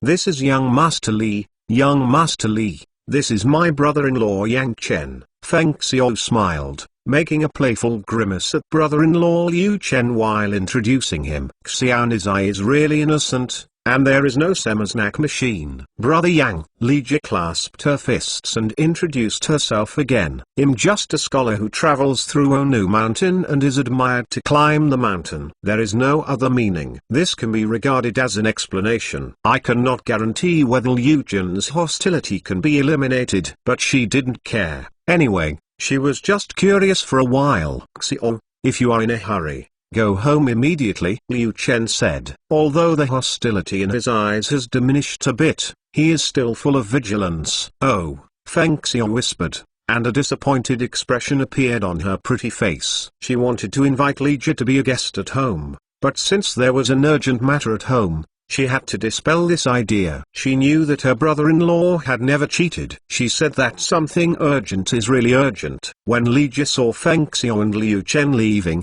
She turned her head and looked back. There was a bit of reluctance in her eyes. She smiled back and was about to turn away. Suddenly, she heard a few shouts from the front, and still passed on. With the scream of arrows that pierced the air, my heart moved. Wouldn't the gang of people in the rivers and lakes come to trouble Feng's family? She was about to take a step, and suddenly retracted her foot. After holding one hand and holding a fan, she shook her head and said a few verses, like a scholar. After breathing hard, a group of people from the rivers and lakes carrying various weapons appeared on the mountain path. They walked and stared at Li Ji, and walked past her, obviously ignoring her. "This prince, a mountain tourer, right? Go over there. Don't come here." There are more than 30 people in that group of rivers and lakes. Walking behind is a middle-aged couple. The woman has a nice face and a dark skin. She is holding a long sword with a sheath and passing by Li Ji's side. I said a few words at that time. "Thank you, madam."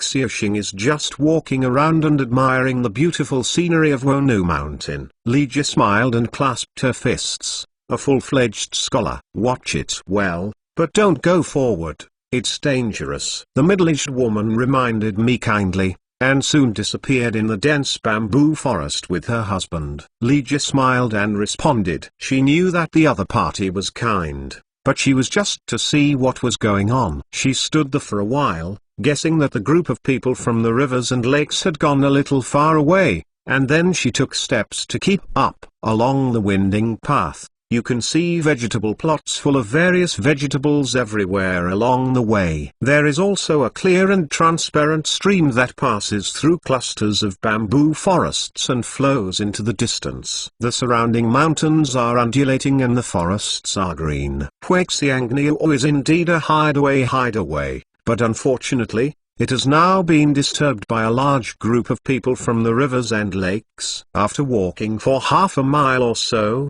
a wooden house loomed in the bushes and bamboo forests under the small mountain peak in front of the house, and dozens of people from the rivers and lakes stood on the flat grass in front of the house, surrounded by Liu Chen, Huaxiao and others. Speaking clearly, Li Ji walked over slowly, leaning against a beech tree next to the grass to watch the excitement, with a playful smile on her face. In the conversations between these people from the rivers and lakes, she heard a lot of information. Unexpectedly 7 or 8 so-called the decent sect wants to encircle and suppress the remnants of the demon sect. It didn't take long for Li Ji to rule the magic gate in response to Yi Tan's imperial decree prohibiting the sects from gathering crowds to fight, and announced the dissolution of the magic gate. In the magic gate, many young disciples enlisted in the army, joined the army, or engaged in business, and the elderly retired. Everyone received a lot of money to settle the family, and she took great care of her disciples, and Yi Tan also took care of her as much as possible and arranged them properly. For several years, Li Ji has almost forgotten that she is the master of the demon sect who once frightened the people of the rivers and lakes. Unexpectedly, today, she would encounter these so-called decent descents and play the banner of defending the justice of the rivers and lakes to encircle and suppress the disciples of the demon sect. This is a bit of a joke big. Regardless of whether the demon door is good or bad, it is directed at her as the master of the demon door, and this matter cannot be ignored. Moreover, the demon door is not a real villain, just acting arbitrarily, which is a bit perverse. In fact, it is 100 times better than many so-called decent, respectable hypocrites. On the flat grass, a black-clothed old man with white beards and hairs is holding a heavy big knife in his hand, sitting on a wooden chair with a big horse gold knife. Feng Xiao holding a long sword and a middle-aged beautiful woman look standing nervously behind the old man. Liu Chen and a young woman stood in front of them with swords in hand. In front of them, there was also a strong, might-looking man with a beard, carrying a heavy big handle on his shoulders. Machete. Li Ji took a closer look at Feng Xiao's family. She didn't know any of them. Could it be that the so-called decent gang made a mistake? Chapter 674 Remnants of the Demon Gate. Last name Feng. Li Ji frowned and thought, Among the disciples of the school, there seemed to be a few disciples surnamed Feng. She remembered that a young disciple surnamed Feng joined the army. He was very brave in combat and received several medals. Later, he died in a battle. The other disciples surnamed Feng really didn't have any impression. It's no wonder that she didn't remember that there are thousands of disciples of the demon sect, scattered all over the country. Even the various incense master altar masters may not remember the disciples who are in charge, let alone the master of the entire demon sect, not knowing that it is normal. Li Ji couldn't confirm whether the Feng family was a disciple of the demon sect, but she would step in at the words remnant of the demon sect and the pure and pleasant Feng Xiao. Of course, she has a way to confirm whether the Feng family is a disciple of the magic door, but she wants to see the situation first before making a decision. Old Demon Feng, after hiding for so many years, I didn't expect to be found by us. Ha ha ha. On the court, someone said triumphantly. Obviously, old Demon Feng had a lot of grudges, and it took a lot of effort to search for him. Feng Xiaolin, my son and 5 disciples under your clan died tragically in your hands. It's time for you to pay this blood account. Old Demon Feng, 7 of my disciples were killed or injured by your knife. Today, the old man will settle the ledger with you. Feng Xiaolin, the old man's 2 sons were killed by you, and someone came to collect the blood debt. A group of well-known decent factions have spoken out against Feng Xiaolin's various evil acts and blood debts, which can be described as menacing. Feng Xiaolin? Li Ji thought about it carefully again, but still had no impression. She could only smile wryly and shook her head, and continued to watch the excitement with her arms folded. The opposite Feng Xiao had obviously seen her, but he didn't dare to make a sound or gesture to signal her to leave this place of right and wrong. The pretty face showed a very anxious expression. Ha ha ha, it's all here, okay, let's end it all together today. Feng Xiaolin, who was sitting in the chair, laughed up to the sky. His thin face sank suddenly, and he yelled, Lin Hao, your 2 sons are inferior to animals. They harmed the good family. The old man happened to come across and chopped off their heads. Zhu Zhengyai, you are a good-looking hypocrite, forcing the rape to fail and killing your own female apprentice. To blame the old man, your inferior son is fascinated rape fellow senior. You mad dog. You dare to bite indiscriminately when you die. Today I want to avenge my 2 sons and kill them. Lin Hao roared and rushed forward with his sword, not knowing whether he was eager for revenge or was stabbed in the pain. Annoyed into anger, the old face flushed, and the cursing of gritted teeth, he slammed a dozen swords at the brawny man with whiskers in the front. Lin, you are really embarrassed as you live. And martial arts become worse and worse as you practice. It's a shame that you are still the famous Jiangqing Jianpai sect. The strong man with whiskers stood in the front with a machete on his shoulders, and remained silent until Lin Hao swung his sword and rushed up. He yelled at him. The heavy machete bounced from his shoulders, screaming at the stabbing cold light. Go with. There was an explosion, sparks splashed all over, and the cold light in the sky disappeared. Lin Hao staggered back 4 or 5 steps before stabilizing his figure. His face turned pale. Everyone on the scene could tell that Lin Hao made an angry shot. Although the speed of his sword was fast, he lost his composure. On the contrary, the power of his sword moves was compromised. Huashan cracked Lin Hao's exquisite sword trick, which was exactly the key to the 10th reduction in 1 force. Brother Lin, calm down. The heads of all sects reminded one after another that this is a life and death fight, and failure must perish, so be careful. Lin Hao took a deep breath and tried to calm himself down. Then, his wrist shook, and he carried his sword like the wind. He picked up dozens of sword flowers and stabbed the big man with a beard.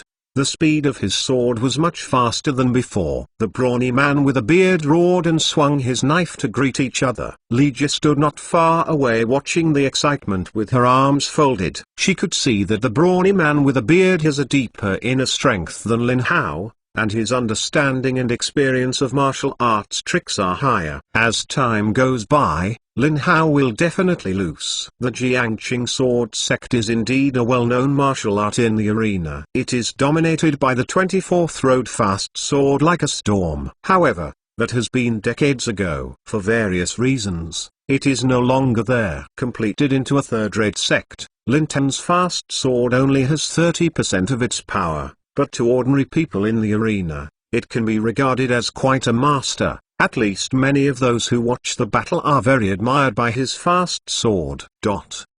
On the field, Lin Hao and the strong man Kugza played ping-pong fiercely. After 50 or 60 strokes, the strong man Xiaoxu suddenly roared, holding a heavy machete in both hands and slashing straight down, only to hear a loud bang. The sky full of sword light disappeared. Lin Hao staggered back 7 or 8 steps to stabilize his figure. His right arm holding the sword was trembling, his face was so pale that there was no trace of blood, and his eyes were full of fear. Color. The sword made by the brawny man with whiskers looked like an ordinary smashing Huashan style, but the strength and speed were horribly fast. He had no time to dodge, so he could only use his sword to block it. If the long sword in his hand was not a good sword made of steel, I'm afraid it will end up in a tragic situation. Although he escaped a catastrophe, he was scared to the end of his confidence, and his heart was filled with fear. The power of the knife was so powerful that it shook his right arm with unbearable pain, and even the tiger's mouth was shattered and he could no longer hold it. Live long sword. Brother Lin, let me back, and Shang Zenon will meet the remnants of the magic door with my golden sword. A powerful man with a golden knife in his hand roared and jumped into the field. Brother Jin, be careful. The ladder was extended too promptly, and Lin Hao took the opportunity to retreat, saving his face. Fortunately, you claim to be upright, but you use wheels to fight. Shameless, the young woman exclaimed. She is Liu Jin's wife. Feng Xiao's sister is fluttering in the wind, and the brawny man is her father Feng Zhen. Wrong, the middle-aged beauty woman is her mother Rong Shay, and the old man is her grandfather. Well said. What kind of heroes are in the wheel warfare? The true man is 1-to-1, or else, this son will be the justice. Whoever lies, who is the puppy? Li Jia laughed, and the folding fan in her hand opened suddenly. She walked over, completely like a scholar. Oh, you go quickly. It's dangerous here, Feng Xiao said anxiously. Who are you? You poor, join in the fun, get out. Several people from the big sects glared and cursed. Where did this bitter come from? It's really annoying. Hey, maybe it's the rescuer brought by Feng Old Demon, Lin Hao said in a voice. He has already learned how Feng Zhenrong is. Feng Zhenrong's martial arts learned from Feng Beishan, and Feng Beishan is naturally more powerful. In addition to fighting with wheels or swarming them, fighting alone with more bullies, it is estimated that no one is the opponent of the wind. Today, they vowed to slaughter the Feng family and avenge their sons or brothers or disciples. They can only do whatever they can. Nobody knows that this poor scholar who suddenly sprang out will kill his mouth, so he doesn't care about it. First put him on the big hat of the remnants of the magic door, and there is no embarrassment to chop people off. Li Ji glanced at him. This mansion is quite deep. Congratulations, you won the jackpot. Chapter 675. The expression on Feng Beishan's face was a bit weird. He was facing Li Ji's side. Naturally, he saw Li Ji walking all the way, leaning against the tree to watch the excitement. But the distance was far away and I couldn't see clearly. He was a young scholar with a very handsome appearance. At first he thought he was from various sects. He didn't pay much attention, until Li Ji made a sound and walked over, which attracted his attention. When Li Ji approached, he could see her face clearly. Shocked him. The young scholar in front of him who spoke righteously gave him a feeling of déjà vu. This face was too similar to that person, and he had an illusion for a while, and even his body was slightly trembling with excitement, but he thought it was impossible. That person was far away. In the imperial capital's palace, how could it be possible to come to such a poor valley? Furthermore, there are many similar people in this world, which is just a coincidence. The so-called seeing things and thinking about feelings, The familiar appearance of the young scholar still made him think about it, and he couldn't help but reappear in his mind the days when he was full of love and hatred. He is a disciple of the king's branch of the Momen. He was promoted from an ordinary disciple to the branch incense master because of his good martial arts skills and made a lot of contributions. It stands to reason that disciples of his level can meet the guardian elders. The chance of level is very small, let alone a high-ranking sect master, but by chance, he not only met several guardian elders of the door, but even saw the new sect master who reunified the magic door, and was lucky enough to get her. With his guidance, the martial arts advanced by leaps and bounds, and he made further contributions and was promoted to the branch master. But it was a pity that the magic gate was disbanded not long after. Originally, all the disciples had been placed, or joined the army, or became an official, or became a wealthy man, but Feng Beishan felt that he was a bit older. In addition, he had complaints about the dissolution of the demon door. He was angry and even paid a generous resettlement fee. He took his family and moved here to live in seclusion, but he didn't expect to be found by the enemy. He has long looked down on life and death, but his children and grandchildren are still young. This is the knot he can't let go of. But today is the catastrophe of the Feng family. He doesn't know if he can survive it. Everything can only be resigned. I'm here to be justice. No wheel fights. No crowds to beat widows. Li Jie swaggered over, standing on the side of the two parties. Poor and sour, go away. Jin Dao Shang Zenon was about to challenge Feng Zhenrong, but was disturbed by Li Jie, who suddenly rushed out. He was so angry that his face turned pale, cursing and stretching out his big hand, thinking catch people and throw them aside. Fuck. Li Jie flipped over her sleeves and buckled Shang Zenon's wrist and flicked outwards. Wow. Shang Zenon hadn't reacted yet. He felt half of his body numb, and then flew up like clouds and mist. In shock, he wanted to run his internal power, but his internal power seemed to be blocked by something invisible, and then there was a bang, and he fell. A sturdy stilted back. His whole body frame seemed to be broken, lying on the grass struggling hard to get up. Who are you? People of all sects were taken aback. Shang Zenon's golden sword was very famous in the arena. Most of them were not Jin Zenon's opponents. Even if they could win, they would have to spend a lot of money. As a result, Shang Zenon Zennan was thrown away by this sour scholar, and his face was lost. People have already exposed their hands, and the internal strength is obviously not weak. Naturally, it is not a sour scholar who has no power to restrain the chicken, but a master of the world dressed as a scholar. Of course, they don't think that Li Jie's internal strength cultivation is much. Gao, after all, is too young, and furthermore, Shang Zenon was only carelessly overcast. What is the origin of this ghost book? Is it really as Li Hao said?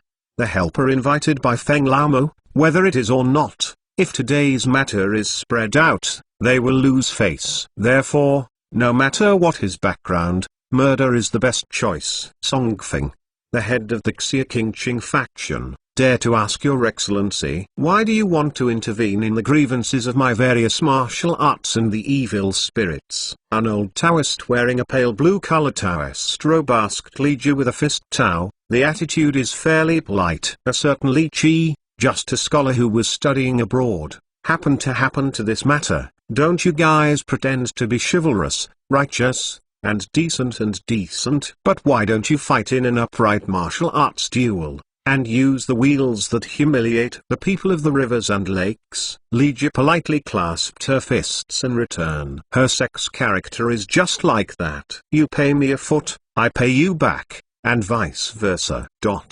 Song Feng's speech was stagnant, and his thin face was full of shame. What do you have to talk about with these evil gangsters and evil spirits? Don't be fooled by the surname Li. Maybe it is the accomplice of the old demon Feng, who wants to delay time. Lin Hao said in a dark voice. Song Feng said, Chang is one of the most powerful masters among them. If they are deceived by others and refuse to take action for the sake of face, it will be a great disadvantage to them. He hastened to speak out, seeming to be an excuse, but actually forcibly buckled the evil spirits of Li Qi. Big Hat. Ha ha ha, you are right, I am indeed a demon evildoer, and I can just kill me. Li Ji laughed up to the sky, and pointed at Lin Hao and the others with the folding fan in her hand, with expressions of contempt on her face and Wang's eyes contempt. Am not wrong, it really is the evil spirits. Let's go together and kill these evil spirits. Lin Hao roared, this seeking palace is very deep and will inflame people's hearts. However, his mouth screamed joyfully, but stood still. Kill all these demons. Kill. Jianghu people are just such a passionate impulse. They lose their senses after a little instigation. All the people of the sects roared, wielding swords and knives, and rushed towards Li Ji. The first hero who rushed the fastest shook his wrist, shook out 6 sword flowers, and stabbed Li Ji. Suddenly, there was a clear sound, and a powerful and irresistible feminine force surged from the sword, instantly through the palm of his hand. It flowed all over the body along the arm. The person had not yet reacted, and had already fallen down, clutching his throat. Li Ji used her magical powers to grab the sword and kill, moving as fast as lightning and thunder. The second rushing knight uttered a painful cry, threw the sword and hugged his leg and rolled on the grass. His right thigh was pierced with a blood hole. As for how he hit the sword, he really didn't see it. Anyway, he felt confused. The third and fourth did not see clearly how he hit the sword. Anyway, there was a sharp pain in the vertebral heart from his thighs, and only had time to let out a painful howl, and fell down inexplicably. Dao Matsuke's was the fifth one to rush up. He was lucky. It could also be said that Li Ji's sword was merciful. It was just a sword that cut off the long beard under his jaw. Dao Matsuke's was not stupid. This sword not only cuts, he lost his beard and cut off his confidence. He shivered with fright, threw away the long sword in his hand, and stood aside honestly. The sixth person who rushed up was the middle-aged husband women. Because of the kind reminder of the middle-aged beauty women before, Li Ji also took mercy and patted the long sword in the middle-aged man's hand with half strokes and used the sword. She twitched on the plump buttocks of the middle-aged beauty women. The husband and the women have been married for many years, and their love is sweet. Even if they don't have the same heart as described in the book, they have a certain degree of tacit understanding between the two swords, but they can't do it halfway, and the two swords are broken. The middle-aged beauty woman did not scream out, but her face was flushed with shame in her eyes, more resentment, and she didn't know her. What do you think in your mind? Chapter 676 Speech Blossom Luckily effortlessly defeated 7 people in a row, killed 3 injured, and the lucky 3 were so scared that they had no courage. The group of Rashas who rushed up behind were impulsive, but they were not fools. Seeing the buddies in front of them fell in the game, was so scared that he quickly stopped his feet, showing fear and lust. Those who rush to the forefront are either the head of a faction or the elders, or famous martial arts masters. They will not be able to reach the level of these elders after 10 years of hard training. The result is that these elders who make them worship even the opponent's move was not able to hold up, as if someone fell faster in the game. The stupid pen knew how terrifying the martial arts cultivation of that very handsome young scholar. Lin Hao was the most sophisticated one. He encouraged others to kill him, but he stood still, waving his long sword in his left hand and shouting pretentiously. Seeing Li Ji's martial arts was so terrifying, he immediately flew away, but he was already there. Li Ji was on the list of winners, and ranked first. She won the grand prize. And the prize was just one word: death. Li Ji had been staring at him a long time ago. When she saw that the boy was going to drive away, the iron sword in her palm patted the middle-aged beauty woman's hips and flung her wrists away. The iron sword spun in midair. It turned into a cold light, penetrated into Lin Hao's heart, and penetrated through the back. What? Lin Hao just ran 2 steps. The sudden heartache came from the sudden vest. He instinctively lowered his head and saw half a sharp blade revealing his chest. He couldn't help letting out a miserable howl, and fell on the grass. Lin Hao's screams frightened the people of all sects with fear, instinctively backed away, but did not dare to escape. The head of Lin Ta was a bloody example. You all remembered to this palace? Get out. Li Jie revealed her identity as the master of the demon sect and threatened the various sects. Since the emperor ordered the dissolution of the Jianghu sect, and banned fighting between warriors and weapons, from the moment the demon sect was ordered to disband, all the grievances of the demon sect were cancelled. Okay, this palace doesn't want to kill. If there is a next time, it will no longer be a simple grievance. It must be the army of the court. The people from all sects didn't even dare to let go, let alone the scenes of revenge after putting them down. They all ran away in despair. They were really frightened. They were not afraid of the magic door, because they were knights who are righteous. Kunlun's well-known decent sects represent justice, and the government is their backing. However, that was before. Now, the government doesn't care what kind of decent and evil sect you are, and gathers people to fight with arms, and all are arrested and punished in prison. They dare to resist arrest and stubbornly kill. Only then did they remember an event that seemed to be forgotten. Today's emperor has several favorite concubines. One of them is the master of the mysterious gate, Yanyu, and the other is the master of the magic gate, Li Jie. The master of the demon sect screamed and blew the pillow breeze. In order to coax her, the emperor might have sent the gates to annihilate. This was really not a threat. Feng Beishan, the master of the King's Branch Hall, pays homage to the master. Long live the master. Feng Beishan took the whole family and knelt on the grass respectfully. When the big sects started their hands earlier, he was about to rush up to slash people with a knife, but Li Jie smoothed out the masters of the big sects in the blink of an eye. Shocked him a lot. At this time, he had guessed Li Jie's identity. In the world, there is this enchanting martial arts, and is so young, except for the master of Xuanmen, Xuanyu, there is only the master of the demon sect, Li Jie. When Li Jie reported her identity to teach the various martial sects, his old tears of excitement burst into tears, and immediately greeted the whole family to kneel and greet them. Get up all. Li Jie raised her right hand falsely and sighed. Fortunately, she accidentally encountered this. Otherwise the Feng family would be overwhelmed. The world affairs, alas. Thank you, master. Feng Beishan stood up, wiping his tears and sobbing. The excitement was difficult to calm for a while. Feng Xiao and others stood aside at a loss. In the impression, when Milk and Milk passed away, Grandpa did not cry, but today he is like a child.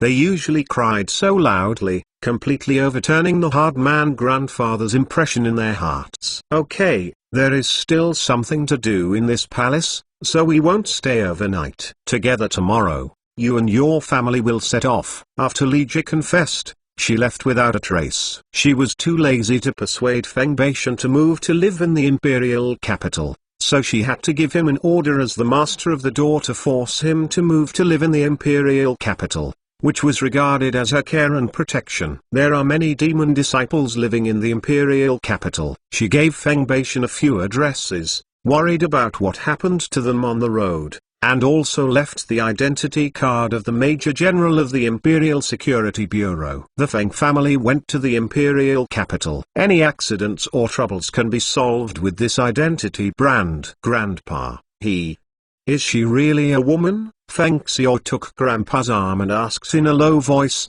watching Li Jie leave with intense curiosity, disappointment, and unspeakable feeling. Feng Beishan suddenly thought of something, called his son Feng Zhenrong, and hurried down the mountain after confessing a few words, chasing in the direction where Li Jie had left. Li Jie didn't know that Feng Beishan would quietly follow her behind. She just let her instinct go, and continue to the east. The Feng family incident was just a small interlude in her journey, not much exciting, but it can also relieve boredom and adjust a bit. Feng Beishan knew that Li Jie's martial arts was very powerful, and he did not dare to follow too close. He just hung from behind. He was a stormy old river and lake, and sometimes he could tell which way Li Jie was going to go just by judgment. Where do you live and stay?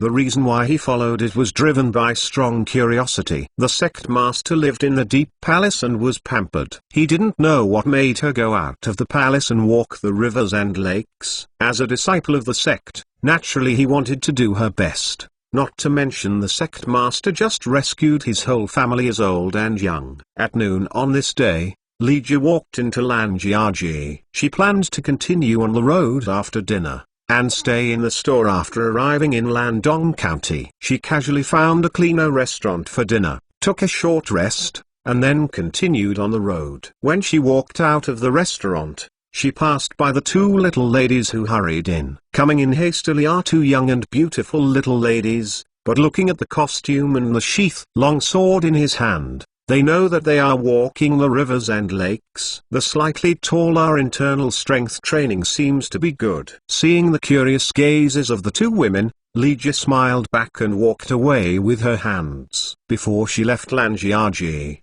she found that someone was stalking behind her, and she had a playful heart. She simply didn't take the flat official road with more pedestrians. Instead, she took a small road. Want to see who is sacred? Lygia changed to the secluded trail to lure a stalker to take action. As she expected, she walked half a mile, and there was a rumble of horseshoes behind her, and three sturdy men drove a broken horse. The horse came, blocked her, and pointed her with a sword or knife. What do you want to do? Lygia frowned and asked, no doubt that their costumes are from the rivers and lakes. Isn't it the so-called decent people of Linhao? The guy with the goatee's beard was fairly sloppy.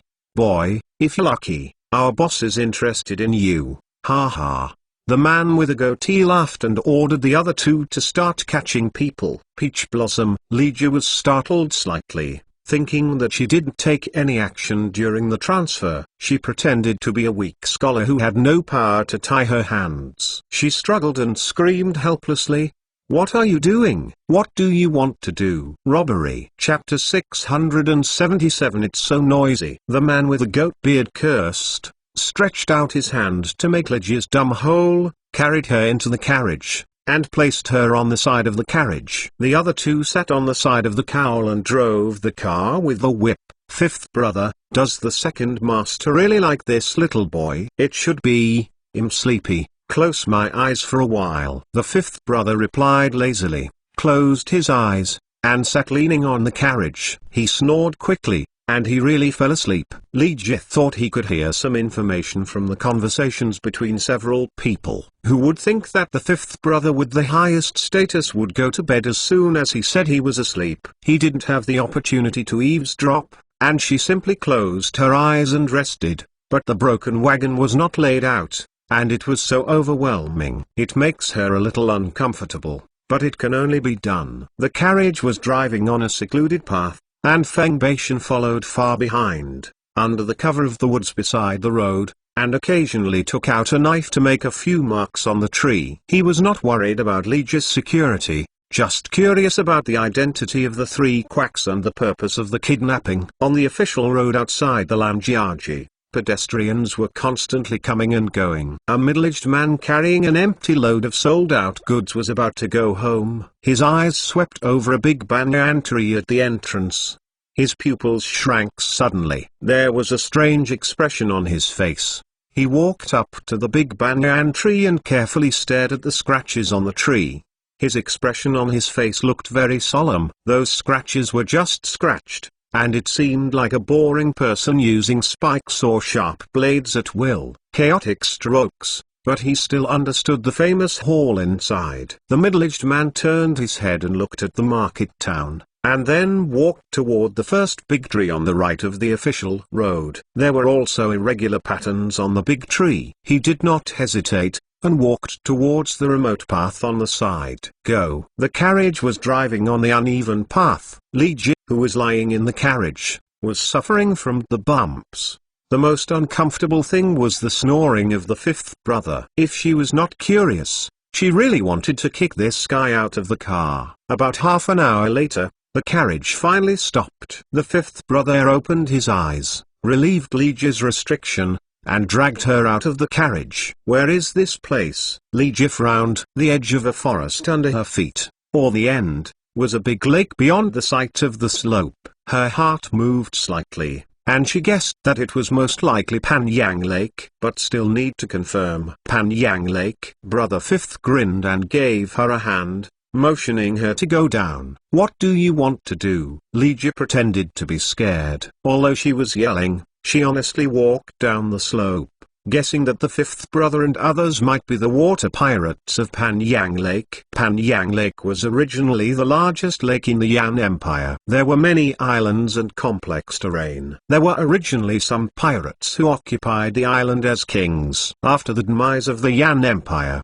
a large number of guerrillas fled into the lake and became water pirates. The kind-hearted people living by the lake, at the most exaggerated time, the number of water pirates in the lake amounted to more than 40 strands of 50,000 to 60,000 giants. The Imperial Army dispatched more than 200,000 troops and took a year and a half to hide. All the water pirates in the lake were wiped out. Officially, it is said to be clean, but in fact, there must be some fish that slip through the net. However, no matter how difficult it is to become a climate, the government does not know it, but does not want to waste more time, energy and property to catch these fish that slip through the net, so it spawned a new profession: bounty hunter. The predecessor of the bounty hunter is actually a professional assassin. Professional assassins make a living by killing people to earn bounty. It is an illegal and high-risk profession, mostly forced by life. But there are also people who like to take risks and stimulate their lives. Bounty hunters are legal. You only need to go to the patrol station of the county government office to register and report, and then receive various arrest tasks. You can dignifiedly hunt down those criminals who are wanted by the Empire. After capture or killing, you can come at any time. The local police station asked for credit. Nowadays, the Empire dominates the Big East and West continents. The world is peaceful, and the people's life is slowly getting better. Except for a few people who like excitement and adventure, there are fewer and fewer people willing to do this business. Lygia guessed that the fifth brother and others were one of the water thieves who slipped through the net back then. She wanted to get into the lake to see how powerful the current water thieves had become. The fact that people gathered for rebellion gave her a wake-up call and wanted to see if the water pirates in Panyang Lake were related to Song Yan and his gang. The lake was clear and transparent. There were more than a dozen fishing boats on the lake withdrawing their nets.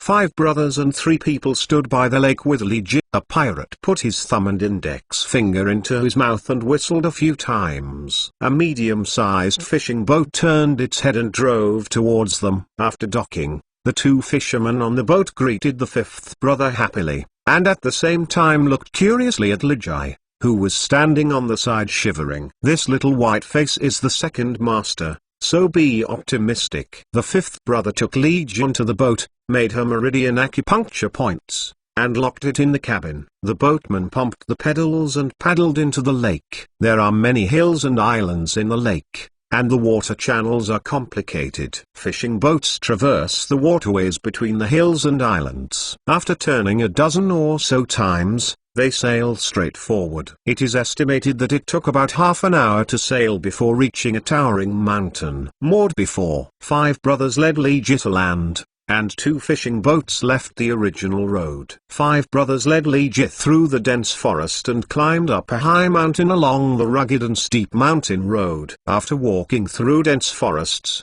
then descending, walking through the valleys for a while, and climbing along the more rugged and steep mountain trails, this is considered to be the pirate's nest. Lygia observed along the way and found that several dangerous places on the mountain road were guarded by water pirates. In 2 places, stone barriers were used to build checkpoints. There were piles of stone and rolling woods and other defense equipment. If it was still in the age of weapons, only 100 people would be needed. It is enough to keep 100,000 army under dangerous conditions. The water pirate's nest is on the top of the mountain. The towering ancient trees cover about 30 low wooden houses. Even if you look down from the sky, you may not find it. It is indeed very secret and easy to defend and difficult to attack. Lygia observed carefully and found that the wooden houses were quite new, indicating that they were newly built and indirectly indicating that the pirates had just moved here not long ago. Looking at the buildings, it is estimated that even the old and young women and children are the same. 100 to 200 people are the most. On a relatively flat grassland, A dozen strong men are practicing, a dozen urchins about 6 or 7 years old are playing next to them, and 7 or 8 younger children are watching. Seeing Li Ji, they all cast their attention. Come with a curious look, fifth brother is back. When the strong men saw the fifth brother, they stopped practicing, came over to say hello, and looked at Li Ji curiously. Brother Liu,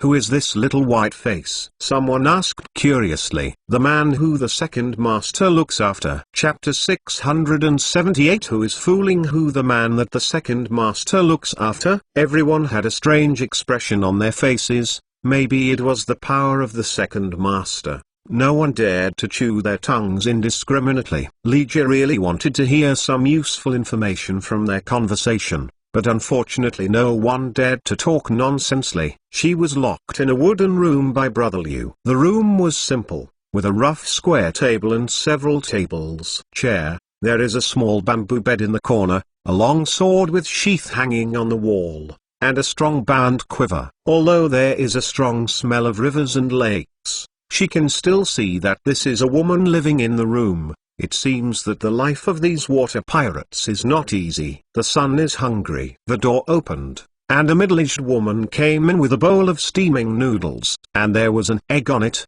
and then she and Li Ji made a choreography with a smile. Her surname was Liu, Aunt Liu, and she was in charge of taking care of her. The daily life of the young lady is poor in the mountains. As for her young lady, her surname is Lu. Her name is Qifeng. She looks like a flower. She is one of a million beauties, is a good person, has a strong martial arts, is 10 years old, has not yet been married, and all those who come to propose marriage have crossed the threshold. Ha ha. Next, Aunt Liu asked about Li Ji's family status, birth date, marriage, etc. The model is the same as that of the future mother-in-law checking the household registration of the future son-in-law. The only difference is that Aunt Liu is an agent, not so strong, just like a family. Generally, the atmosphere of the conversation between the two parties is still harmonious. Complimenting your young lady for being virtuous, and desperately inquiring about her family's situation. It is very like a matchmaker. Isn't it true that Liu Yu said, is it really attracted by their second master? Li Ji couldn't help but want to laugh, but she had to pretend to be. She wanted to see what was going on. In the daily chat with Aunt Liu, she also took advantage of the situation and asked about the situation. She could see that Aunt Liu would also do something. Self-defense martial arts. The bottom is quite stable. The person is simple and easy to fool. Aunt Liu, why don't you move out? She asked tentatively. The empire is unified. The emperor will amnesty the world, and reform vigorously. The life of the people is gradually getting better, and it is much better than nesting in the ravine, so she didn't plan to move out. Do you have a good life? Oh, Aunt Liu didn't answer, just let out a long sigh. Who doesn't want to live a good life? But there are too many scruples here. They can't do this. Li Ji stopped speaking, and Aunt Liu was simple and kind. It was easy for her old rivals to come up with a lot of information. She could also see that Aunt Liu and others did not want to move out. The good days are just an important reason for them to be cautious. If there is no guess, it should be because of the identity of the water pirate, afraid of being liquidated by the government. This is indeed not something that Aunt Liu and the others can move if they want to move. It depends mainly on the water pirates Master Lu Dalong and the second Master Lu Qifeng. Lu Dalong is an old and stubborn. His baby daughter Lu Qifeng is more open-minded and easy to accept new things. Choose her. It couldn't be better as a breakthrough. The reason why she did not choose to use force to solve the problem was because Aunt Liu's words made her understand a lot of the situation in the cottage. These people were forced to be taken as bandits for various reasons, but this sex is kind, and basically doesn't do any bad things that are conscientious and angry between humans and gods. Even robbery is just robbing of property to make a living. Under normal circumstances, it will not hurt people. After Aunt Liu collected the bowl and left, Li Ji sat in a chair and closed her eyes to rest. Not long after, the door opened and a young and pretty girl came in and looked at Li Ji with a smile. Xiaoxing has seen the little lady. Li Ji got up, wrinkled her fists. She was full of sorrow. She recognized this girl. It was the slightly shorter one of the two beautiful girls who met at the entrance of the restaurant. It should be the waiter. The maid Gao Xiaoying was obviously here to help her lady inquire about the situation, and the taller one was the second master Lu Yifeng, Master Li. Gao Xiaoying leaned slightly. Her face was red and simple, with a smile on her lips. If the young lady married Master Li, she would marry the maid who used to marry him. Sooner or later, he would serve his uncle, who was so young. Handsome, she is still very happy in her heart. If it is a bad old man or an ugly man who is going to serve her, that would be heartbroken. Whether it is ancient or modern, appearance is a big advantage. Ancient girls also like handsome guys. Gao Xiaoying has sharp teeth and speaks much better than Aunt Liu, and it is very straightforward. She explained the reason for asking Li Jie to go up the mountain. There are many children in the mountain. They all want to read and read, but they lack a teacher. When I came to my husband to study, I asked my husband to stay in the mountains for a while, and be a substitute teacher for a while. When we find a new teacher, my husband stays free and never stops. A kidnapping case came out of her mouth and easily turned into an invitation. Li Jie smiled bitterly, and she compromised after a while, pretending to meditate, and she said that when I was leaving, I would not be allowed to stop me. Young Master Li, don't worry, the people on Panlong Island believe in what they say, and will never repent. Gao Xiaoying smiled and patted the towering crisp chest, and promised to give him a high five with Li Jie to make him feel relieved. Although scholars are clever, but the scum of experience is very easy to flicker. First fudge you to stay at ease, and wait for you and the lady to get better. I am afraid that you will not want to leave at that time. Hee hee. Li Jie just smiled. This girl thought she was very smart. Everyone in the world is stupid. My palace, haha. But listening to Liu Yuge and Aunt Liu's meaning, didn't she just forcibly worship and marry him? Isn't Lu Yifeng trying to use soft tricks? No matter what, stay and see the situation first. In this way, Li Jie stayed on Panlong Mountain. Gao Xiaoying's room and Lu Yifeng's house were adjacent to each other. There was even a small door leading directly to the inner room. Now it has become her temporary residence. You don't need to guess that this is a deliberate arrangement. Yes, she didn't have any psychological burden, only worried that Lu Yifeng would really fall in love with her. She didn't have the lily complex. Near the evening, Lu Yifeng, the second master of Panlong Mountain, staggered and appeared. When Li Jie saw her, the corners of her lips couldn't help but let out a meaningful smile. She could see that Lu Yifeng had obviously just taken a shower and was well dressed. She dressed herself in a long skirt and dressed herself up as a lady. It was normal for a woman to be a pleased person, and she was indeed very beautiful. However, how to say it? For example, if you want to see a woman who is usually carefree suddenly dressing up as a lady, that feeling can be as weird as it is. Li Jie's eyes are unique, and with Lu Yifeng's behavior of letting her subordinates kidnap herself up the mountain, she can roughly guess her sex personality and behavior. In the words of later generations, it is a careless, straightforward female man, no matter how she pretends. Ladies, it is also difficult to conceal the intriguing heroism between the eyebrows. After some courtesy, the two officially met and started chatting formally. As Li Jie guessed, a female man is a female man. No matter how you dress up as a lady, you are still a female man in your bones, and your speech and behavior are everywhere. Li Jie couldn't help but shook her head and laughed with her sturdy momentum. Chapter 679. At the beginning of human beings, sex is inherently good, sex is similar, and Zai is far from each other. Li Jie started her career as a substitute teacher. A dozen children were sitting on the grass under a big banyan tree, listening to her lecture, holding a short bamboo branch in their hands, practicing writing on the sand table. Yi Tan frantically opened up the Empire's science and technology tree. Papermaking technology is just one of them. The cost of papermaking has dropped a lot. But for the common people, paper is still a luxury item and cannot be used at all, let alone being too poor. The water thief in Panlong's high.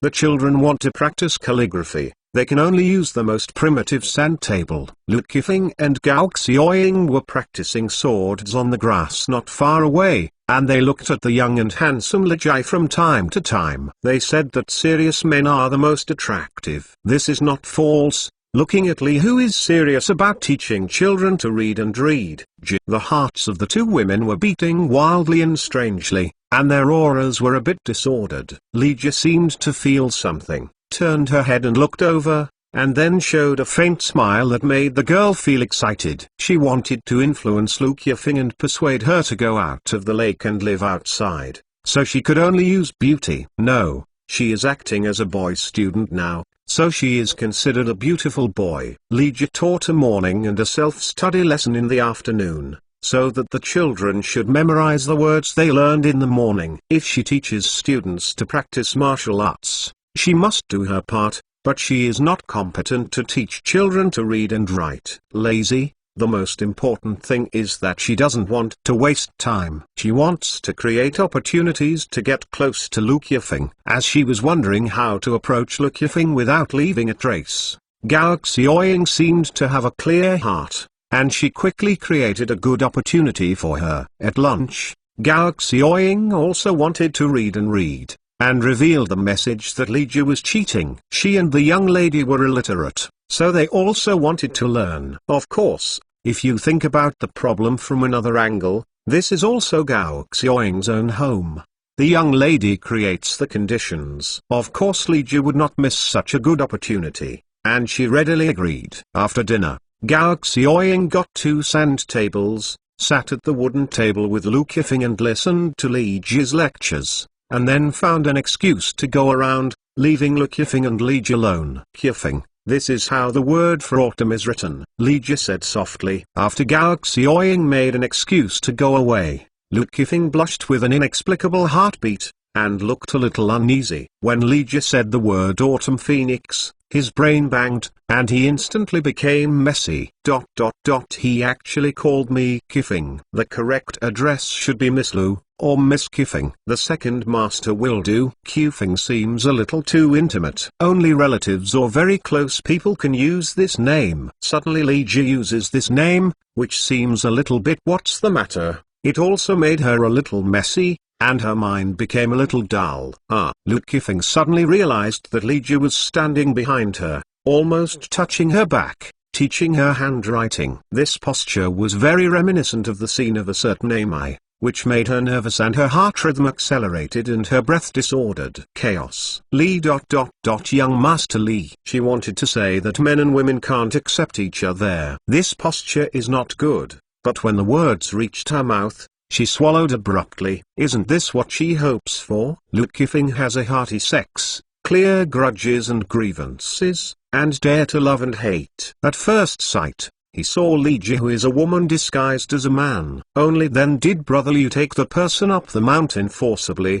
and waited for the father who went out to do errands to come back and agreed. After that, I went to court and got married. During this period, I can cultivate feelings with Li Jie first. At first, she was a little worried that Li Jie would be disgusted with her, but Li Jie's performance made her delighted and completely dispelled her inner worries. But this posture is too awkward. Can you not be so impatient? To be honest, Lu Qifeng dared to love and hate. Even if he would immediately go to church and get married, he would also be willing to go to the bridal chamber. It's just ... but it's still in broad daylight. How can it be in broad daylight? How ashamed to spread it out. Her mind was a bit dizzy. When young Master Li spoke, her mouth was almost close to her ears, and the heat from her made her ears itchy, giving her a strange feeling. Her heart almost jumped out of her chest, and her whole body was soft. There is hardly a trace of strength. Okay. Feeling an arm around her waist shocked her, and instinctively struggling, she realized that the firm ring of the arm was hugging her waist, and she seemed to be weak. Leaning in his arms, I'm afraid he has fallen to the ground softly. Although Lu Qifeng is straightforward in sex and daring to love and hate, she is still nervous and overwhelmed when things happen. Fortunately, the hand is very honest and there is no chaotic movement, which makes her breathe a sigh of relief quietly, but her heart is faint. There was another sense of disappointment that even she could not figure out. Hey, how could this be? Galaxy Oying, who was lying on the door and peeking through the crack of the door, covered her mouth and snickered. From her point of view, her own lady and young Master Li are a pair of golden boys and girls, a pair made in heaven. Therefore, my concubine, King, I and I are normal. I will wait now. The master is back to officiate the wedding. She walked out happily to inform Aunt Liu that they had prepared some things for the wedding. The cottage is poor, but things that should be prepared have to be prepared. Kifeng, you guys have a hard time here, why don't you move out? Li Jil earned Yidan's tricks and various sweet talks, fainting Lu Kifeng, and then took the opportunity to ask. When you are strong and I am strong, when you are full of kindness and love, when people are full of expectation, these words are suddenly asked, which is really terrible, and it also makes Lu Kifeng, who fell in love for the first time, confused in his head, instantly wakes up, faintly let out a low sigh. Oh, the son doesn't know something. She slowly explained the whole story. The days in the mountains are really hard, and 3 meals a day are hard to guarantee. People in the village basically rely on fishing for a living. When the fish is caught, they can be sold and exchanged for food. But Panyang the lake is too big, even if you cast a net to fish, you may not catch too many fish. In addition, there is an official army stationed on the lake, the investigation is tight, and there are often warships cruising, making life even more difficult.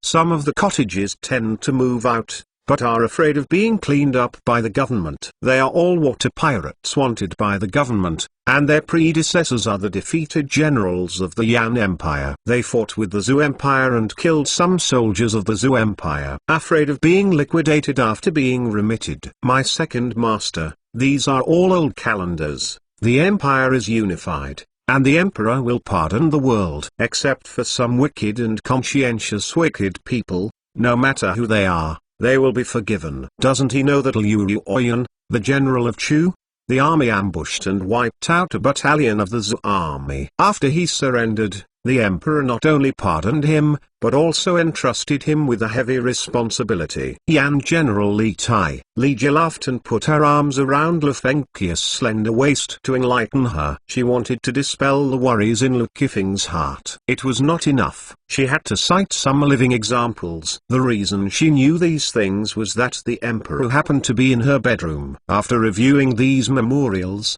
and by the way, let her listen to them. And now they just took them out to enlighten Lu Kifeng. Really? Don't lie to me, Lu Kifeng said in surprise. If young Master Li said all these are true, then they should have no problem with them. When Dad comes back, he will tell him. Of course it's true. Why did I lie to you? The conscience of heaven and earth, the sun and the moon are bright mirrors. If what I said is false, I will suffer from heaven. Don't. Lu Kifeng was taken aback, and quickly covered her mouth with his hand to prevent her from swearing poisonously.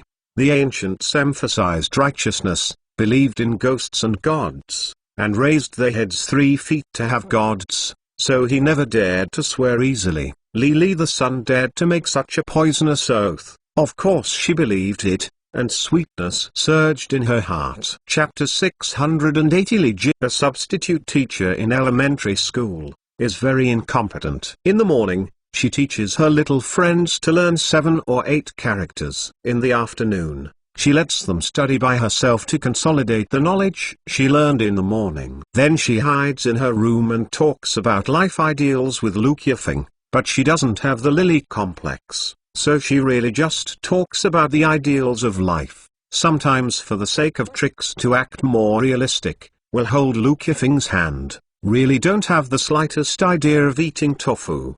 There is an old saying, a woman in love has a serious decline in IQ. Lu Kifeng has fallen in love, and is so happy and sweet all day. IQ is really serious. Li Jie has no effort to cover all she wants information out. At present, there are 3 water pirates in Panyang Lake. Liu Ermeng of Qinglong Mountain, nicknamed Water Tiger, has more than 40 brothers under him, and Gufei of Lion Mountain, as strong as an adult bear, plus the human Black, nicknamed the Black Bear. There are more than 50 brothers under his hand, And then there are the Panlong Mountain Water Pirates of Ludalong and Lu Kefing's father and daughter. There are nearly 200 people in the village, which is the largest number of 3 pirates. However, despite the fact that Panlong's High has the largest number of people, in fact, most of them are old and weak women and children. The true young and strong are only 30 people, but the strength is the weakest.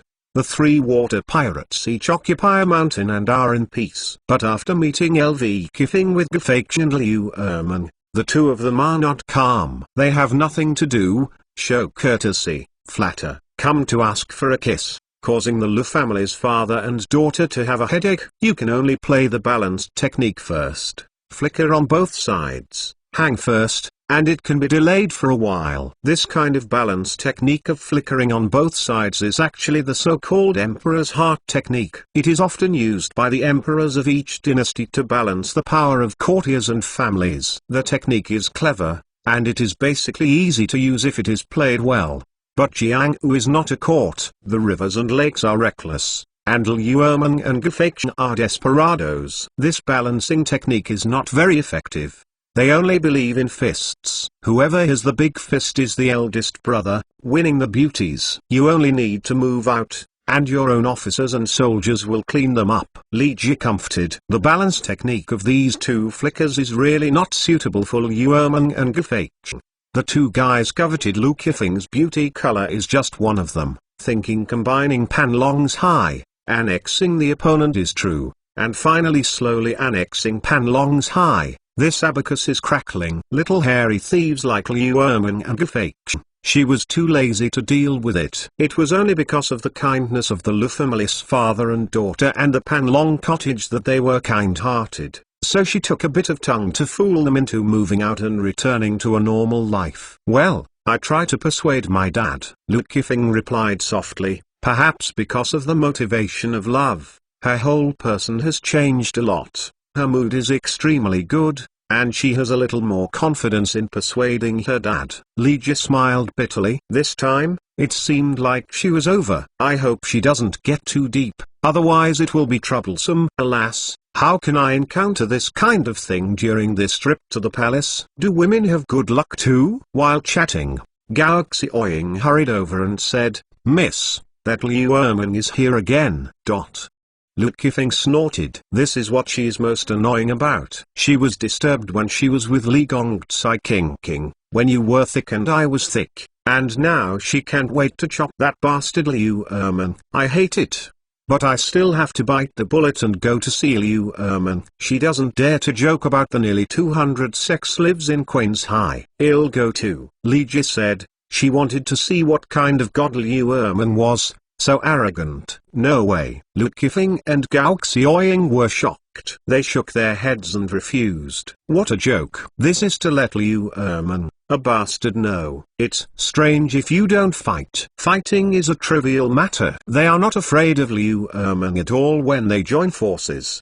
The 2 can't afford this responsibility. It's okay. I'll take a look, and keep silent. Besides, there are still you. Li Ji smiled. Okay. Then don't make any noise. Seeing him insist, Lu Kefing couldn't say anything, so she had no choice but to agree and quietly instructed Gao Xiaoying to protect the good people. Lu Kefing met Liu Erman and others in the Juai hall of the cottage. Everyone in the village put aside their work and stood outside the hall with swords, hoes, harpoons and others. Second brother Liu, what's wrong with you? Lu Kefing and Gao Xiaoying were startled when they saw Liu Erman. Feng my this is really hard to say. Liu Erman rubbed his big hands, his face flushed red, he now has a broken nose and crooked panda eyes, and it is obvious that he has just been beaten up. Respect to meet people is indeed as embarrassing as it is. What the hell is going on?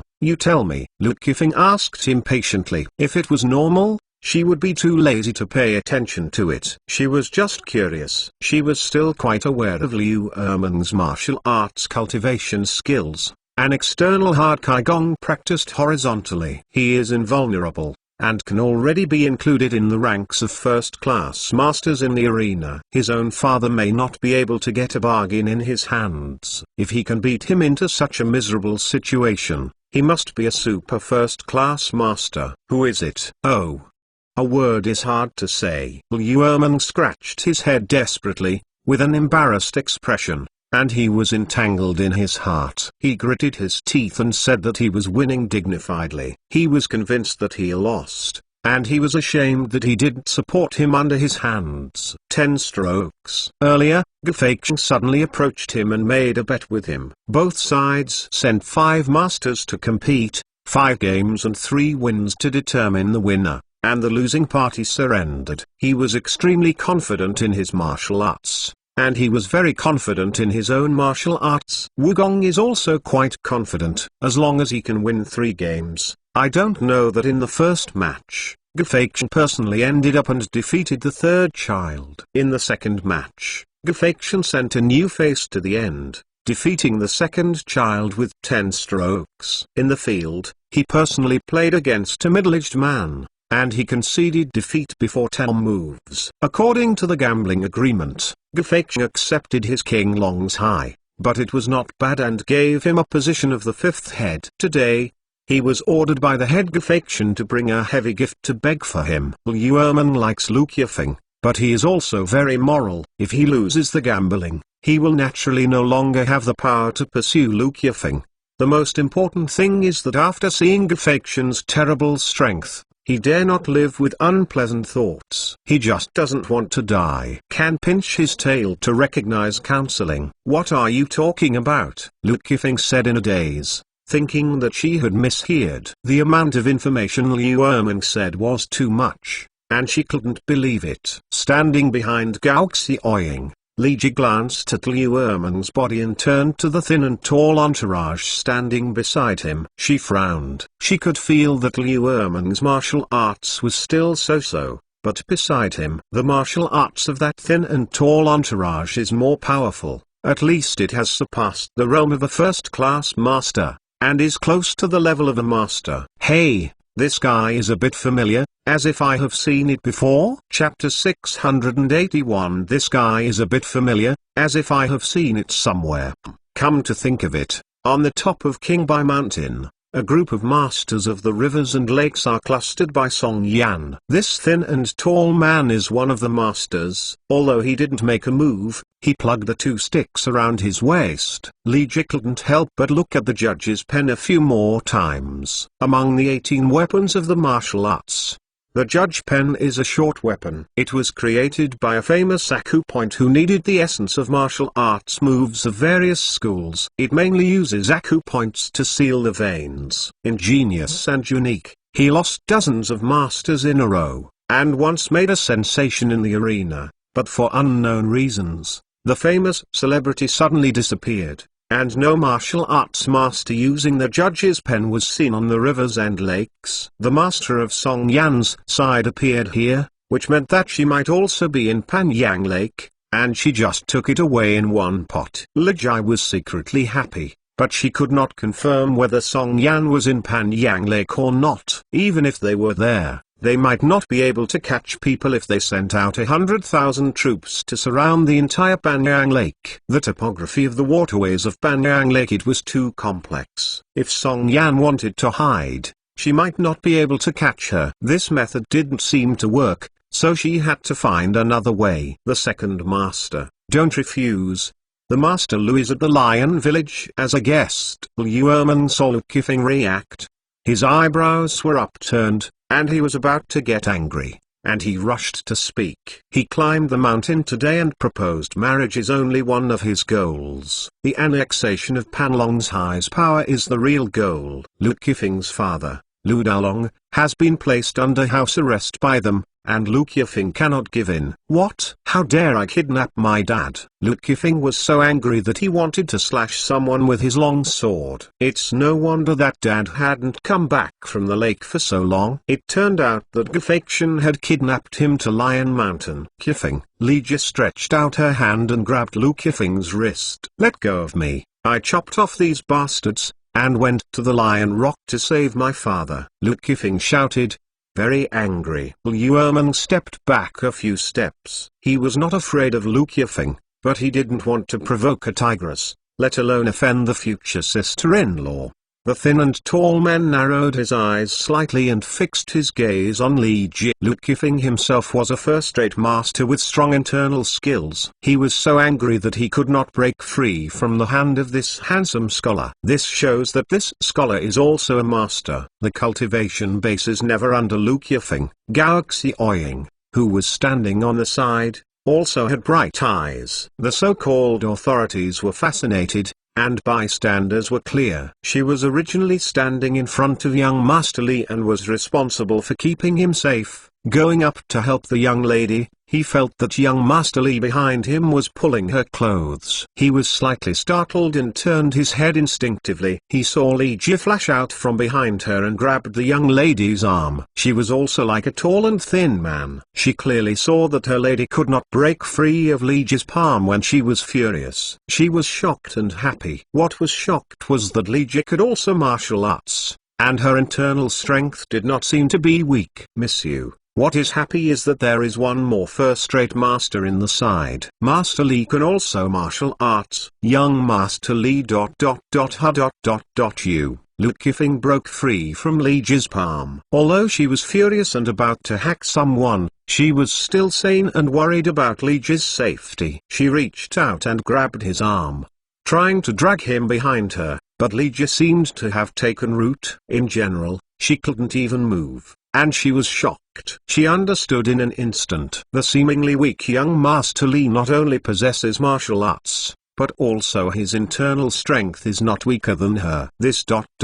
What is this? What's going on? She stared at Li Ji in a daze, her pretty face full of surprise, stunned, puzzled, and even a hint of anxiety and doubt. Li Ji smiled and held her hand. She knew that Lu Qifeng would be suspicious after she calmed down. Explaining now will only cause her anxiety and suspicion more. A smile and a handshake are better than eloquence. Well, this trick is also related to someone learned that someone is the Empire's #1 master of Sultry Sisters. Although holding hands to kill is not a 100% big killer move, at least it has a strong soothing effect. Lu Qifeng's lips moved, as if he wanted to say something, but when the words came to his lips, he swallowed abruptly. A red cloud of shame appeared on her pretty face. Okay, let's solve the immediate matter first, and Master Li will definitely do it. Give her a reasonable explanation. Li Ji held Lu Qifeng's hand tightly, glanced at Liu Erman, and turned her gaze to the thin and tall entourage, and said indifferently, "You can go back and tell Gda, my son and Miss Qifeng are in love with each other. Set a lifetime. If Gda is still a personal belonging, he will act according to the rules of the world." The words are very polite, well-formed, and with a strong quagmire. You can understand it as an explanation, or it can be a warning, and it can also be understood as a challenge. A quack, and a quack. Boy, you are crazy ... Ouch. Liu Erman exploded in an instant. Do you dare to be so arrogant and impatient to live so arrogantly? However, before the words were over, his eyes suddenly flickered, followed by a crackling sound, and a fiery pain on his face, which made him scream and stagger back. Liu Erman is a rough person, but he is not stupid. This slap is certainly due to his carelessness, but he is a top-notch expert, and his failure to dodge also shows that his skill is higher than him, and he is not much taller. He is definitely a master. He couldn't afford to provoke him, so he could only admit that he was unlucky. He slapped people in a few days. It seemed that this year was a passing year. The thin and tall entourage looked at Li Ji in addition to surprise and a bit of fear. He saw that Li Ji had martial arts, and her internal strength was not weak. He kept staring at her, secretly guarding. Li Ji moved. He immediately in response, he drew out a pair of judge pens that were plugged around his waist. However, it was only time to pull out the judge pen. Li Ji's action was so fast that it was over before he could see clearly, as if it had been all the time. Standing at the original move, he had never moved his hands at all, making him breathe in air conditioning. His martial arts training is only a half step away from the master's level, and he is considered a super master. He has always been extremely confident in his martial arts training, but Li Ji showed his hand in front of his face, which not only made him confidence was shaken, and even feared. People's martial arts cultivation base had at least surpassed the level of a master, and further forward was the almost invincible realm of evildoers. Don't underestimate the meaning of the words close to the master level and beyond the master level. The actual difference is big. It is a watershed of martial arts cultivation. It is not an exaggeration to say that the difference between heaven and earth is not exaggerated. Facing such a terrifying master, he can only admit counseling. Tell you what I just said to your boss. The rivers and lakes matters, the rules of the rivers and lakes are resolved. 3 days later, my son will visit the island, Legia said calmly. Chapter 682 Contact Code. Don't worry, I will take our father back intact. In the room, Legia embraced Lu Kefeng's slender waist with both hands, allowing her to rest in her arms. Although she had explained, she was born in a martial arts family and was also a famous family. She has some connections with the government. This time, she was traveling through the rivers and lakes. For this matter, I was curious for a while, did not resist, and let Brother Liu take him abducted to the mountain. Seeing the uneven road, drawing his sword to help is what every chivalrous man should do. She also knows that these explanations have not completely eliminated Lu Kefeng's suspicion. In order to enhance the effect, she can only use beautiful men's tricks. Although it may hurt the heart of a girl, in order to solve Song Yan once and for all, let Lu Kefeng stay and talk. The future will be explained separately.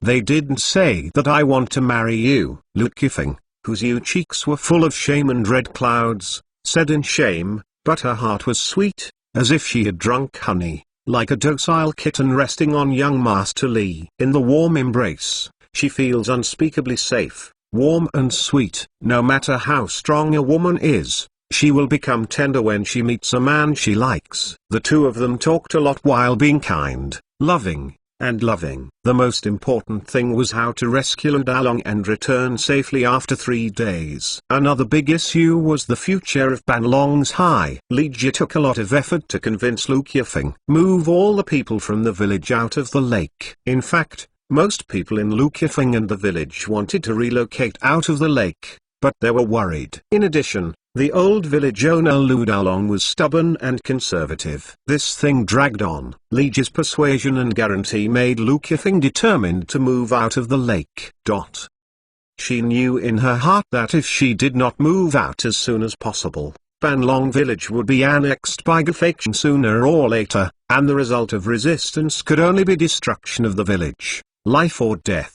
And she couldn't help her choose. Knowing about Li's family background, she is now a little worried. Marriage issues are concerned about the family. Li's background is a famous family, and she is just a rash, a former military householder, and a pirate who sounds bad. To marry Master Li, this resistance can be imagined. After late at night, she tossed and turned and found it difficult to fall asleep. All she thought was the right thing to do. Miss, what's the matter? Is it because of young Master Li's origins? Gao Xiaoying, who was next to him, had a feeling for a long time, and couldn't help but ask softly. People grow up together, and they talk about everything and love their sisters. Hey, Lu Kefeng shook her head and nodded again. She couldn't think of any way to cross the huge barrier between her and young Master Li, and she felt frantic in her heart. Nodding and shaking your head, what do you mean? No matter how clever, Gao Xiaoying couldn't guess.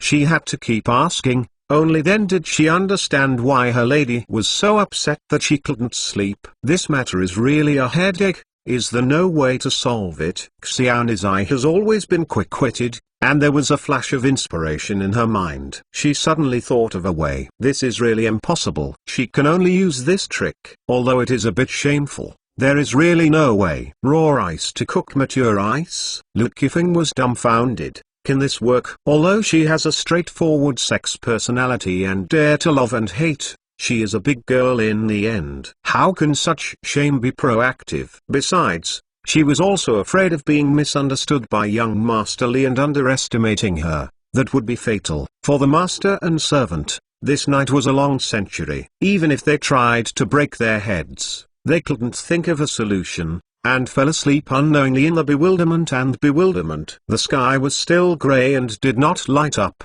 Gao Xiaoying got up to wash up while yawning. This was what she said yesterday. She had to accompany young Master Li out of the lake and talk to the county magistrate about the resettlement of the people in Panlong village. Uneasy, the master and servant still chose to trust. They believed that young Master Li would not cheat them. Li Ji washed up early, and followed Gao Xiaoying to a room full of sundries in Haoshan. Brother Liu and the others waited in the room early and removed some sundries. A large stone slab appeared on the ground. After moving away, a dark hole appeared. Brother Liu took a torch and went down first, followed by Gao Xiaoying, and Li Ji followed. Young Master Li, this undercover tunnel is the emergency evacuation passage for the cottage. Gao Xiaoying explained while holding a torch. This undercover tunnel is not only an emergency escape route for the cottage, but also the fastest way to descend the mountain. It saves time and prevents being caught. Gefaking's people stalked. Li Ji looked at the underpass with a faintly flashing fire. The underpass was dark and long, extending diagonally downwards, passing halfway through the mountain, and then sliding down the sling to the lake. This underpass was a natural cause of crustal movement or earthquakes. The cracks were then manually repaired. The narrow places were cut wide, the cliffs were covered with solid wood planks, and the wooden ladders were installed on the high places. It was indeed a secret emergency escape route. Li Ji followed Gao Xiaoying and Brother Liu to a wide cave point halfway up the mountain. A strong wooden frame was built on the side of the cave, and two strong long ropes were tied around the wooden frame. The long rope hung into a large hole below, fresh air gushing from the hole, and the sound of the lake beating against the rocks. Grasping a long rope down the dark cave, it is estimated that more than 24 time has passed, and the eyes are bright, with wooden frames built in the lake water underneath, and several small fishing boats moored beside the wooden frames. This is a large natural cave, surrounded by dense trees, vines and weeds. It surrounds the entire cave. It is very private and cannot be found in the distance. It can only be found by boating close. The three of them boarded a small fishing boat. Brother Liu braced and rowed. It's still early in the sky. The lake is filled with steaming white mist and the field of vision is far away, but don't worry about getting lost. Brother Liu, nicknamed Banyang Jiao, not only the water is good, but the complicated waterways in the lake are all memorized by heart. Brother Liu took the helm and walked on the nearest waterway. He had already landed in about half an hour, and it was also the place where Li Ji was brought into the lake before. Brother Liu parked the boat, the three of them went ashore and boarded along the slope. Li Ji suddenly let out a soft sound. Wait. The slope highland is a large area of dense woods. Li Ji walked to a big tree and frowned at the scratch on the tree. The symbol above was the contact code of the magic gate. As the master of the magic gate, no one could compare her. She is more familiar with these symbols. Young Master Li, what's the matter? Gao Xiaoying asked in a daze. She also curiously glanced at the messy scratches on the tree, without seeing anything. My guard found it. Don't worry. It's okay, Li Ji explained and comforted, so as to eliminate Gao Xiaoying and Liu Yi's worry, so as not to cause their misunderstanding. She thought about the connection code. In the end, what happened? The disciple in the door will leave a secret sign here. However, just follow the guidance of these codes and you will soon know the answer.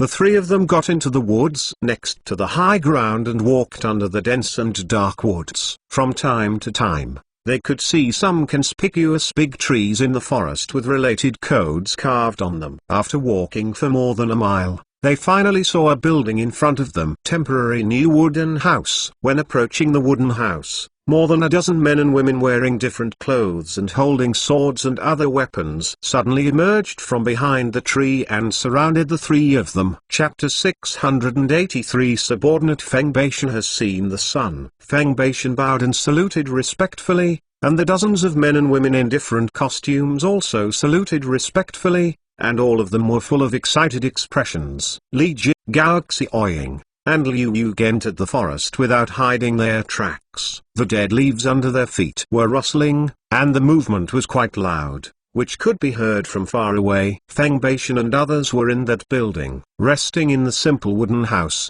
he naturally heard clearly, picked up the guy and rushed out, seeing that it was Li Ji, which surprised him. He followed Li Ji all the way secretly, all the way to the lake, and also left the secret contact signal of the magic door. In more than 10 days, he saw that the secret signal had gathered 16 disciples of the magic door. These disciples were after the demon sect was disbanded. After receiving the settlement allowance, he returned to his hometown to hide his name and saw the secret contact code of the sect. Among the crowd, Feng Beishan was once the master of the Demon Gate branch. He had the highest status and all obeyed his command. During this period, Feng Beishan and others pretended to be tourists and rented a few small boats into the lake to find them. No trace of Li Ji was found, so she had no choice but to wait here. Li Ji was a little surprised when she saw Feng Beishan. She asked Feng Beishan to take her family to move to the imperial capital. She didn't expect him to come here alone. After hearing his explanation, she was helpless,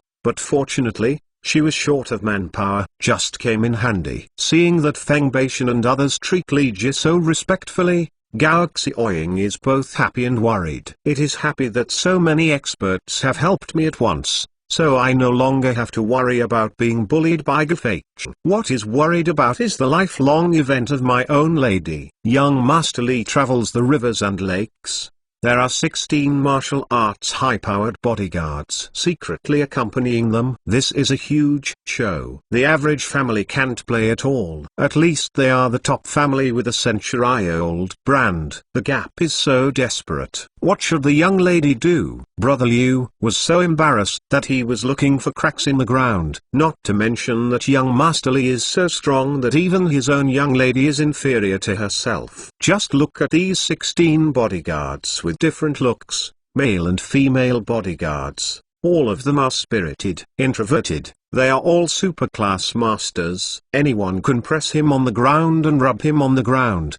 The previous kidnapping was a joke. The man Li was bored and played with him. Fortunately, he is now a friend, not an enemy. Otherwise he couldn't imagine what the consequences would be. Okay, everyone rest in place, tyrannical, and follow me to the Marine Police Corps, Li Ji ordered. She went out of the lake to settle the people of Panlong village. At the same time, she needed the cooperation of the local garrison to destroy the Lion Rock. Gafei and his gang killed Song Yan and others. Based on the comprehensive analysis of various intelligence provided by Lu Qifeng, Song Yan and the group only entered Banyang Lake 10 days ago, bought or subdued Gafei, and then annexed Liu Erman's forces in King Longshan through Gafei, and finally it was his turn. In Lu Daolong's Panlong Mountain, Song Yan will not be able to make waves before integrating these 3 water pirates. She still has a lot of time to calmly arrange. This time, she will get in and get rid of Song Yan's great scourge,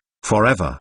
Future trouble. The Banyang Lake Marine Police Corps is stationed in the water village 10 miles ahead. It is usually responsible for cruising in the lake, maintaining local public order, protecting the safety of fishermen and local people who enter the lake to fish, and collecting a small amount of aquatic products.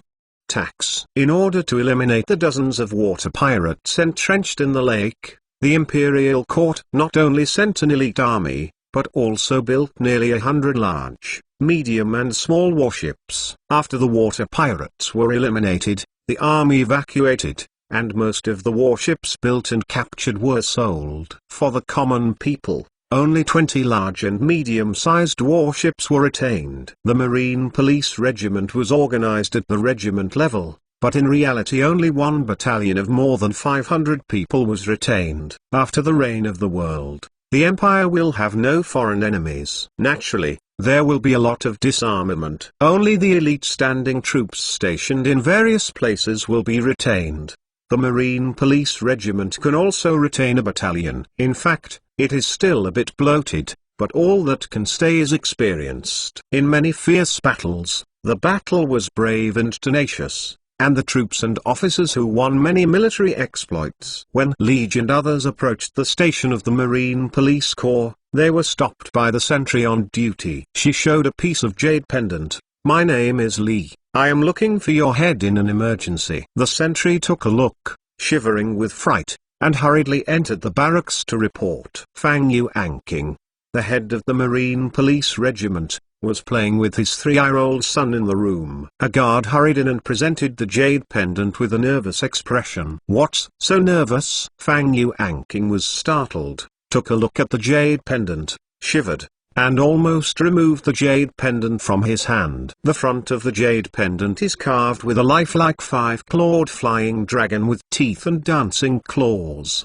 The eyes of the dragon are inlaid with rubies. The carving is exquisite and gorgeous. There is only one person, and that is today's emperor. Fang Yuanqing flipped through the jade pendant and saw that, as expected, 4 dragons, flying and phoenixes were engraved on it. This is a jade pendant worn by the emperor. The young man outside the camp who claims to be Li is either the emperor himself or the emperor's favorite relatives of the emperor. He quickly buttoned up his military uniform, hurried out of the camp to greet him, feeling uneasy, guessing the identity and origins of that young son. He was very young and handsome, and he was accompanied by only 2 men and a woman. It shouldn't be the emperor's presence, but he must be with the emperor. Only with a close relationship can you hold this piece of jade pendant. Fang Yuanqing, head of the Marine Police Regiment, has seen young Master Li. Fang Yuanqing hurriedly came to the gate of the barracks,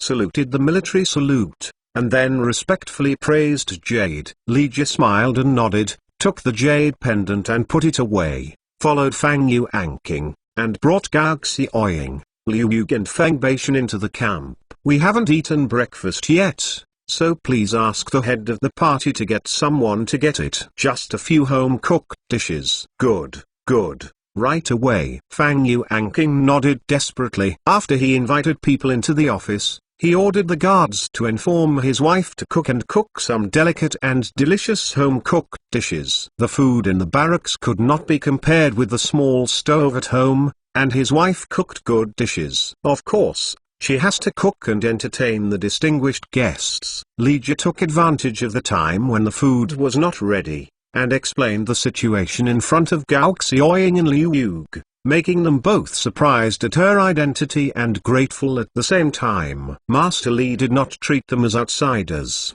"Look." Fang Yuanqing looked embarrassed and uneasy. His Marine Police Corps was in charge of public security in the Panyang Lake area. As a result, there were 3 pirates in the lake. He knew nothing. This was a serious negligence, which made him ashamed. "Look for cracks all over the floor." Leader Fang doesn't need to blame himself too much. "Next, we just need to clean up all the water pirates." Li Ji comforted. She knew that this could not be all to blame. Fang Yuanqing, Gafeiqing and other water pirates were hiding in the depths of the lake, except by relying on it, fishing for a living, as well as buying food from the lake with the gold and silver jewels buried before. Occasionally robberies are also committed outside the lake. The number of people is very small. The local patrolmen mistakenly believe that they are ordinary robbers and thieves, and there are many reasons such as the complicated topography of the waterways. It's not surprising that the water pirate is not found.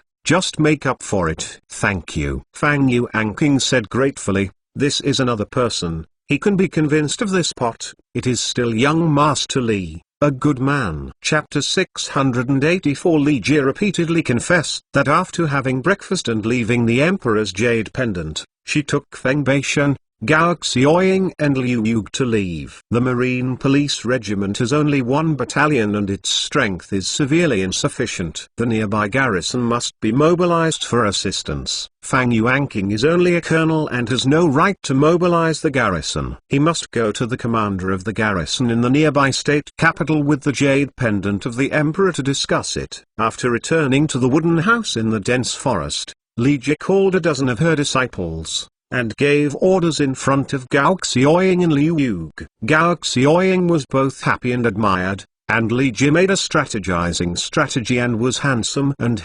It's a mess, can't describe it in words. Anyway, she loves it to death, even a little rippling. After the confession, Li Ji, Gao Xiaoying, Liu Yug, Feng Baishan and 10 Momen disciples took a few large bags of white rice and returned to Panlong Mountain. Her general plan was to mix into Lion Rock by herself, act by chance, and garrison the local troops. For 0, I quietly gathered around Banyang Lake under various excuses. Several demon disciples stayed in the wooden house to keep in touch. Others followed her into the lake and quietly took some of the old and weak women and children in Panlong village. After that, the head of the county will be responsible for the resettlement. Li Ji had already discussed with Lu Qifeng before and got her consent. After returning to the cottage, she sent some old, weak, sick, disabled, women and children out of the lake for resettlement, under the banner of fishing,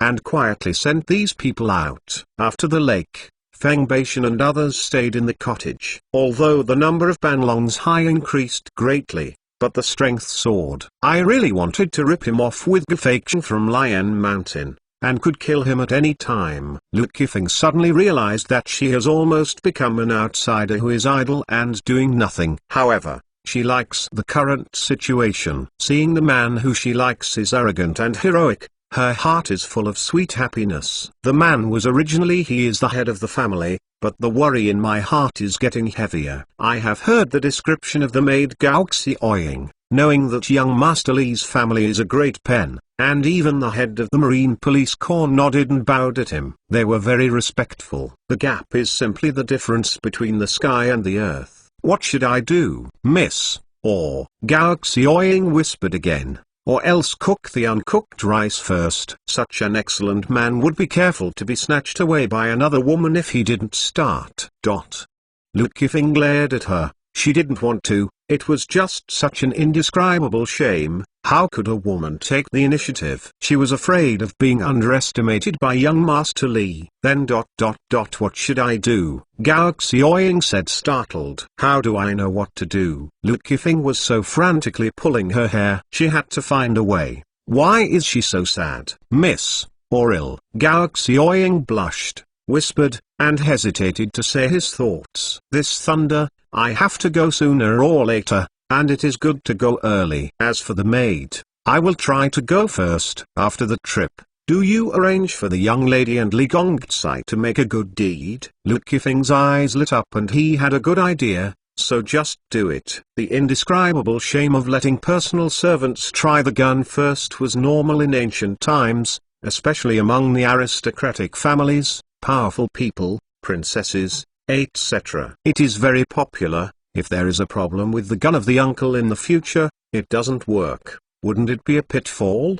People, that's why there is a trick to test the gun. Anyway, the princess or the young lady is married, and the personal maid is to marry the past maid. Sooner or later, he will wait for the uncle, so there is no saying that there is no loss. Gao Xiaoying happily went down to arrange it. After all, this is her first time. Of course, she needs to prepare carefully. All the sheets and quilts should be cleaned and then smoked to make the room fragrant and extravagantly prepared. A small red candle will be lit again at that time. Seeing her busy and sweaty arranging these things, Lu Qifeng shook her head. This Nizai was out of trouble, but she was full of expectations. After dinner, the sky dimmed. Gao Xiaoying first served Lu Qifeng to take a shower, and then washed herself in and out several times. Unfortunately, she didn't have the money to buy rouge gouache, otherwise she could put her makeup beautifully. It made her whole body fragrant. Although poor, she did not limit her imagination. There is a clear spring on the halfway of Panlong Mountain. You don't have to go down to the mountain to pick up the water. The great master Lu Dalong also asked to dig 2 reservoirs next to the spring,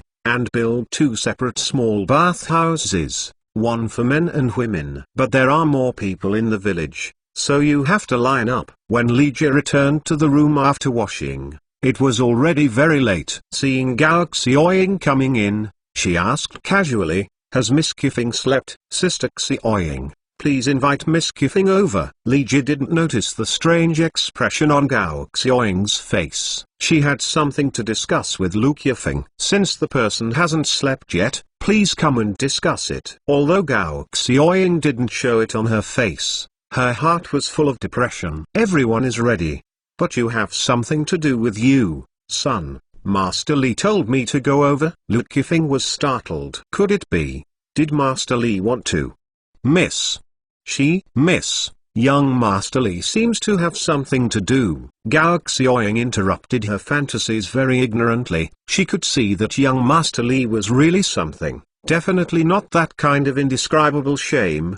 But after the discussion was over, she couldn't guarantee what would happen. Quickly, Xiaoying, help me see. Lu Qifeng, who has a pretty face full of red clouds, said hurriedly, looking a little nervous. This will have to meet with his lover. Of course, you have to dress up. This is for every girl who falls in love. Normally, I can't afford a bronze mirror, so I can only take photos of the water in the basin when I dress up. Xiaoying helps. It's a pity that her hurried makeup did not attract Liji's attention. After Liji invited her to take her seat, she said with a serious expression, Miss Qifeng, you must have guessed my identity too? Yeah? Lu Qifeng was startled slightly, and then she blushed, and bowed her head shyly. Of course, she knew the identity of young Master Li, and then suddenly mentioned it again. In the silence of the night, with lone men and women alone in a room, it is easy to be misunderstood. In addition to the suggestion of the maid Gao Xiaoying that the rice was cooked and cooked before, she really wanted to get crooked. What should she do if Mr. Li is really that?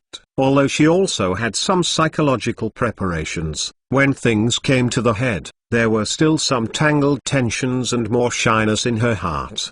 Seeing that her expression was different, Liji was startled slightly. And then she realized that Lu Qifeng had misunderstood. She couldn't help but smile. It seemed that this matter was a bit misunderstood, and it distracted a woman's heart. Is this a sin? Miss Qifeng, this is the case. I think it is necessary to tell you clearly about this. Li Ji thought for a while and said with a serious expression, well, young Master Li, please say. Lu Qifeng was startled slightly and replied softly, why is young Master Li's expression so serious? Chapter 685 Face value is just as Li Ji approached Lu Qifeng to discuss matters. The first thing was to show her identity and position. She was a bounty hunter. She received a notice from the government to offer rewards. Pursuing some impeached criminals wanted by the court naturally represented the government. However, this matter it just happened that there was no malice towards her or the people in Panlong's High. The county magistrate had accepted her love and agreed to settle everyone. In the second case,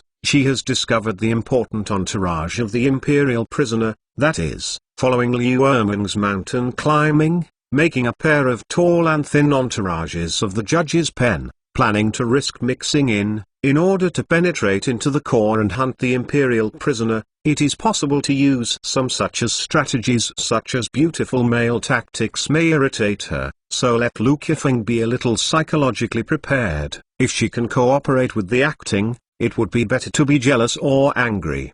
But for the sake of safety, only moderation is allowed. I don't agree. Lu Qifeng's face was pale and bloodless. Even if she was annoyed, half of the people in the cottage had moved out. At this point, she could not help but choose. And the reason she opposed it, I just feel that it is too risky to go deep into the tiger's hole, so it's better to send out the official army to suppress it. No, the principal culprit is too cunning. Only by breaking into his core can he be captured and brought to justice. Li Ji said. The emperor took a lot of thought, carefully arranged, and the army encircled and suppressed several times, allowing Song Yan to escape calmly. It shows that she is very smart and cautious. Only by getting in, trying to break into the core organization and getting close to Song Yan can the chance of arresting her increase. No one can control what she decides, not even Yidan. Don't say it, I have decided. If you are worried, just leave with others. Seeing that Lu Qifeng still wants to persuade herself, Li Ji waved her hand firmly, indicating that she has decided and will not be due to external factors or other people's reasons be affected in any way. Lu Qifeng let out a faint sigh. She could feel Li Ji's determination. Knowing that she could not persuade her, she had to choose to support. Since Master Li could not be persuaded to take the risk, Let him take the adventure together. The big deal is to be a pair of faithful mandarin ducks. After Lu Qifeng reluctantly chose to support, the following matters were easy to talk about. The two chatted for most of the night, and they discussed the details of actions and possible unexpected situations and responses. These matters are only known to the two and Gao Xiaoying. Even Feng Feng Tyrant is not necessarily clear. 3 days later, Li Ji, accompanied by Lu Qifeng and Gao Xiaoying, took a boat to the Lion Rock. Feng Baishan and other demon disciples dressed as people in Panlong's High were with Liu Yugen accompanied by 2 medium-sized fishing boats. Liu Erman failed to propose a marriage, and he slipped back to report it. Gefeichen was so angry that he could not wait to send troops to destroy Panlong village. But this matter is not at all up to him. He is only a puppet master now. The real master is called Song, Autumn Woman. Song Ku is young and beautiful, and one of the best in a million. Although she does not know martial arts, she is clever and smart. The most important thing is that she is one of Song Yan's most trusted personal servants. Song Yan is determined to return to the country. Although I bought a lot of people and recruited a lot of talents, but the manpower was still insufficient. After being hit hard by Yi Dan's long-line fishing action, he suffered heavy losses. Send out Song Qi's maid servant and entrust him with important tasks. Song Yan is very smart, but people who are too smart are often suspicious. In addition, she has suffered a major blow that has made her sex more and more suspicious. Some suspected talents are no longer reused. Even if they are still reused, they still have peace around them. Insert with eyeliners secretly monitoring. The unlucky ones are even more directly arrested and put to jail or executed. Snake Banshan Feelongton Hall Master Li Fu is one of the unlucky ones. If it weren't for someone to keep it, I'm afraid he would have been snapped away long ago. Saved, but the man was kept in a jail waiting for interrogation. Song Ku was just one of Song Yan's personal servants. He was doing the work of waiting for people. Suddenly, he was reused. He held the power of life and death. Everyone was vying to please. It was normal to be a little flat and swollen. Fortunately, she was right. Song Yan is loyal, and has a certain ability. Even if she is acting nonchalantly sometimes, Song Yan just closes one eye and pretends that she doesn't know, who makes her too short of manpower, and there are not many people who can let her use it with confidence. Song Ku was ordered to enter Banyang Lake to collect the 3 water pirates, Gefeichen, Liu Erman, and Lu Daolong. He was accompanied by a dozen superb master guards. It was smooth to take over Gefeichen and Liu Erman, but there was a little accident in taking over Lu Daolong. In fact, it is not an accident. Lu Daolong has been forcibly invited to the Lion Rock by her and put under house arrest. She is not worried that Lu Qifeng will be able to turn the sky. She is just curious about the young and handsome, martial arts and powerful Li Qi. If Liu Erman, she does not believe it, but that the martial arts legend who made the judge's pen also said the same, but she couldn't help but believe it. If it is a talent, of course she has to recruit and grow her own strength. She is now cultivating her own power little by little. Although she is trusted and reused by Her Royal Highness, there is no strong power that belongs to her in the age when her strength speaks. Everything is a castle in the air. Many things can't be done. You have to be angry with others. Song Ku, who was first in power, made rapid progress. Not only did he understand these principles, but his ambitions gradually grew. Anyway, Li Qi had already let go. 3 days later, she climbed the mountain and solved the problem with Gefeichen according to the rules of the rivers and lakes. Therefore, she was not in a hurry, and waited patiently for 3 days, and sent Liu Erman down the mountain to pick up people, showing her tolerance. Gefeichen wanted to put up a murderous formation to intimidate Lu Qifeng and Li Qi, but Song Ku vetoed them. If they dare to go to the Lion Mountain, would they still be afraid of your murderous formation? It's okay to scare the timid. Can you scare a supermaster? Don't rectify these useless things. Aunt Milk and Milk don't like it. Li Ji and others climbed the mountain under the guidance of Liu Erman. She secretly observed that the topography of Lion Mountain was much more precipitous than Panlong Mountain. If it was still in the Cold Age, Only 100 people would be able to block 100,000 troops under the mountain unless they were bombed. There will be no food, otherwise you will not be able to attack. Liu Erman took Li Jin Luqiafeng into Zhongyi Hall, while Gao Xiaoying, Feng Baishan and others stayed outside, with a dozen sturdy men standing on the side staring at them. Li Qi Luqiafeng sees all the masters. Li Jin Luqiafeng both held their fists in salute. Their expressions on their faces looked calm and relaxed. Song Ku and the others clasped their fists in return, and Gu Feiqing had to follow them with their fists, looking at Li Ji's eyes sharply, full of murderous intent. Li Ji directly ignored him and looked at Song Ku. The one sitting in the middle and heading up,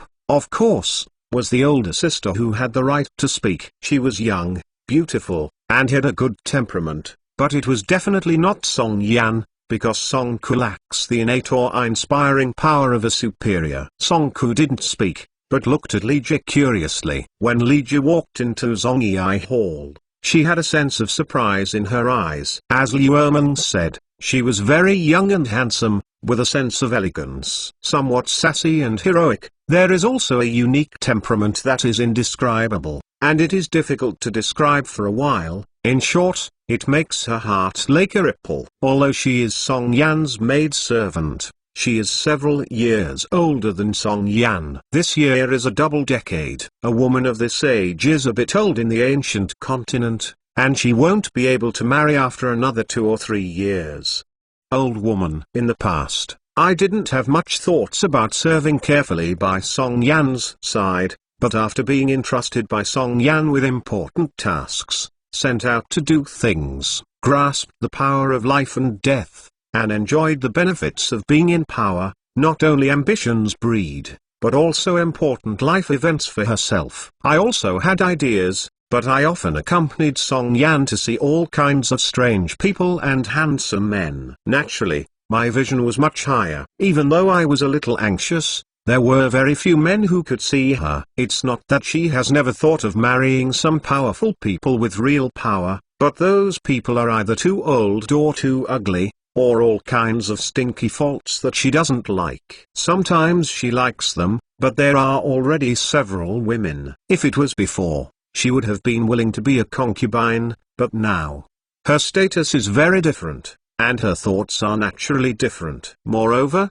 men like beautiful women, and conversely, women also like handsome men, no matter it is modern or ancient. Appearance is justice. Young Master Li is really handsome. Chapter 686. The word imagine is too mysterious. The simple and straightforward way of saying it is to look comfortable and feel good about yourself. Song Ku has this feeling now. When the seventh son of Dali enters the Juetang, it is like the halo of the protagonist above his head, illuminating in the whole hall.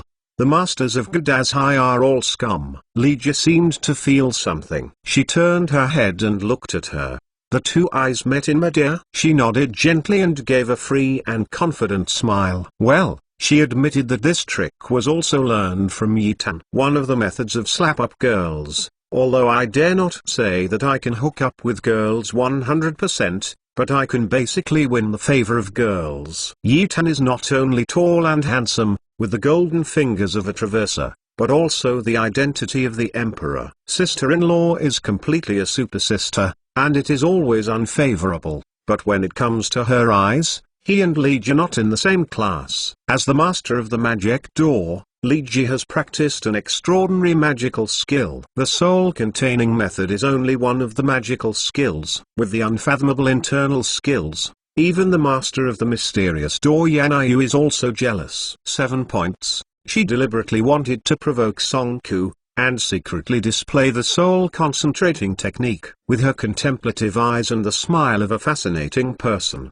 even a supermaster with a fascinating internal skill could be tricked. Not to mention Song Ku, just an ordinary person who does not know martial arts. Of course, there are several guards with excellent martial arts around Song Ku. In order to avoid being discovered by them, she secretly used the soul concentration dagger to just let it go, first to deepen the impression of Song Ku. The moment Song Ku touched Li Ji's eyes, his brain was blank. To be precise, he couldn't think. because her mind was imprinted with the handsome and unrestrained face of young Master Li, which could not go away. Set the universe at a glance. Li Jie smiled slightly, and stood still with her hands, but Lu Qifeng, who stood beside her, looked a little nervous. After all, this is Gefection's lair. Even if Li Gongzai's martial arts is no matter how high he is, who can guarantee that he can save the old man? Daddy and retreat all over. Song Ku looked at Li Jie dumbly at Li Jie standing still.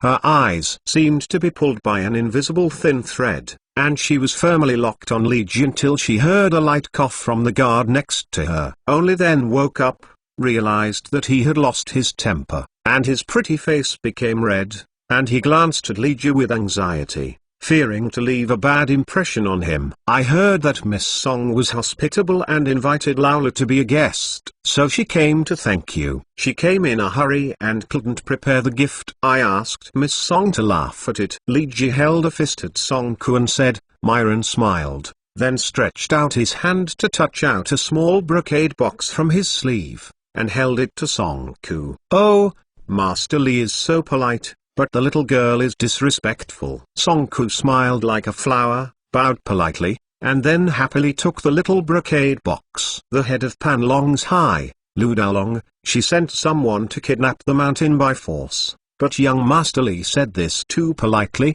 taking care of the feelings of both parties, not only makes people feel comfortable, but also releases goodwill and listens. Scholars are not the same. Gefeiction is not worthy of comparison. It's no wonder that she looked down on Gefeiction and other wild water pirates. The ancient continent was hierarchical, men were inferior to women, even if Yitan improved the social status of merchants, craftsmen, women, etc., abolished the imperial examination system, copying the modern teaching concepts of later generations, leaving some poor children of the family can also go to school. But the old concepts and customs are still deeply ingrained, and Yitan does not want to change them all. Scholars are still very high in many people's hearts. Although Song Ku is a maidservant, but the Princess Song Yan who serves is much higher than that of a maidservant of a large family. When some officials have something to ask Song Yan, they have to respect Sister Ku when they meet her, and she is now appointed by Song Yan. The important task has been paid for the taste of power, and the mentality has changed a lot. The Libra in his heart is more inclined to Li Qi, a handsome boy who has read. She opened the small brocade box and saw that there was a golden phoenix hairpin inside. It was exquisitely crafted and was made by a famous artist. Her eyes could not help but a bright smile, and the corners of Dan's red lips showed a happy smile. She has served Song Yan in the palace for many years, and Song Yan is very much loved by the emperor. She wears gold and silver every day. She has never seen any valuable treasure. This beautifully crafted golden phoenix hairpin is worth at least 500 or 600 gils of silver. It was a very expensive gift, and a woman was born with no resistance to rouge and gold and silver jewelry. Song Ku was naturally very happy, and his affection for young Master Li was directly overwhelming. Young and handsome, unrestrained, elegant and generous, with a good background, strong in martial arts, and good character if he wants to come. Isn't this the Prince Charming in the dreams of young girls? At this moment, Song Ku was really tempted. Young Master Li, please sit down, Miss Lu. I will invite Da Lu to be the master. Song Ku said. For the sake of young Master Li's face, she decided to invite Dalong Lu personally, and first confess some things clearly so as not to be embarrassed in the future. The main reason is to leave a good impression in front of young Master Li. In fact, her reaction is quite normal, whether it is modern or ancient. A woman who falls in love will have a big change in her mentality unknowingly. To put it bluntly, it is a decline in IQ. Young Master Li, please sit down, Miss Qifeng. Uncharacteristically, Gefeiction personally brought the chairs and invited the two to sit down. He had a flattering face. Don't think he was big and thick, but he was not stupid. He could see a little bit from Song Qi's gaff, and his brain was brilliant. Shan, remembering that Song Das family hasn't married yet. To be honest, when talking about martial arts in terms of appearance, he and young Master Li are not at the same level. and there is absolutely no hope of competing with him for Lu Kefeng. But if Song Das master plugs in, then the situation is completely different. He sees it. When he came out, Song Da's family's affection for Li Gongzai was not just as simple as that. It's normal for a male unmarried or unmarried woman to spark a little spark. Therefore, he has to please Li Gongzai and promote the good deeds between him and Song Da. Girl Kefeng will naturally become his woman, ha. Master Gu is polite. Li Ji clasped her fist politely. She could see what idea Gefection was making in her heart, and it happened to be smooth. Maybe this guy could take advantage of it. Lu Kefeng was holding a pretty face and didn't appreciate it at all. Although she had been psychologically prepared and knew that this was acting, she still felt a little uncomfortable in her heart. She secretly accused Song Ku of being a shameless vixen, and Gefection joined in at this time. Coming up is like stretching her face to make her pump. Ha. What are you still doing? Hurry up and serve Miss Kefeng and young Master Li. Gefection had a thick-skinned face. He just rubbed his hands and smirked, yelling his subordinates to serve tea to the distinguished guests. He used to be the leading eldest brother. It was true that he wanted to marry Lu Kefeng, and it was true that he annexed Panlong's High. But now he is demoted. Lu Kefeng is the leading eldest sister. He is just a senior errand runner. It is not his turn to annex Panlong's High. Now he really wants to marry Girl Kefeng as his wife wholeheartedly. Li Ji glanced at Lu Kefeng with a smile. Lu Kefeng was annoyed and rolled his eyes. Chapter 687 Big Flicker. The head of Panlong village, Lu Dalong, took two old brothers out of the lake to do business. On the way back, he was blocked by Gefection's lead. There were several masters brought by Song Ku by Gefection's side. Lu Dalong knew he was invincible when he played against him. He was very sensible, gave up resistance, obediently went up the mountain with Gefection, and was placed under house arrest in the village. Apart from losing his freedom, he was fine, and Song Ku also gave a delicious treat. Of course, Song Ku wants to annex Panlong's High. In addition, he is busy, and will not have time to threaten Lu Dalong for a while. Otherwise, Lu Dalong and his two old brothers may not have good fruit to eat, and fortunately so,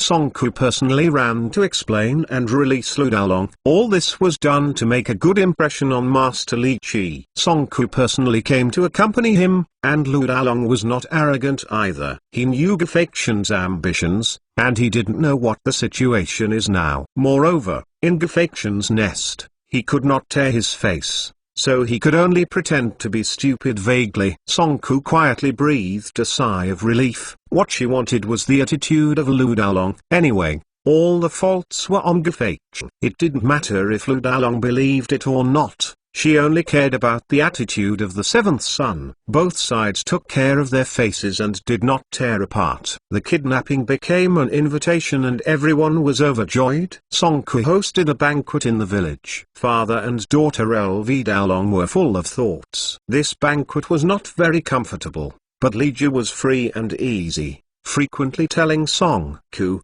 Gefection and others toasted to express their gratitude. Everyone was very enthusiastic and didn't mention any festive or unpleasant things. The banquet naturally became harmonious and lively. The guests and the host enjoyed themselves, at least on the surface. LV Dalong punished himself for 3 cups on the excuse that there was something at home, then held a fist and dragged LV Kefeng away. Song Ku was anxious. As long as Master Li didn't leave, she pretended to be polite to stay a few times and asked Gefection to see off the guests on her behalf. Lu Kefeng looked back 3 steps with a reluctant expression, but she was also aware of her father's stinky temper, and she had no choice but to leave. Her heart was full of worries. She was not worried that Li Ji was in danger, but worried that she could not bear it. Song Ku, the sow fox's lure confused, slept with her in a silly way, and it was a big loss. That night, Li Ji stayed in the village. Song Ku arranged a guest room for her. The big room next to her was actually the room of the maid Xia Dong. There is also spring water on the mountainside of Lion Mountain, and 3 wooden sheds for baling have been built.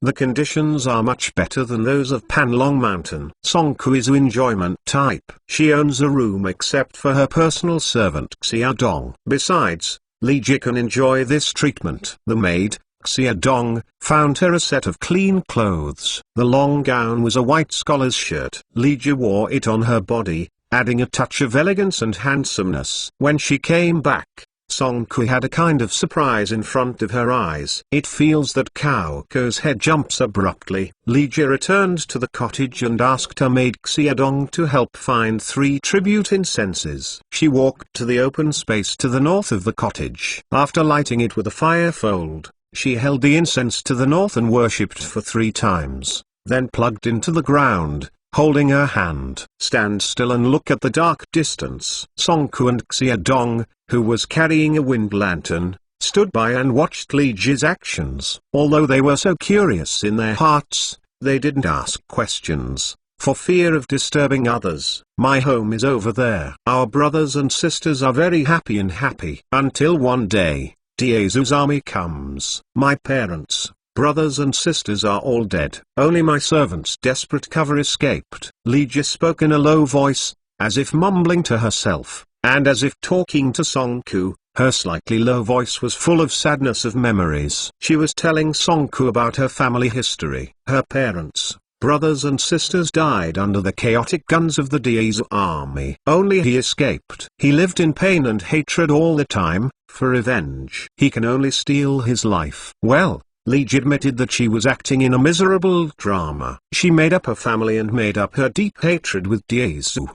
The purpose is very simple. It is to win Songkyu's sympathy and trust. She acted entirely on her own preferences, acting rashly, and occasionally doing unscrupulous things. Although a little shameless, she did not feel guilty when dealing with enemies. This is the biggest difference between her and Yan Ayu's actions. Lu Daolong and Lu Qifeng left, but she stayed for no reason. Songkyu's shrewdness and lack of suspicion and vigilance in her heart are strange. Therefore, she arranged such a play to explain and dispel Songkyu's suspicion. Then you and Miss Lu. Songku had already heard tears in his eyes, and unknowingly walked to Li Ji and reached out to support her arm. She felt that her cheeks were hot and tangled and shy, but she still insisted on holding on and not letting go. It was kind and fierce. How could she miss the good opportunity for the further development of the son? Do you want to hear the truth or lies? Li Ji blinked bright and deep eyes, and a playful smile appeared from the corners of her lips. She also suddenly had a playful heart and teased Songku. This felt quite funny. No wonder the emperor often slipped out of the palace to tease her sister. What I enjoy is the process of flirting. Of course they want to hear the truth, Songku said,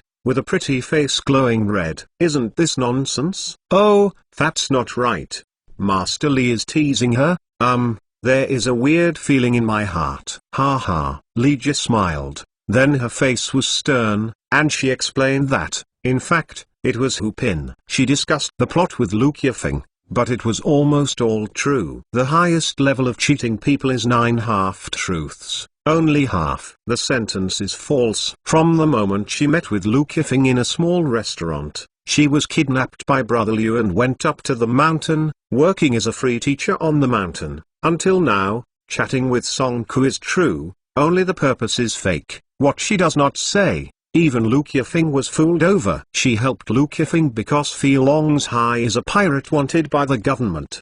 The purpose is very simple. She wants to avenge the dead family members. The enemy's enemy is a friend. Therefore, she wants to use the power of Feelong's High to fight the government, although it won't have much effect. But it's okay if the government can be disgusting, or at least it can give a breath of disgust in their heart. The original plan was like this, but after learning that there were Liu Erman's King Long Village and Gefaction's Lion Village in Panyang Lake, she inevitably had the idea of annexation. It happened that Liu Erman came to Feelong Village to propose marriage for Gefaction, so she also took advantage of the situation. Unexpectedly, the head of Lion Village is Songku. Unexpectedly, the master of Lion Village is Miss Song. Miss Song is a woman who doesn't let her beard and eyebrows, so she is admirable. Li Ji, who pinched a chase, and then slapped her flattering. "Miss Song, you have conquered Gafake Liu Erman. He is really a heroine,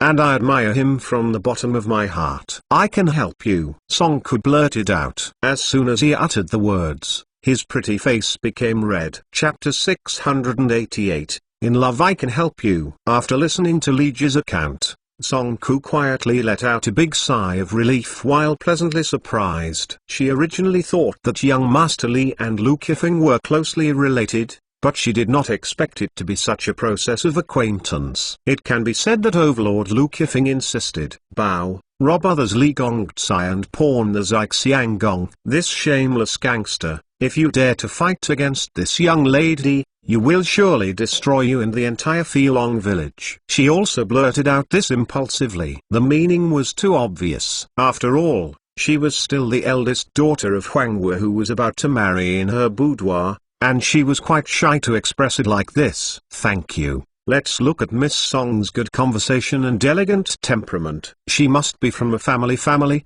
right?" Li Ji asked with a smile. Praising each other is one of the normal social tricks to dispel the feeling of strangeness between the two sides and bring each other closer. But if the girl is a little bit interesting, it often achieves great results. "Yeah?" Song Ku responded softly. This topic made her feel a little entangled, but in the end she managed to deal with it vaguely. After all, she was just a maid-servant serving the princess. In terms of status, she could not be worthy of the other son Li. Just play stupid and change the subject. "The moon is quite round tonight." Well, the breeze and the moon, the fragrance of flowers is intoxicating. Unknowingly, the two stood together and chatted softly. Although they were talking about some ordinary interesting things, they felt that there was no sense of strangeness, as if they had known friends or lovers for many years. Song Ku smiled like a flower, with a happy smile on the corners of Dan's red lips. The bright moon was in the sky, the stars were dotted, the breeze was faint, the fragrance of flowers was intoxicating, and he whispered softly, "Isn't this just the wonderful and warm scene of the lovers in the novel described in the novel?" She felt that she was in love, and her heart was full of sweet happiness. Unknowingly, the night was already very deep, but Song Ku still didn't feel the slightest fatigue. But seeing that Li Ji was sleepy, she had to go back to her room reluctantly. This night, she tossed and turned and could not sleep. The maid Xiaodong. Several women in the cottage were ordered to make new clothes for Master Li Kiki overnight. Early the next morning, Xiaodong brought water and a face towel to serve Li Ji to wash, and then brought breakfast. Song Ku accompanied her to dine with her. It was a warm taste of a virtuous housewife's wife attending the meal with her husband. After breakfast, Song Ku took out the new clothes that Xiaodong had sewn overnight. Li Ji thanked him again and again. Song Ku knew how to pretend to be confused. Of course, he obliterated the maid Xiaodong's work for staying up all night and rushing to work. Later, Song Ku acted as a guide to accompany Li Ji to visit the Lion Rock. The two of them strolled and watched the scenery while chatting. It was very like a young couple outing and sightseeing. The maid Xiaodong followed in a distance with a bamboo basket full of fruit snacks behind. Although Song Ku is clever and smart, she spends most of her time serving Song Yan in the palace,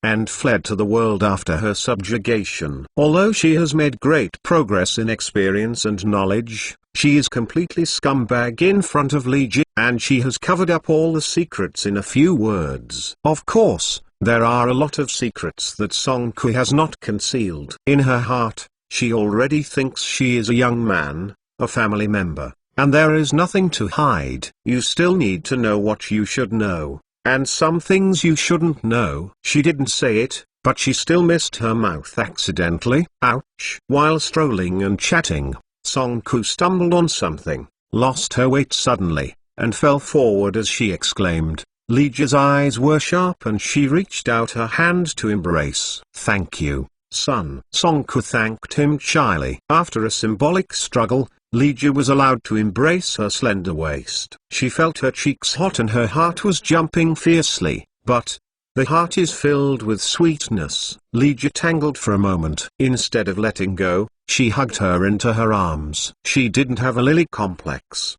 but in order to get into Song Yan's core high level, she could only use beautiful male tactics and capture Song Ku first. Besides, if Song Ku is not stupid and loyal, he should be able to spend his life in peace. Song Ku didn't want to say anything at this moment, nor did he want to think about it. He just wanted to sit quietly in young Master Li's arms. This heart made her feel unspeakably warm, comfortable, safe and happy. These years, following Song Yan's destiny, hidden in Tibet, she was too tired and too scared. She just wanted a warm and safe home, a husband and a son, and a peaceful life. Near the evening, the two returned to the cottage hand in hand. As they approached the gate, Li Ji let go of Song Ku's hand. Song Ku's heart was full of sweet happiness. Young Master Li was considerate, and he won't marry in this life. When entering the village, Li Ji saw that Liu Ermin was leading the brothers in the village with spears and clubs. She stopped for a while, shook her head,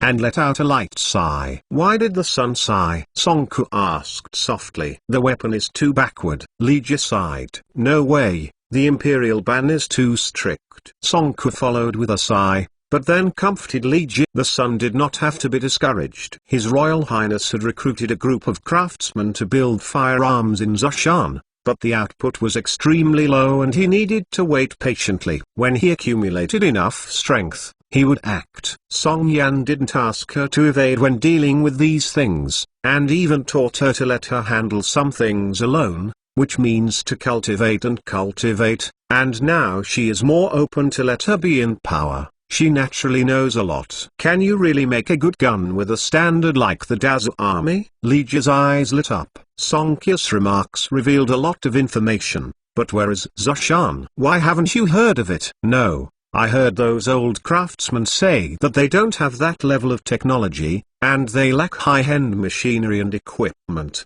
and lack iron ore. They can only build outdated after-loading guns, and they can't build copper shells. They can only use customized paper. Bullet case, alas. Song Ku sighed. There is no other way. The law of the Great Zhou Empire strictly prohibits the possession of guns by the people. In this regard, the investigation is very strict. Regardless of the background, no one dared to touch the bottom line in this regard after playing with a few reckless early birds, except for people like Song Yan who swear to be indifferent to the Great Zhou Empire. The blacksmiths Song Yan looked for were all eye-catching, and some were kidnapped and forced. They concentrated on making guns and ammunition in a secret factory in Zhoushan. High-end machinery and equipment were not available, so productivity was low. The smelting of iron ore is also a terrible problem. I dare not buy in large quantities and the transportation routes have to be secret. In short, it is very troublesome. Oh, yes, it would be good if you have. Li Ji had an expression of understanding, but there were different thoughts in her heart. The emperor had a foresight and ordered a ban on guns. Otherwise it would be really a big trouble. Song Yan and others are a big disaster. It must be eradicated as soon as possible. By the way, so many people, how to solve the livelihood problem. Chapter 689. So many people, how to solve the problem of livelihood. Li Ji asked. She also suddenly remembered this question. This is a big problem. It may involve a wide range. I believe the emperor is also interested in this problem. According to the news that Song Ku accidentally revealed, when Song Yan was at its most glorious,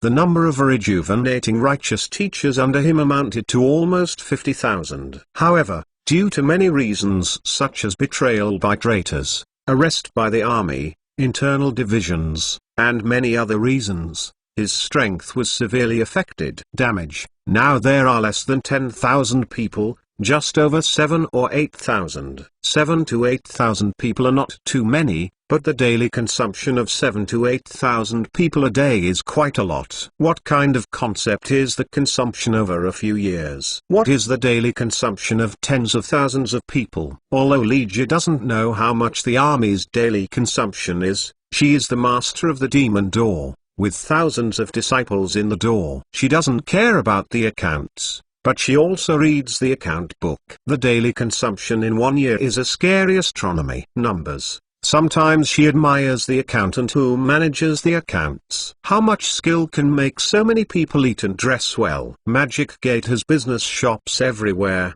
and there are many grey income channels. It depends on these incomes to support all the consumption and operation of Magic Gate. In short, looking at the data on the books is scary enough. Song Yan is a subjugated princess. Even if she evacuated before the imperial capital was captured, she secretly carried away a large amount of treasure, enough to spend the rest of her life, but used to raise so many people, plus the expenses of buying people's hearts and purchasing weapons and equipment. If it goes bigger, it will be lost within a year. If it can still support it to the present, there must be other sources of funds. The channels of these sources of funds are important intelligence. I don't know. These matters are the former Minister of Households, Mr. Liu Yongjin, and Mr. Liu is in charge, but he sees that the princess often worries about money and food. It seems that Mr. Liu has said that if there were no secrets of some former court officials and wealthy businessmen funding, I can't hold on for a long time. Well, in fact, Your Highness has had a hard time. Song Ku sighed, staring at Li Ju with eyes full of expectation. I don't know why, she was full of confidence in young Master Li, as if he could solve all problems as long as he took action. This matter.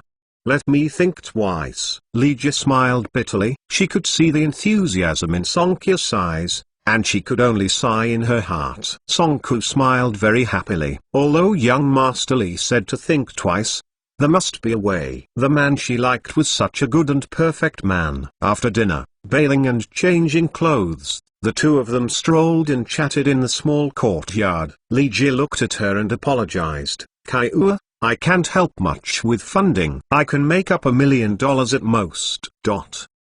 Kai-ua. Master Li called me Kai-ua. Song Ku was so pleasantly surprised that he almost jumped up. Before, young Master Li called her Miss Song. Although she seemed respectful, she lacked a sense of closeness. Kai-ua's name seemed ordinary, but generally only the closest people would call it that way. Li the son has already regarded her as his own person, so happy. Kai-ua, what's the matter with you? Ah, nothing, young Master Li, what did you just say? Hearing a few calls from young Master Li, Song Ku reacted, and his face turned red. Fortunately, the light was dim and young Master Li might not be able to see it. It was because his heart was beating too hard. Suddenly, as if he wanted to jump out of the chest, Li Ji smiled bitterly and repeated what she said just now. It seems that the emperor is right. Regardless of men and women, once they fall in love, their IQs will drop severely. This really proves this truth again. More than 1 million new coins? Song Ku was shocked. For the poor people, more than 1 million won't be earned in 10 lifetimes. Even if it is a rich merchant, it is a huge sum of money, some trenches may not be able to make up. No, I don't agree. As soon as the words were spoken, Song Ku's pretty face rose to fame again. In her heart, she was no longer the son of Li who did not marry, and son of Li was obviously interested in her. As long as she worked harder, it would be inevitable to go to court and marry in the future. I thought I was Mrs. Li, so I said this subconsciously. Her Royal Highness' great cause of rejuvenation is of course very important, but it is a matter of the country. Doesn't the princess often say that public is public and private is private? Public and private must be distinguished. Since public and private are clearly distinguished, then this huge sum of money is Master Li and her. How can you donate your private property? Well, even if you want to help the princess, donating $100,000 is a lot of money, much more generous than the greedy and stingy old ministers. Why? Am I not trying to help you? Li Ju was startled. Her purpose of donating this huge sum of money was not only to please Song Ku and gain her trust, but also to attract Song Yan's attention. Song Yan's shortcut. Song Yan is currently suffering from domestic and foreign difficulties, and when she is in distress, this huge sum of money is tantamount to giving away charcoal in the snow, which temporarily relieves her urgent need. I don't believe that she is not interested in this kind of generous gold master. No. Yo, how do you put it? Public is public, private is private. public and private are clearly distinguished. This money is too big. The son will have to marry a wife and have children, open branches and leaves. Also need a lot of money. Songku quickly explained, but the more he stammered, the lower his voice became, especially when it came to marrying a wife and having children. His voice was even lower, almost inaudible. I know what you are worried about. Don't worry, you don't want to stop. The heavens are destroyed, I just donate a small part. Li Jie laughed, holding her hand, and softly explained, although this son has been wiped out and is incognito and desperate, but his ability to make money is not small. Don't worry, this son is not so stupid and donates all his wealth. Come out and leave a part of it to marry a wife. Ha. When she talked about marrying a wife and giving birth to a child, the hand holding Songkya's small hand tightened. Songkya's pretty face was instantly full of shame, but her heart was as sweet as drinking a bee, and there was a hint of expectation and tension. The meaning of young Master Li is self-evident. It makes her feel happy and sweet but also full of expectations. If young Master Li thinks about it tonight, what should she do? Is it acquiesced or rejected? However, young Master Li is a very polite gentleman. Even if he holds her hand, embraces her waist and embraces her in his arms, but that's all. No further steps make her feel nervous. While full of expectation, she can't help feeling a little disappointed, but it also shows that the character of the other person is outstanding, and she is fortunate that she can find such a good match. The final result of the discussion between the two people is to donate 500,000 Singapore dollars. Songku still has the same reasons. Public and private. Isn't the principle of those big families dealing with the affairs of the family, the country and the world? We can't break this example. Tide is a big trend. Besides, 500,000 is really a lot, enough to make the princess go crazy. Li Jie didn't force it, as long as it could attract Song Yan's attention. It would also make Songku happy along with it. Chapter 690. Before the sky was fully cleared, Lu Qifeng and the maid Gao Xiaoying came, and brought Li Jie her backpack by the way, which contained some change of clothes, accompanied by a middle-aged uncle named Zheng Leoliu. Zheng Leoliu was actually dressed as a disciple of the demon sect to deliver some external news. Girl Qifeng, thank you for your hard work. Li Jie took the backpack and smiled and thanked her. She understood what Lu Qifeng meant by coming. She gave her clothes as an excuse. In fact, she told her that she had persuaded her stubborn father, Lu Daolong, to accept the imperial court's offer. Of course, the clothes were also true. Inside, it represents the feelings of other girls. Lu Qifeng didn't speak, but just nodded. She felt something uncomfortable surging in her heart, but thinking of Master Li's repeated warnings, she had no choice but to hold back her hair. Songku saw it in her eyes, with joy in her heart. After receiving the report, she and Li Jie came out to greet Lu Qifeng. She deliberately got close to Li Jie with sweet happiness on her face and the joy of the winner. The smile may not be understood by others, but she believes that Lu Qifeng must be able to understand it, which is enough. Of course, it is normal for a man to have 3 wives and 4 concubines. A handsome and capable man like young Master Li is definitely not something she can monopolize. Therefore, she does not intend to prevent young Master Li from getting close to Lu Qifeng, but the premise is that she is the big house that Ming Media is marrying. The mistress in the backyard of Li's house, and the other women can only be concubines. Next, Li Jie acted as the middleman, and the 2 women sat down to discuss the terms of cooperation. Although the 2 women were smiling, there was a touch of hostility in their eyes, but they all looked at Master Li's face, and there was no attack. During this period, Feng Baishan had relayed some of the words Li Jie had previously confessed to Zheng Leoliu, and asked him to step up to handle it. Perhaps because of Li Jie, the 2 sides quickly negotiated the conditions for cooperation. Lu Qifeng's conditions were not too many, that is, he wanted food, weapons and equipment. These were normal requirements, and not much. The real and only condition was only follow Master Li's command. Songku has no objection to this. Anyway, she is the one who has the big advantage, and she even takes it for granted that the only condition that Lu Yifeng puts forward is to fight her. In short, she has taken the place in the big room, so why don't you be upset about Lu Yifeng? It can only be the status of a concubine, and she has to be under her control. As for whether it can be managed, that is another matter. After sending off Lu Yifeng, Song Ku asked Gu Feiqing and Liu Erman to confess some things, and asked them to hurry up to train their troops, and asked the maidservant Xiadong to stay under supervision, and accompany young Master Li to go out of the lake to collect money, buy some rouge gouache or something. After the arrangements were made, Song Ku dressed up again and dressed himself up to show off. Then he went down the mountain and out of the lake with Li Ji and Feng Baishan, and the 2 demon sect disciples accompanied him as entourage. Li Ji and other talents disembarked. There are already demon sect disciples waiting on the shore of the lake, and there is also a luxurious carriage. These are all Li Ji ordered to get off. Zheng Liaoliu will go out first to inform, and the demon sect disciples will do it. Various preparations. The Imperial Security Bureau secretly assisted and cooperated. Li Ji held the Emperor's jade pendant and contacted the Marine Police Corps, and naturally shocked her. She reported to Dan in the form of flying pigeons. Even the Emperor Yi Tan was alarmed. First sent to the boss of the Imperial Security Bureau, Huyo Zongfei rushed to sit in town,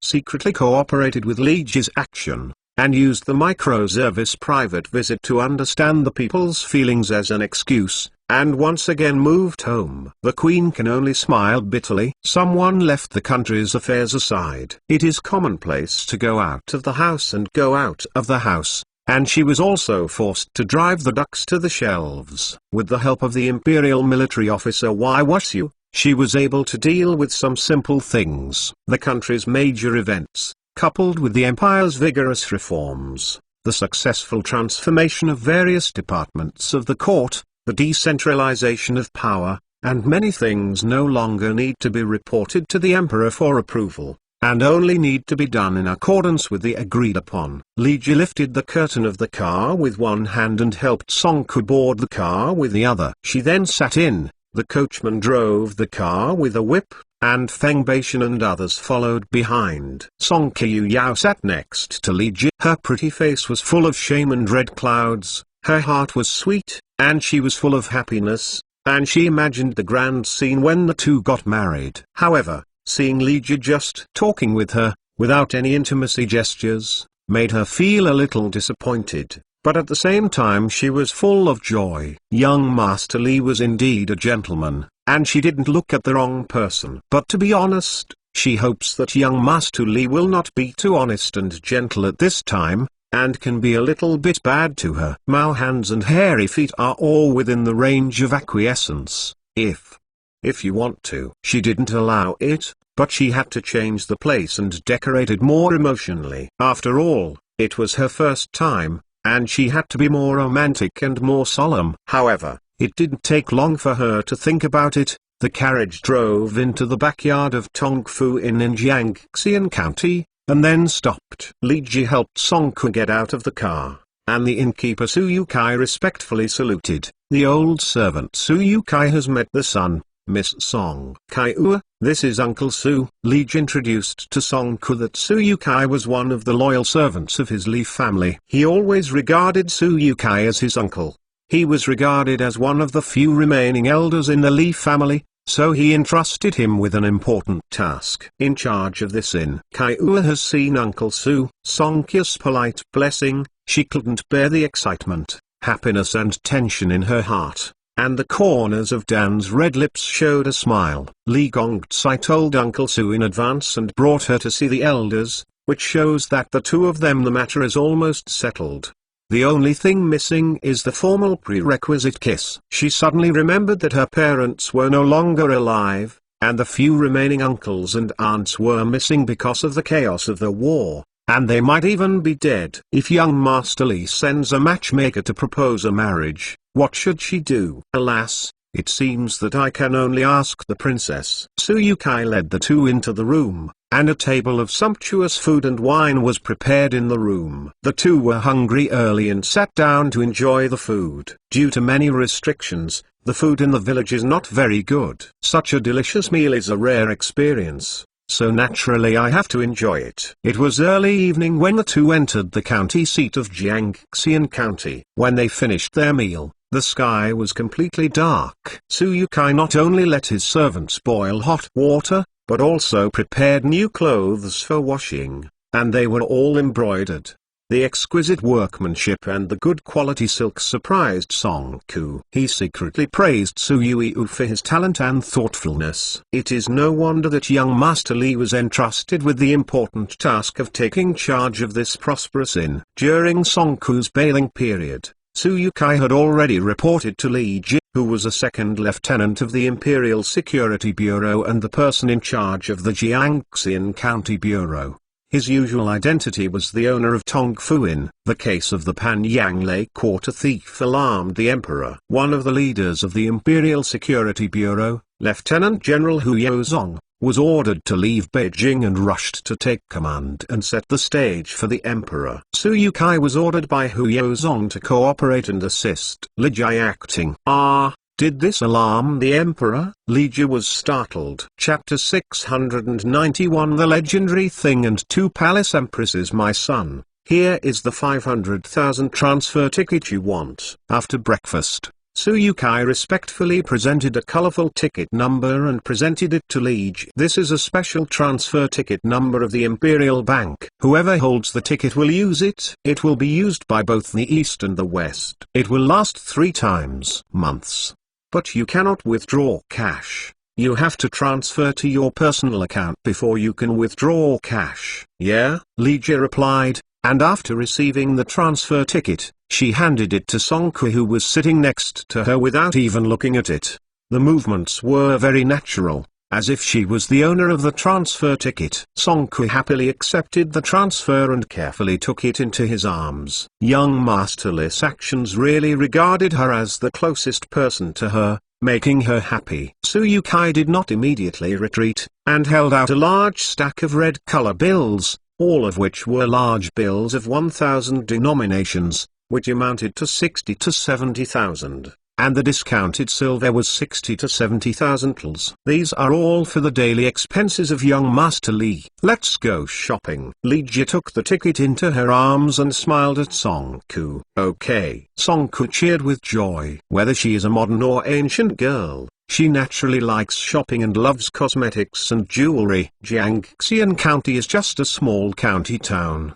The land is not too big. Its market is only 2 streets. Although the land is small, the market is quite lively. People walking in and out of the street, saying hello, laughter, voices, shouts and chants converge, giving people a lively scene full of vitality. The two of them walked on the street, a handsome, charming, suave, and beautiful. They were simply a pair of strangers made in heaven. They attracted the attention of passers-by. Some young and beautiful girls were sneaking at the handsome Li Gongzai. Kubo was dark. Sending it, boldly and winking, almost came forward to find Song-ku to single-handedly rob her boyfriend, making Song-ku feel a lot of pressure. The two went into a jewelry shop. Li Ji chose a few exquisitely crafted and not cheap jewelry, and bought some rouge gush. She was naturally beautiful and had an excellent skin tone. She didn't need makeup at all. Yitan, although she gave her a lot of high-end and expensive cosmetics,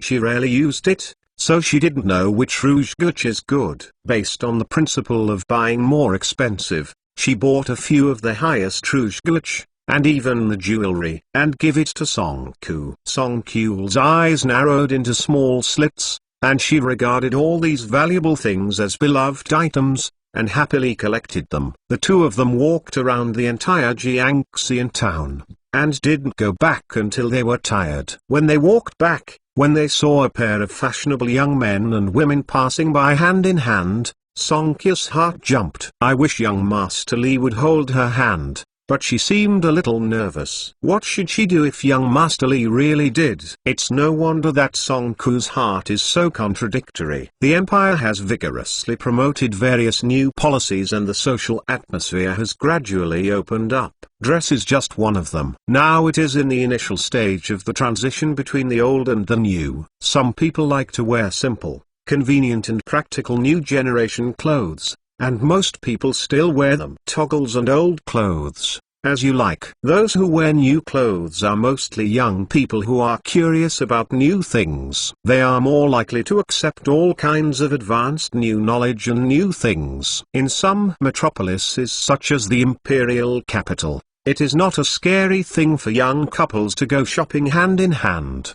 At that time, it was sprayed by countless defenders, but the young people still went their own way. With the emperor taking the lead, they gradually became accustomed to it and began to be accepted by the world. But a big city is a big city. In a relatively remote place like Xiangjiang County, the old concepts and customs are still very serious. Open-minded young people who make a little outrage will be sprayed and pierced by stubborn and conservative guardians. If it was before the release, it was normal to lynch the pig cage, but now it is illegal, and it is necessary to be held accountable. But it is to smash the head to pay for the life. Song Ku followed Song Yan to the end of the world, traveled many places, and even hid in the imperial capital of the Great Zhou for some time. The atmosphere of the imperial capital was the most open. The streets were full of hand-in-hand young couples who looked intimacy and happy. Get used to it. She hopes that young Master Li will hold her hand,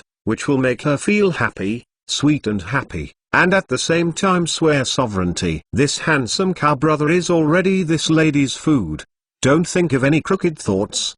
There is no door. After dinner, bathing and changing clothes, the two chatted in the small courtyard. After all, Song Ku was not a martial artist. After a day of shopping, he was exhausted. Even if he did not give up, he could hardly resist the attack of the Sandman. Even yawning, Li Ji was very considerate to send her back to the room to rest. When he entered the room, Song Ku was nervous and entangled in every way. What if young Master Li followed in? Is it rejected, or is it the default? It's a pity that young Master Li in her eyes is very upright and perfect. She just stood outside the door, with a gentle smile on her handsome face, but she didn't mean to enter the room at all. This made her feel a little disappointed, but she was so sleepy that she fell asleep shortly after lying down. Yao Zong has seen the Empress. In the secret room of the Tong Fu Inn, Hu Yaozong, one of the leaders of the Imperial Security Bureau,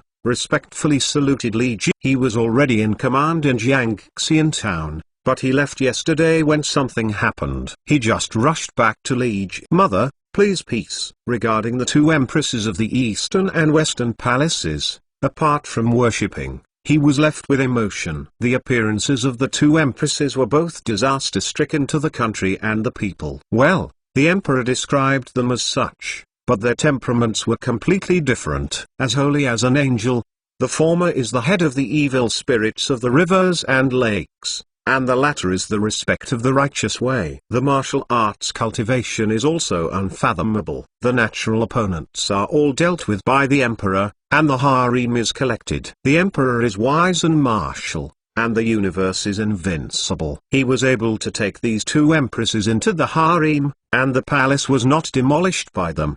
His pen was not good enough. In addition to worshipping, think about the tigress at home, but just accept one. Concubine Fang can chase him all over the street. This person is better than human, and can be annoying. The two palaces of the East and the West have been fighting for years, not only quarreling, fighting wits, but also making a big fight. The fight was shocking and weeping. Although the palace was not demolished, it is rumored that the whole harem was hardened. The natural stone mountain was smashed to pieces, and then disappeared. The legend is that you have enlightened you and cultivated to the peak of martial arts, and you don't know whether it is true or not. Anyway, the two have never fought again. But it didn't last long.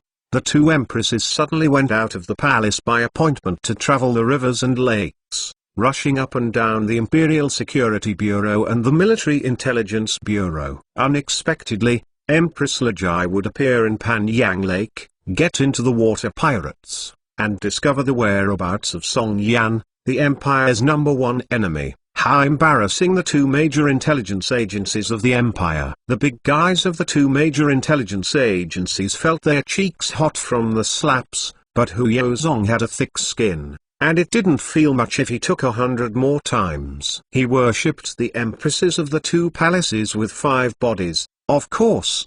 The emperor who took the 2 empresses of the Eastern and Western Palace into the harem was even more eloquent than words. Chapter 692 The arrival of the emperor. The emperor will be there in 2 days. Lygia was startled. She didn't expect the emperor to come so fast. She couldn't help shaking her head. This emperor was sometimes a fool, leaving the country aside, ran out of the palace to fool around, show off the coquettish sorrow, dazzled with flowers, and look ahead.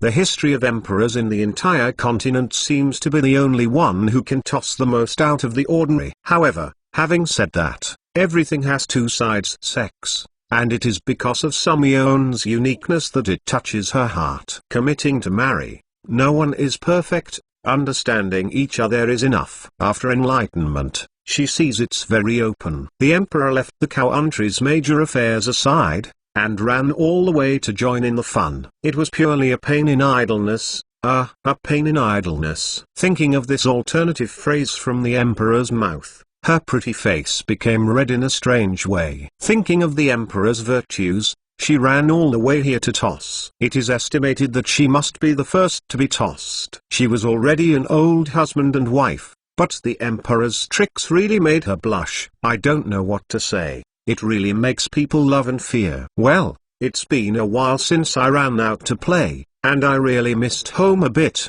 missed the kids and sisters at home, and missed that big blushing villain, so let's wait 2 more days, meet up, let's go later. The next day, Lygia continued to go shopping with Songku. Today I bought a few bright and gorgeous silk cloths, and then asked the tailor to tailor the clothes, and agreed to take the dress for 3 days. Lygia paid an extra for this. Both parties were overjoyed with Bai handmade money, and Songku was so sweet in his heart that he could only wish to marry young Master Li in the bridal chamber tonight. When you're tired from shopping, you can find a clean restaurant at will, order some food and drink, have a meal while chatting, then go to the tea house to listen to a book and rest, or walk around the city. Visit the little famous mountains near the county seat. That's it. 2 days passed. At dinner in the evening, Tsuyukai blinked her eyes. Lygia understood that after Songku took a bath and changed her clothes, she secretly applied the soul contemplation duffer to make her feel sleepy and fell into a deep sleep. Lygia still didn't worry. She made Songku's sleepy acupuncture point again, and ordered Tsuyukai to send someone to stare at it. And then she hurriedly left. Hu Yozong was waiting at the back door with a group of plainclothes guards. There was also an ordinary but very clean carriage. Lygia got into the car, and the coachman swung the whip and drove away. Hu Yozong and the guards followed behind. Yi Tan rushed to Jiangxian town in the evening. Hu Yozong used his power early and borrowed the mansion of a wealthy businessman in the county town to serve as the emperor's temporary residence. He asked his subordinates to search carefully and repeatedly, but there was nothing left. Digging 3 feet in the ground is relieved. As soon as Yi Tan arrived, he moved into the temporary residence, took a shower and changed clothes. At the same time, he asked Hu Yozong to invite Lygia to come over. He didn't see him for a long time. He missed it. He would love him tonight. Hu Yozong only accompanied Lygia to the outer house and stopped and let Lygia walk into the inner house by herself. Generally speaking, the inner house lived with female family members, which was a forbidden place for men. Unless invited by the host, they were not allowed to enter. Nishang has seen my sister, Feng Nishang, who was waiting inside the door, smiled and greeted Lygia fully. My sister is getting more and more cute. Lygia smiled and stretched out her hand and squeezed her tender face. The concubines in the harem and Feng Nishang are well behaved, gentle, considerate, and the most favored by the emperor. As long as she goes out, she must be taken with her to serve. The concubines have the opinions are not good. Who would let them not have such a good sex personality and the way of serving people like Feng Nishang? Sister made fun of people again. Feng Nishang said ashamed. She is very popular and has a good relationship with all the sisters, but Lygia is the only one who likes to pinch her cheek. There is no way. Although she has made great progress in martial arts, She has practiced. No matter how good it is, Li Ji's phoenix pause can't be avoided. Have you eaten? Yi Tan's first sentence when he saw Li Ji was to ask her if she had eaten. The table in the room had a few colorful exquisite home-cooked dishes. He was not frugal, but he would not extravagance and waste. The usual meals are exquisite and adequate. I have already eaten it, Li Ji replied with a smile. A very ordinary sentence, but somehow she felt that her nose was a little sore, as if something was blocking her heart. It was a little bit uncomfortable, but more as sweet happiness. She knew in her heart that the emperor left the country aside and ran all the way to join in the fun. Although there were reasons such as his sex personality, the main reason was that she was worried and missed her. Although she did not become so exaggerated as a beauty, but she was still very moved. Feng Nikin filled 2 bowls of rice, placed them on the dining table, and then quietly stepped back. She is so considerate. The emperor has been worried and missed the 2 empresses of Dongxi Palace for a long time. When we meet, there must be a lot to say. There are a lot of things to do. Little don't be better than newlyweds. Many husbands and wives do this,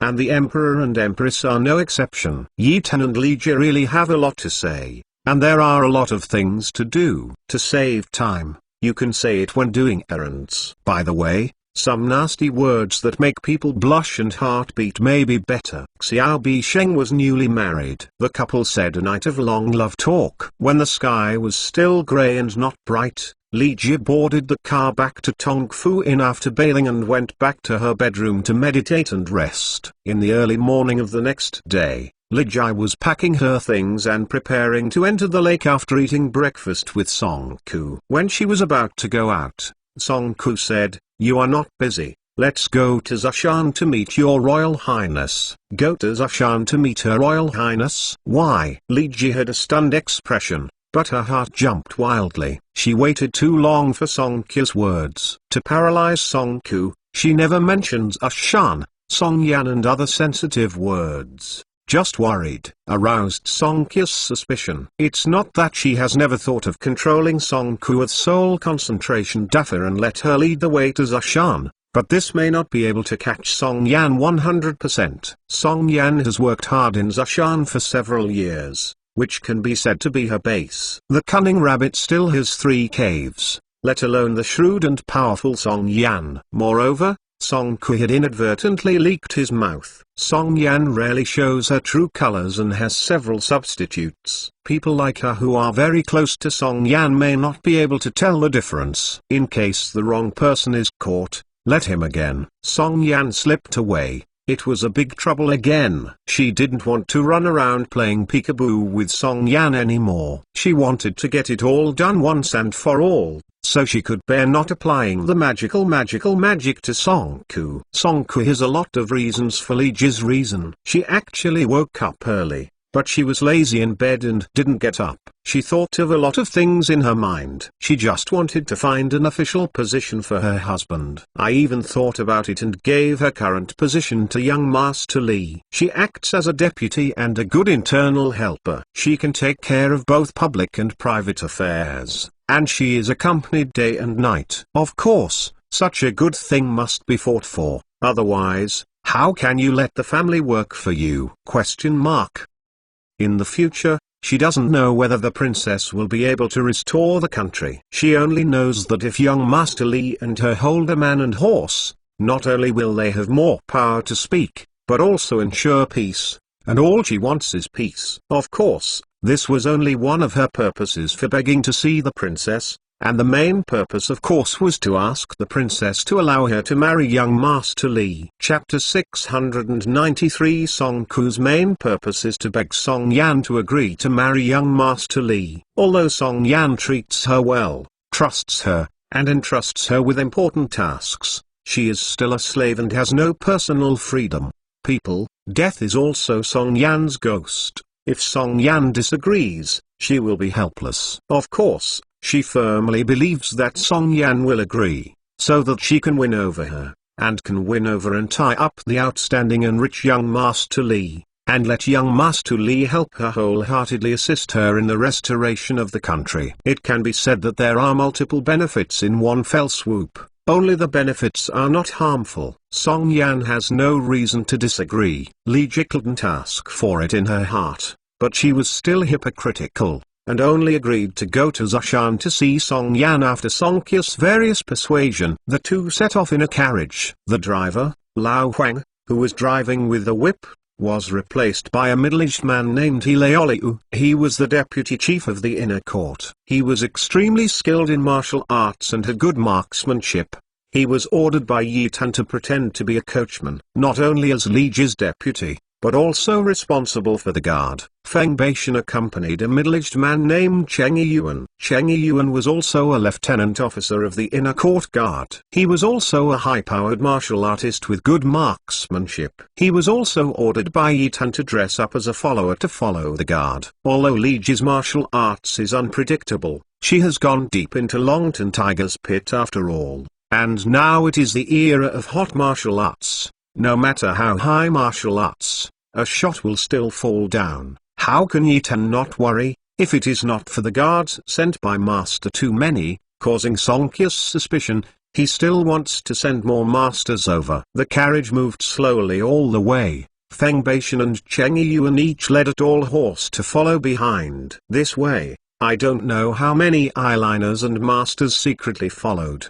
The official road is spacious and flat. There are several small restaurants and tea sheds on the fork road 2 miles away from the county seat. They are used for business travelers to rest, dine and drink tea. Yi Tan's car stopped by the woods on the side of the road, and plainclothes guards sat in 2s and 3s beside the carriage, secretly guarding. Yi Tan didn't get out of the car, but closed her eyes with Feng Nishang's thigh resting on her head, listening to Hu Yozong's report outside the car. When he learned that the base of Song Yan, the #1 imperial offender, was in Zhoushan, he immediately ordered Hu Yozong to find the specific location of Zhoushan, but it was embarrassing that Hu Yozong didn't know which direction Zhoushan was in. He sent all the guards of the inner court and the Imperial Security Bureau. The spies asked all the questions, and no one knew where Zhoushan was, or even heard of it. In fact, Li Ji told him this information. Even an old river like Li Ji has never heard of the name Zhoushan. Not to mention the inner court guards. They are responsible for guarding the palace. They rarely travel far. According to later generations, it is the old houseman, the secret spy of the Imperial Security Bureau might know it. But it must be those who are dispatched to perform tasks or various branches may know. I don't know where Zhoushan is, so Yi Tan had no choice but to stare at Li Ji's carriage and secretly cooperate with her. After confirming the place, he secretly tuned the army, surrounded Zhoushan, and put Song Yan and other Antithea all in one go. Up from Luoshui city to Jiangxian city, it spans 2 counties with an interval of more than 160 miles. It takes more than 3 days for a normal walk, a full day for fast horses, and a day and a half to 2 days for horsey-drawn carriages. Luoshui County is a small county town, but it is famous for the Luo River that circumscribes the city and the Luoshan in the southwest. The Luo River is fast, but clear and transparent. It flows through the foot of Luoshan Mountain. Luoshan is a famous local mountain. I came here for sightseeing, and left a lot of calligraphy. On the opposite side of Luoshan Mountain, more than 30 miles northeast of Luoshui County, are towering and steep mountains and endless virgin forests. There are several small villages in dense mountain forests. The carriage that Legion Song Ku rode slowly drove along the uneven path. According to Song Qiu's words, He Leoliu, the carriage driver, drove the carriage through 2 quaint small villages and through 3 dense and shady mountain forests, and finally came to Belong village in the depths of the mountains. When the horsey-drawn carriage drove into the village, the villagers sitting at the entrance of the village stared at the horsey-drawn carriage, their eyes full of alertness. They were relieved when they saw Song Ku get out of the carriage. However, when they saw Li Ji who got out of the car later, they all frowned again, with a weird look on their faces, and their vigilant eyes fell on Li Ji. Feng Baishan and others. Song Ku gestured to them, and then led Li Ji towards the village until she reached the end of the village and disappeared in a forest. Several villagers sitting at the entrance of the village talked a few words in a low voice, then got up and left the village with weapons such as swords and spears. One ran towards the woods on the left side of the village, while the others searched the mountain road carefully to confirm that there was no people followed, only then returned, and continued to sit at the entrance of the village chatting and talking. These villagers have problems. This scene was seen by Hu Yozong and others who were hiding in the dense forest near the entrance of the village, climbing on a towering ancient banyan tree with a telescope. In order to avoid bumps, the driver Hilaoliu drove slowly on the bumpy path. Hu Yozong and others walked faster in the dense forest beside the path. They rushed to the entrance of the village first, and hid carefully in the dense forest, holding a telescope to observe the village. The movement, the actions of these villagers at the entrance of the village are obviously problematic. If the guess is not wrong, the entire village is Song Yan's subordinates. No wonder the secret spies of the Imperial Security Bureau and the Military Intelligence Bureau are dispatched, not counting the patrol station. Bounty hunters and other departments or non-governmental organizations were unable to find Song Yan and others. They were hiding in this place where the birds did not shit. With this village as a cover, even if someone unintentionally discovers an abnormality and follows them all the way into the village, they will be killed by the villagers, and they will die confusedly. The news can't get through. Fortunately, they are careful when following them, so they are not noticed. Hu Yozong sent one of his men back to report, and he took some people to stay in the dense forest to continue monitoring, waiting for the emperor's decision. Here is, Li Ji followed Song Ku into the Hu village and into a dense wood. There was a trail in the forest. I could see that this trail was often walked by people and flattened the dense weeds on the ground. This place may have entered Song Yan's secret center. Hilaoliu and Feng Baishan stayed at the end of the village and waited. The villagers served water and poured tea. This is a small road, the big road is in front, and it's half a mile or more to get there. The scenery inside is beautiful. It's a paradise, a fairy cave. Song Ku introduced that she sneaked at Li Ji from time to time and observed the expression on her face. She was worried that Li Ji would not be able to endure suffering. After all, she was the son of the family, who had suffered such suffering before. But, to be honest, just when she started following Song Yan to the end of the world, she couldn't stand it either, and slowly got used to it. This is Zushan, Li Ji said in a daze, without seeing a bamboo tree. This is also called Zushan? Well, in fact, she had already confirmed that Zushan was right in front of her, but she didn't understand why it was called Zushan. No wonder she hadn't heard of this kind of ghost place where birds don't shit. It's only half a mile before I reach Zushan. The sun must have a sigh when he wants to see the beauty of Zushan. Song Ku said, to be honest, Zushan is indeed beautiful. For people who live in seclusion, it is a paradise. However, for her, Zushan is beautiful, but it is too painful. She still likes the prosperity of the world. When Li Ji followed Song Ku into the entrance of a mountain valley and saw the situation inside, she couldn't help but praised, what a paradise to hide from the world. Chapter 694. Li Ji stood at the entrance of the mountain valley, and she saw a large flat green area surrounded by high mountains and cliffs, full of unknown wildflowers. On the left, there was a small natural lake. A clear and transparent stream flowing from clusters of green bamboo forests. Flowing past, on the other side of the stream, houses loomed under the cover of thick bamboo forests. Under the cliffs are sparse woods. The breeze is blowing and the fragrance of flowers is intoxicating. It is indeed a paradise for retreat from the world. Song Ku smiled and looked at the expression on Li Ji's face, saying that men are the most attractive when they are focused. This is not false, whether it is modern or ancient. These words will always apply to serious and focused men. Of course, there is a premise that a woman will have this look and feel when she has a certain affection for a man. I don't know why Her Royal Highness named this place Zushan. Song Ku softly explained that although there are many bamboo forests here, it is not a mountain. but a natural basin surrounded by a cliff. She didn't understand why the princess named Zishan. She didn't say the reason, so she didn't dare to ask. Li Jie followed Song Ku forward, stepped on the flat green space, and crossed a wooden bridge. Some urchins were playing by the stream. They greeted Song Ku and looked at Li Jie, who was a stranger, curiously. Going further, I walked into the bushes of bamboo forests. In the bamboo forests, there were vegetable plots that were cultivated and cultivated. Some peasant women worked on the vegetable plots. When they saw Song Ku, they hurriedly bowed down for blessing. Song Yan is Her Majesty the Queen here, and Song Ku is Her Majesty's personal maidservant.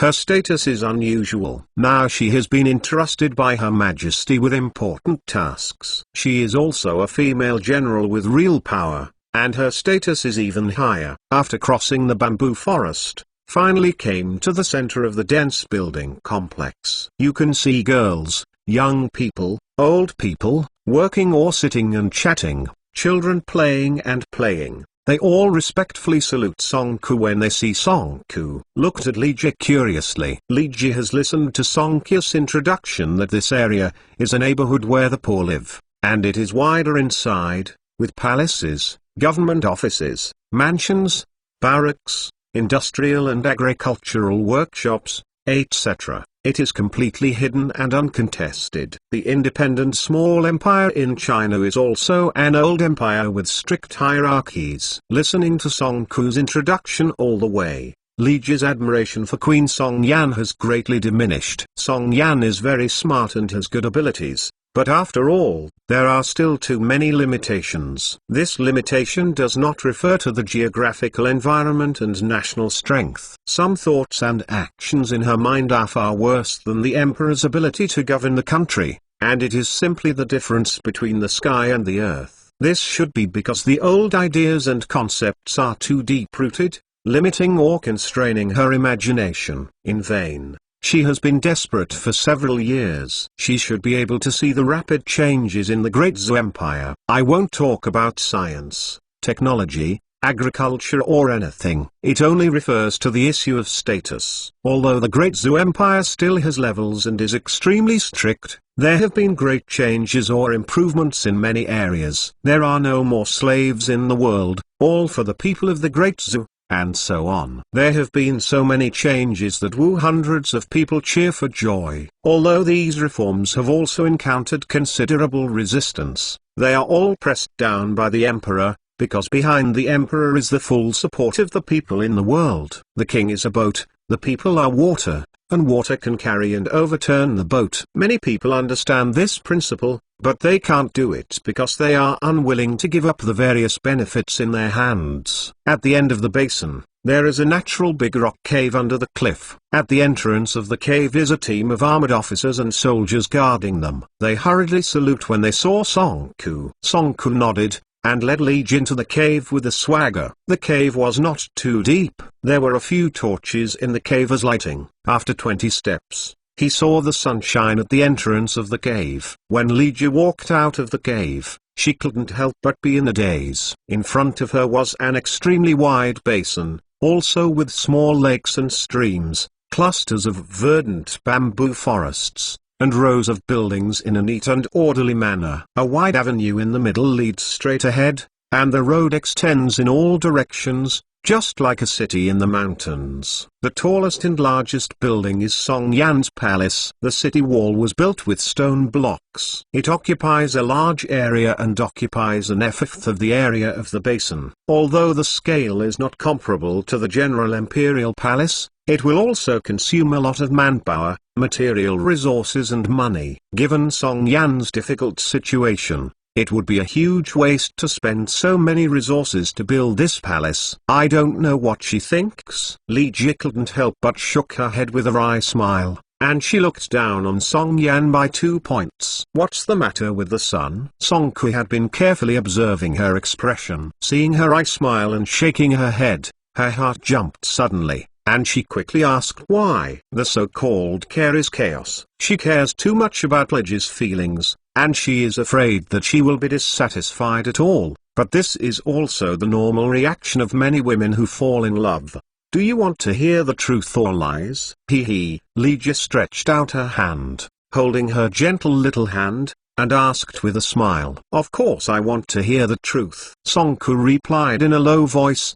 His pretty face was full of shame and red clouds, and his heart jumped wildly. Here, in the public, young Master Lee actually held her by the hand, making her embarrassed. At the same time, my heart was sweet, as if I had drunk honey. Well, these things I said, God knows and I know, you know I know, Lee just said with a serious expression. Yeah? Songku nodded vigorously. She could see it, and feel it. Young Master Lee was not joking at all, he was really serious. And I must say these things to her next must be very important. It may even endanger the lives of the two, otherwise the tone and words would not be so heavy. What does young Master Lee want to tell her? Why is it so serious? She couldn't help feeling tense and uneasy in her heart. Kaiua, don't be so nervous, in fact it's not that serious. Lee just smiled and comforted. It cost a lot of money, manpower and material resources to build this palace.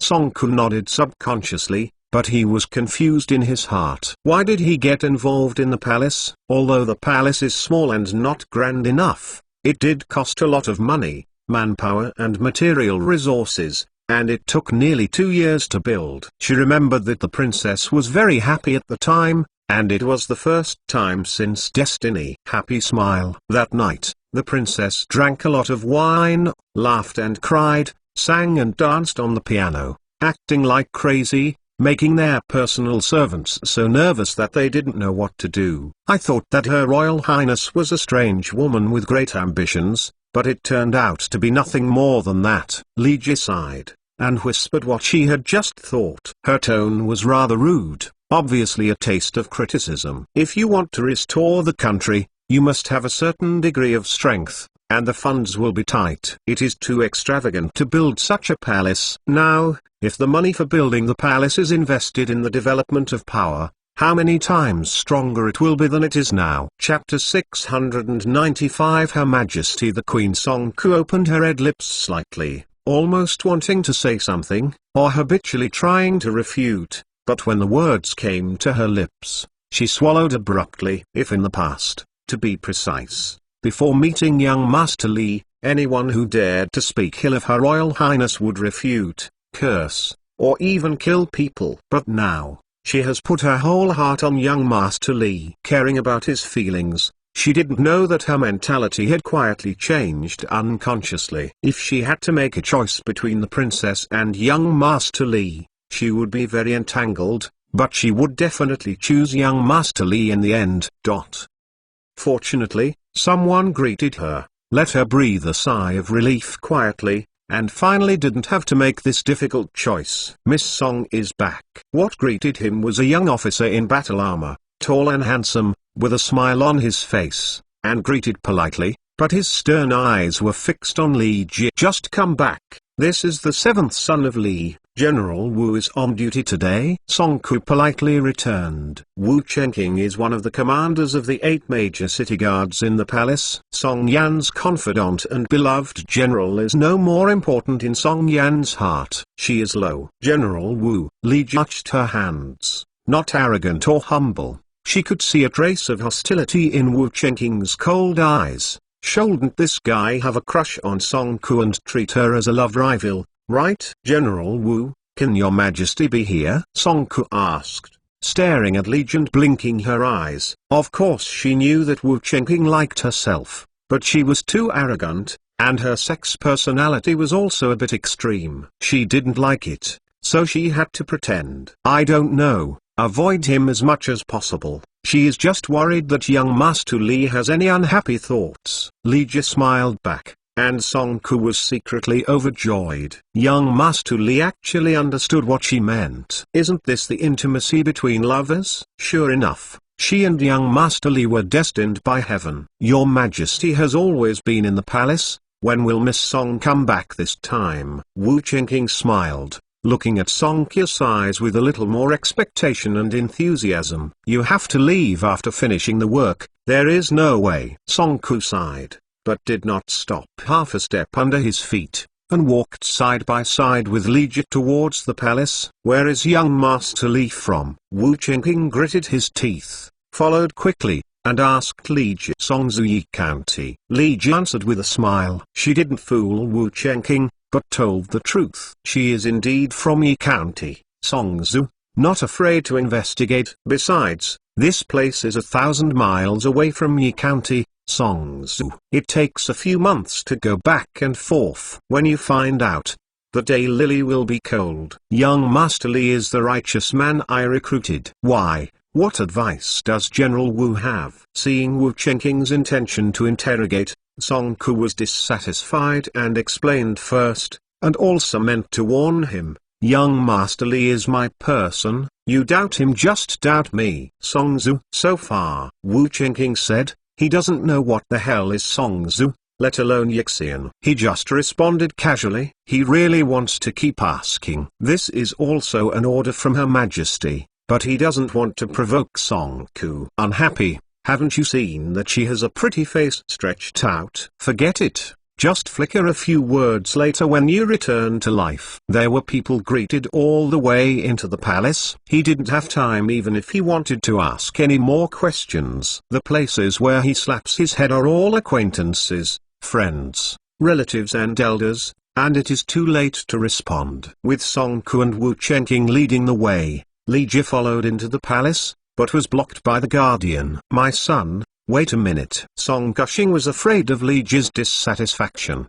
and quickly explained comfortingly. "Well, I'm waiting for you here." Li Ji smiled and nodded, and when she went to be a guest at Sumion's house, she must abide by their rules. This is reasonable and common sense, not to mention that this is Longton Tiger's pit. The gun he took was a rear-mounted musket that had long been eliminated by the Diezu army, but it was equally deadly. Standing aside, Wu Qingqing's heart was sour and jealous, and a touch of cold and murderous intent flashed in his eyes.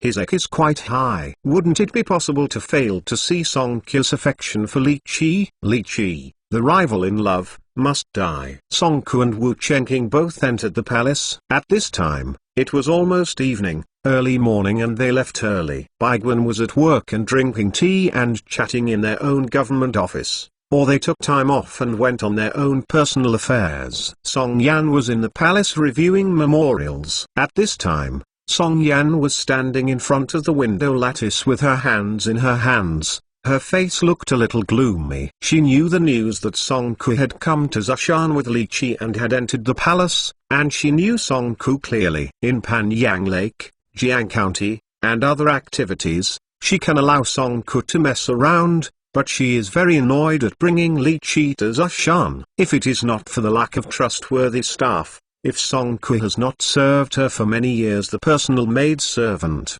she had ordered Song Ku to be chopped. "Reported to your majesty, General Wu Qingqing." "See you." Maid Xianji came in to report. "Xuan." Song Yan narrowed her eyes. Wu Qingqing was sent by her to test Li Qi, and she also gave him a chance to get close to Song Ku. She knew that Wu Qingqing was interested in Song Ku, and in order to win over Wu Qingqing, she also deliberately matched the two of them. But Song Ku doesn't seem to like Wu Qingqing, which makes her a little dissatisfied. In her eyes, Wu Qingqing is tall and handsome, both civil and military, from a well-known family, and is an outstanding figure among the young generations of handsome people, and she is even more important to her. Song Ku actually looks down on it. Is this girl's vision problematic?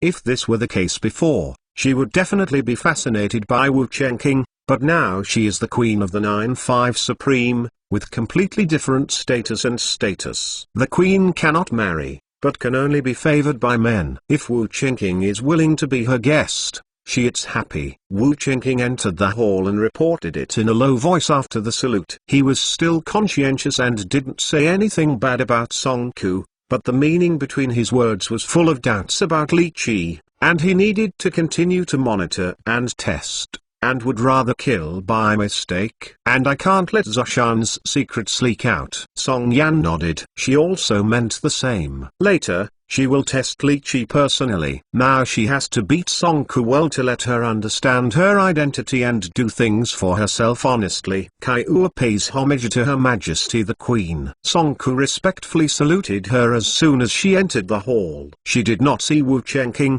who had left through the side door. Well, flat body. Song Yan responded with a man. Thank your Majesty the Queen. The Queen. Yo. Song Ku happily walked to Song Yan's side. Just about to report the happy event, Song Yan raised her hand coldly and slapped her heavily. The pain caused her to scream and tears bursting out. At the same time, she stunned her, which was originally hot. His heart was instantly refreshed. The servant girl deserves to die. Please convict your Majesty. Although Song Ku was beaten and bewildered, she had always been quick and wise, and she quickly knelt down to plead guilty. She didn't know why Song Yan was angry and was so angry that she actually slapped her. This is the first time she has served Song Yan for more than 10 years. Beaten once. The slap was very painful, and her cheek was hot and painful. It might be red and swollen, but her heart hurts even more. Chapter 696. Cap, get up. I treat you like my own sister. How can I bear to blame you? I just hope you will remember in the future, and you have to think more about everything. Song Yan scolded Song Ku for a dog blood spray, with no color in her face, cold sweat, and her tone of voice suddenly turned soft, as if she had changed back to the gentle and lovely princess before. Thanks to your Majesty for not killing. Song Ku knocked her head, and then stood up tremblingly. At this moment, she realized that Her Royal Highness had changed. She was no longer the gentle and lovely little princess before, but Her Majesty the Queen who controlled the power of life and death. She also knew that she had changed. If she used to call Her Royal Highness Princess, this title would make her feel more cordial, but now, she has found that she will never go back to the past and everything has changed. Well, I hope you remember the lesson this time. But don't repeat it, otherwise, don't blame me for being ruthless. What's the matter when I come back this time? Song Yan said solemnly, slapped first, and then gave a sweet jujube to coax, both soft and hard. Can also be regarded as a master of this way of buying people's hearts. Report to your Majesty, Kaiua is back. Song Ku took a deep breath, tried to suppress the upset mood, respectfully explained the purpose of this return, and touched the transfer ticket with a denomination of 500,000 Singapore dollars from his arms and submitted it. Then silently stepped aside. When she first came in, she was full of joy and wanted to confess good news, but Song Yan's indiscriminate slap made her stunned and scared, and at the same time her heart was shattered. If she knew this earlier, it would be better not to come back and be live-in. The son got a double stay in Pan Yang Lake and saved the 500,000 Singapore dollars. Have you checked the authenticity at the bank? Song Yan took a look, and her heart burst into joy, but the pretty face was still tight, preventing Song Ku from seeing her mood changes. She was so worried about the funding that she could not think about it. The 500,000 Singapore dollars, although it's not much, it can alleviate the temporary urgency. However, she didn't feel dizzy because of this. She had to figure out whether this large denomination transfer ticket was effective. Your Majesty's forgiveness. Kaiua was dizzy at the time and didn't go to the bank to check and accept the ticket. Song Ku hesitated to explain that she was really fainted, but that was the trust in young Master Li. She firmly believed that young Master Li did not. It would deceive her, but she was scared for a while, so naturally she didn't dare to say these words. Look at you, Kaiua, let me say hello to you. Doing things is so hairy dry. Can you have a refreshing look? It seems that you need more experience. Song Yan gave her a word, then summoned her confidant, explained it carefully, and asked people to take this transfer ticket down the mountain and go to the bank in the nearby county to verify the authenticity. However, this is tomorrow's matter. Song Ku bowed his head, with a worried expression of being reprimanded by the elders for doing something wrong, but his mood was surging. Young Master Li is willing to donate millions of new coins for your great cause of restoration, but you are so suspicious of others? Take a look at your so-called loyal subordinates, who has donated money. Not only did you not donate, but on the contrary, you also reached out to ask you for money and various benefits. Instead, you said that they are good. Lard is so heartbroken. That's it? Song Yan asked indifferently. For the 500,000 Singapore dollars donated by young Master Lee, she was very grateful for her urgent need. Of course, the premise is that this generous young Master Lee must be her own talent line. She still appreciates Kaiua's luck, but this person can't praise her. She is arrogant, and she just beat her hard, let alone praise. Your Majesty, Kaiua has privately decided his life with young Master Lee, so I dare to ask your Majesty to allow Kaiua to marry young Master Lee. Song Yan's words were so plain that he had almost no emotions. That made Song Ku's heart cold again, and he helped you get 500,000 new dollars, which relieved your urgent need, even if you didn't even have a word of praise. It's fine. It was so cold, which made her sad and disappointed. However, there is always a showdown in this matter, not only for her own lifelong happiness, but also for the safety of young Master Lee. She can feel that Song Yan has certain doubts about young Master Lee. Although real gold is not afraid of fire, but always it made her feel uncomfortable. The people were brought by her. Suspecting young Master Lee was equivalent to even suspicious of her. At this moment, her heart was really cold, and she began to doubt whether her allegiance was worthwhile. What? Song Yan Liu frowned and stared at Song Ku fiercely. Song Ku was her servant, whose life and death were all determined by her. How dare she make a private appointment with a wild man behind her back? In order to win over talents like Wu Chengqing, she planned to wait for a period of time to put Kaiua Xuya Wu Chengqing, and Kaiua suddenly played such a game, making her annoyed that Kaiua would be slaughtered. Your Majesty's forgiveness. Song Ku saw the fleeting murderous intent in Song Yan's eyes, and shuddered with fright. He quickly knelt down and asked for mercy, but his heart was dead. When I get up, I want to see how this young Master Lee can capture my Kaiua's heart. Song Yan took a few deep breaths, tried to suppress the murderous intent in her heart, and said with a smile, Your Majesty Xi. Song Ku stood up tremblingly, lowered her head and dared not look at Song Yan. She didn't think about anything now, just praying that young Master Lee could safely pass Song Yan's test. As for other things, she waited to leave. Besides, Zhashan said, the world is so big, she doesn't believe that there is no place for her and young Master Lee to live. If you force her in a hurry, it will be a big deal. Tell me about young Master Lee, Song Yan said while walking outside. Song Ku quickly followed, and even followed behind to explain how she met Lee, and so on. She added some information here, such as personally testing Li Qi,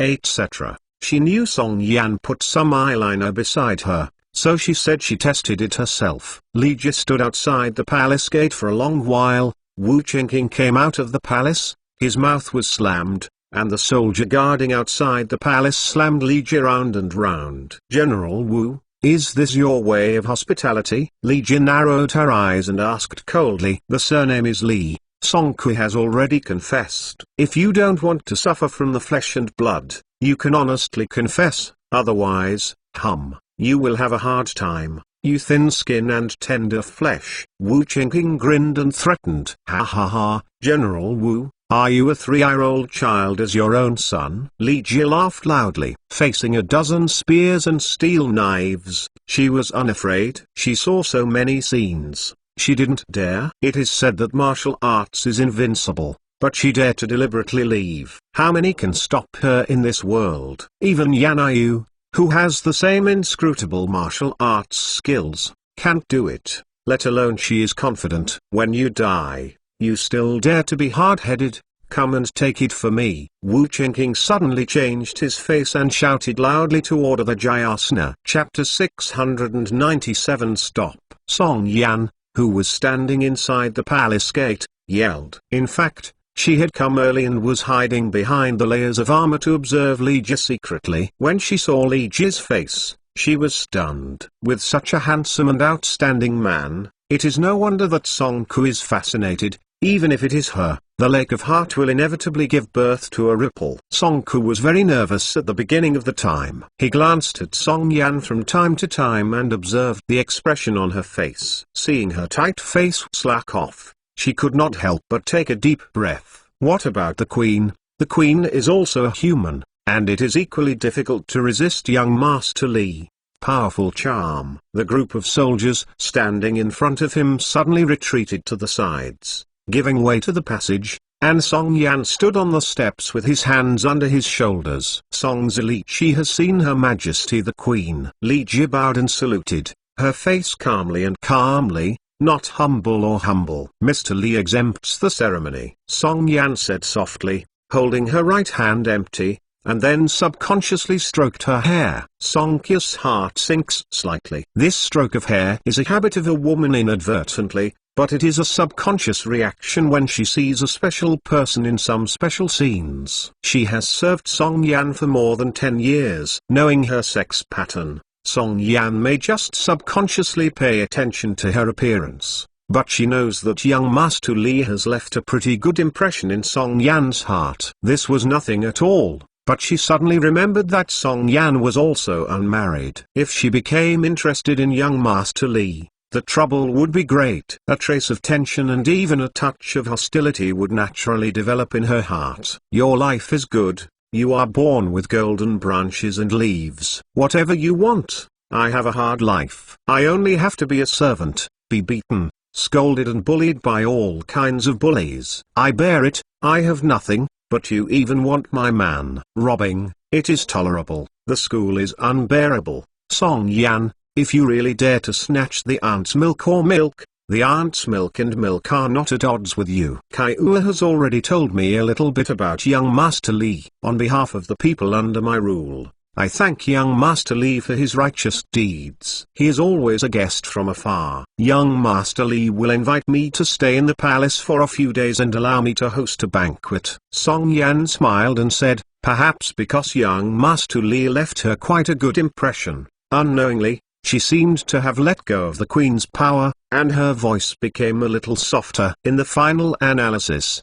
Song Yan is still a woman. A young and mature woman who has an early love relationship and is waiting for marriage in her boudoir. If the empire had not been destroyed, she would have been married as a wife, married to each other, and enjoyed the happiness of family. Although she wanted to restore the country with all her heart, suppressed her emotions in her heart, and devoted herself to the great cause of restoring the country, it was because the man who could touch her heart did not appear. To put it more profoundly, it means fate too. She doesn't know if the handsome Li Gongzai is her destiny, but at least it makes her Gijingbo's heart ripples, which is also because she unknowingly let go of the queen's power and subconsciously exposure the reasons for their mentality of children. It's better to be respectful than to obey, and thank your majesty for your hospitality. Li Ji bowed, flicking her sleeves, holding her hands behind her, and striding forward. Song Yan's heart jumped when she saw it.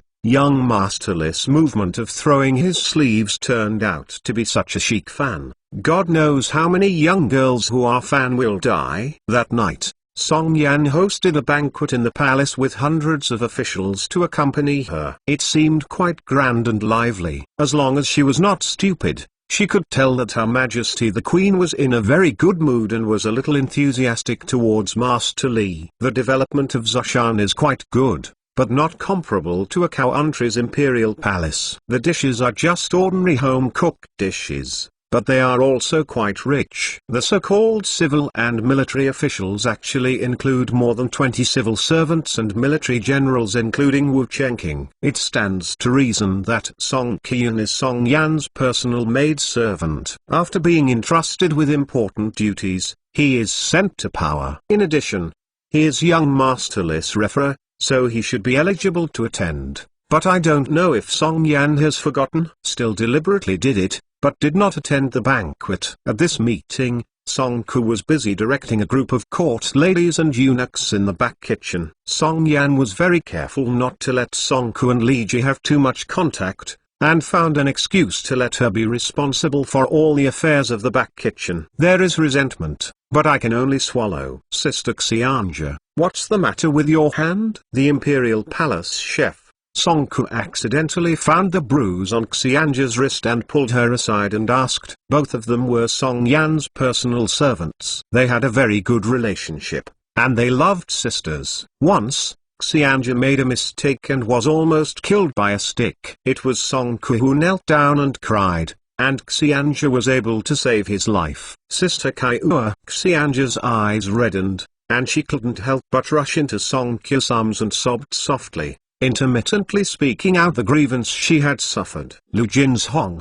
who is nearly 60 years old, wanted to take her as a concubine, but she was unwilling. 2 days ago, when Lu Jinzhong entered the palace to do errands, she broke into her room to use her strength, and she fought desperately. She called for help, but no one came forward. The scars on her wrist were tied up with cloth strips by Lu Jinzhong, and she struggled desperately to leave behind this old livestock. Your Majesty doesn't. Songku couldn't help cursing, gritted his teeth and cursed the old bastard Lu Jinzhong. Before he finished speaking, he stopped abruptly. How could Song Yan not know what happened in the palace? She didn't care about it. Lu Jinzhong dared to act so recklessly, and her heart was chilling again. Sister, speak carefully. Xianja was taken aback, and quickly covered her mouth. There are eyeliners everywhere in the palace, and a little carelessness may cause a murder. My poor sister. Song Qihong held Xianja into her arms with her eyes open. The sisters embraced each other and wept. Song Ku confessed some words in a low voice, to bear with it for a while, and then she would come back to rescue her from the sea of suffering. By the way, Sister Xianja, you have to pay attention. I just heard Your Majesty and Wu Chenqing's sneaky whispers discussing something, and vaguely mentioned you. Xianja whispered. Huh? Song Ku narrowed his eyes, and a cold light flashed in his eyes. Song Yan, since you are ruthless, don't let me be meaningless. At the banquet, the civil servants and generals were extremely enthusiastic and toasted frequently. Li Jie responded one by one. The drinking volume was amazing. 3 generals with good drinking volume had been fucked by her and carried down by the eunuch. This banquet can also be said to be a household registration check and identity verification, but the tone of the voice is more subtle, so as not to make people feel offensive. Li Jie's answer is quite satisfactory and there is no surprising information, which instead convinced Song Yan and others. A bit. Tongfu Inn in Jiangxian County is actually an asset under the son's name. Su Yukai, an old fox. No wonder the old man feels a little weird. General Lan Chengyui from Yui yelled at Li Jie. He stayed in Tongfu Inn for a few days and had a fight with Su Yukai, the owner of Tongfu Inn. As a result, the two did not know each other and became good friends. In Zashan, Lan Chengyui dare not say that martial arts is the first, but there is no objection in the top 5. He can be regarded as a master of masters. Su Yukai is also a super master, naturally, a master of this level. Hidden in the market, as an ordinary innkeeper, Su Yukai explained that he lived in seclusion because he was tired of fighting between the rivers and lakes. He really believed it and was fooled by Su Yukai. He was naturally upset and scolded Su Yukai. Old fox, even he fooled around. Lan Chengyui's words are undoubtedly another piece of information that convinced Song Yan and others to make Li Jie extra points. Their branches are now open and there are traces to check, so naturally they are not fake. Song Yan exchanged glances with several important officials around him. If the transfer was checked tomorrow and confirmed to be true, then young Master Li would be her own. Chapter 698. What is young Master Li best?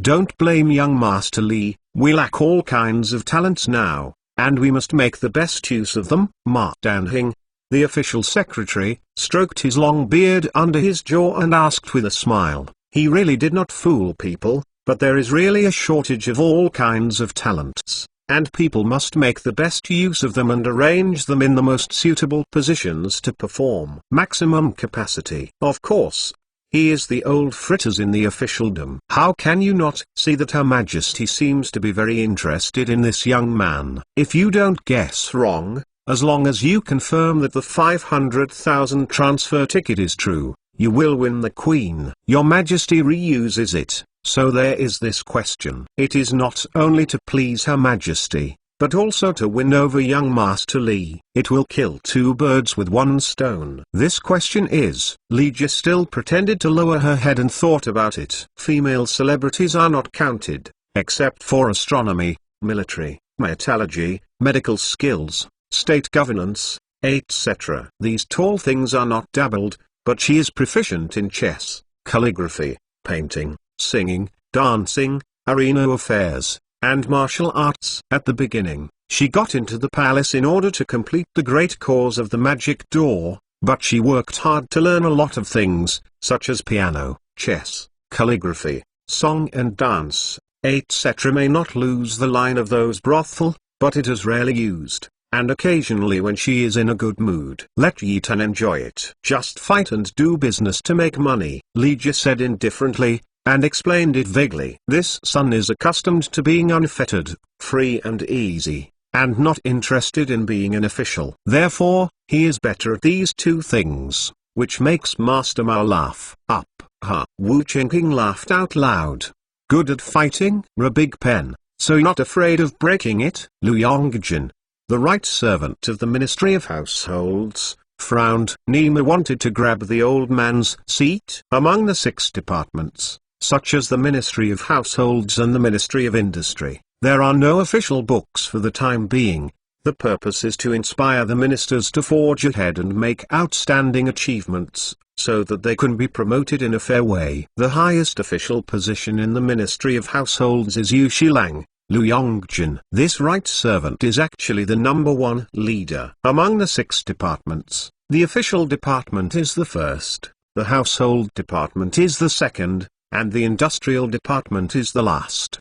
The household department is equivalent to the current financial department. It has real power and is rich in oil and water. Lu Yongjin regards the household department as his own backyard and does not allow anyone to get involved. I believe that young Master Li has no ambitions. He said that he is not interested in being an official, but it is only to retreat. There are still people who are not interested in being an official these days. Ghosts believe. Song Yan's eyelashes flickered, and there was a flash of brilliance in her eyes. She likes the indifferent and ambitious sex personality of young Master Li. This kind of person will not form cliques, form parties for private purposes, and use them. It's reassuring. Why does General Wu laugh? Hu Liang, who is also one of the commanders of the city guards, asked. He and Wu Qingqing have never been on the right track, and their tone is a bit yin and yang, with a taste of sarcasm and provocation. Wu Qingqing didn't speak,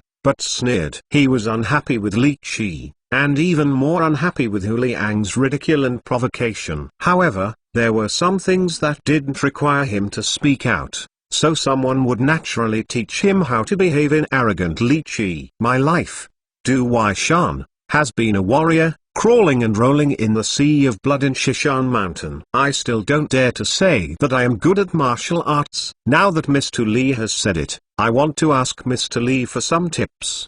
Du Wai Shan, deputy commander of the city guard. He arched his hands at Li Jie, got up and left. Song Yan's face was slightly dark, but it was too late to stop, so she had no choice but to sigh, and winked at Ma Tanhing, the official secretary. Du Wai Shan was from Wu Qingqing, representing Wu Qingqing's meaning and the whole Wu. The meaning of the family is now at the time of employment. She cannot offend the entire family of Wu family for the sake of Li Qi, whose identity has not yet been fully verified. Friends from Yui, learn from each other, just click. Ma Danhing, the official secretary, gave a light cough, reminding Du Wai that he can't mess around. He can sit in the position of the first in the official department. In addition to his ability and qualifications, he also has an inspection. Yan Guan's color ability, so Song Yan's reuse. Song Yan's small empire official sports organization currently only has 6, headed by the official department, and the other 5 have not yet established Shangxiu. Ma Danhing is the only Shangxiu, and also the first brother of the court under one person in the small imperial court, and the Wu family. No matter how good you are, You have to give him 7 points of face. Please be merciful to General Das Men. Li Ji stood up, clasped her fists, and left the table calmly. To attract Song Yan's attention, she had to find a chance to show her abilities. Du Waishan jumped out to provoke her and used it as a stepping stone. It's just to discuss, until you click. Don't worry about Master Li. Du Waishan said politely. He is a military commander, but it doesn't mean that he is stupid. If you really want to hurt Master Li, Your Majesty must be upset. He just needs to humiliate Li on the spot. 7 is enough. Both sides can explain the past. The two stood facing each other in the open space of the main hall. They competed with each other. Just use their fists and feet. Li Ji didn't bring any weapons. Du Waishan had picked off the saber early, and went into battle with bare hands, making it clear that he was just using his fists and feet to compete. Du Waishan is indeed a veteran who has experienced hundreds of battles and has crawled through the mountain of bloody corpses. He has a shocking and murderous aura. It makes people feel that the air is filled with a disgusting and nauseous bloody smell. The average rivers and lakes masters are it is possible to be seized by his aura, but it is a pity that he met Li Ji, who has reached the pinnacle of martial arts. Please, General Du. Please. The two confronting each other politely, Du Waishan took the first shot. His fists were mixed with suffocating power, and there was even the sound of wind and thunder in the air. Li Ji twisted her waist to avoid, and gave her a fluttering palm. She hid her strength, and was in a ball with Du Waishan's ping-pong, but she used all skill to avoid Du Waishan's fierce attack, and occasionally hit back. Force Du Waishan had to change his tricks to deal with it, and the fierce offensive was invisibly resolved. After more than 30 moves, among the 100 officials who are watching the battle, those who are proficient in martial arts can see it. On the surface, the main attacker Du Waishan dominates the rhythm of the field. The attack is fierce, the offensive is fierce, and young Master Li was forced to swim all over the field. Go, but if every powerful attack is hit in the empty space, not only is it very uncomfortable, but also the power is consumed quickly. Not only did Du Waishan start to sweat on his forehead, but he also started to pant. Young Master Li was merciful to Du Waishan. Song Yan only started martial arts training when she was on the run, and she has missed the best base building period for martial arts training. But she worked hard and squeezed into the ranks of top masters in just a few years. Naturally, it can be seen that Du Waishan and young Master Li is not at the same level at all. However, she did not stop, but watched with a smile. Young Master Li's clothes were fluttering, like running clouds and flowing water, and she was elegant and beautiful, plus a handsome face with a calm smile, giving her a look. She felt free, unrestrained, suave, and swinging in her heart. Before she knew it, she felt her heart jump fiercely, and her cheeks were strangely hot. This man's eyes and smile are full of fascinating magical powers. They are full of terrible lethal power to the opposite sex. They can make countless young girls crazy. No wonder Kaiua will be overwhelmed by him. Kaiua, just a maidservant. How can he be worthy of young Master Li? Song Yan's eyes were slightly fascinated with an indescribable softness. Chapter 699 Palace Discussion. General Das martial arts is strong. Xiaoxing admires it. Li Ji handed her hands. The two had fought for nearly 50 rounds. She sold her off and was deliberately knocked back by Du Waishan's punch, and took the opportunity to jump out of the ring. Master Li's martial arts is high and powerful. I admire Du. Du Waishan has no previous arrogance, politely holding his fists in return, and his heart is full of gratitude. Among the 100 officials, apart from Wu Chenqing's unhappy, everyone else couldn't help but nod their heads with a meaningful smile on their faces. This young man is very good at life. Her Majesty the Queen appreciates it. He will have a bright future in the future. Maybe to seal the prince, you have to make good friends. Song Yan smiled like a flower, her phoenix eyes were bent into a ear. Look at it. Master Li's demeanor. She really didn't say, handsome, handsome, she likes it, she is happy. Unknowingly, she's right about this. How do you look at the handsome and brave young Master Li? How pleasing to the eye. The next banquet was more harmonious and lively. The 100 officials knew nothing about raising official positions. They enthusiastically toasted young Master Li. Even if he was upset, Wu Chengqing didn't dare to provoke Li Ji again. Not only because of Li Ji's martial arts. The most important thing is because of Her Majesty's attitude towards Li Ji. He is not a fool, can he not tell? The banquet did not end until midnight. Li Ji was arranged to rest in the guest house outside the palace. Song Yan wanted to arrange her to rest in the palace, but she knew it was unreasonable and had to give up. The hundreds of officials dispersed, but a few confidants were all left by Song Yan. What do you think? Song Yan asked. Young Master Li is outstanding in appearance, both civil and military. Your Majesty Zen is doing his best to manage everything. The ministers are worried about Your Majesty's body. Moreover, the heavenly family really needs to continue the incense. Several veterans are old foxes who have been in the officialdom for more than 10 or 20 years, and have long been trained to become fine. They have long seen that Her Majesty the Queen likes young Master Li, so of course they must pick up good ones. In addition, young Master Li gave them a good impression. He had read books, was gentle and elegant, and was very scholarly, and he was satisfied with everything and everyone, so he naturally classified him into the camp of civil servants. The old guys have quietly communicated in private long ago. Now is an extraordinary period. Her Majesty is a little bit more military than civil. This makes the civil servants who have enjoyed the overwhelming treatment of military officers for 100 years dissatisfied. They often fight for power with military commanders in the court, taking the power. Young Master Li is both civil and military. If he can hold the military power, he will slash the faces of those generals and boost the morale of the army. Of course, young Master Li must be uplifted. The most important point is that Her Majesty's love for young Master Li seems to be more than a little bit. It seems that the spring heart is sprouting. Only then did they remember that Her Majesty is not yet married, and indeed needs to be married. No, it is to marry. After marrying a male emperor. To continue the incense of the heavenly family, young Master Li really couldn't be more suitable. Young Master Li and Her Majesty the Queen are indeed talented women. They are a pair of natural creations. The most important thing is that they not only followed Her Majesty's wishes, but also pushed young Master Li up.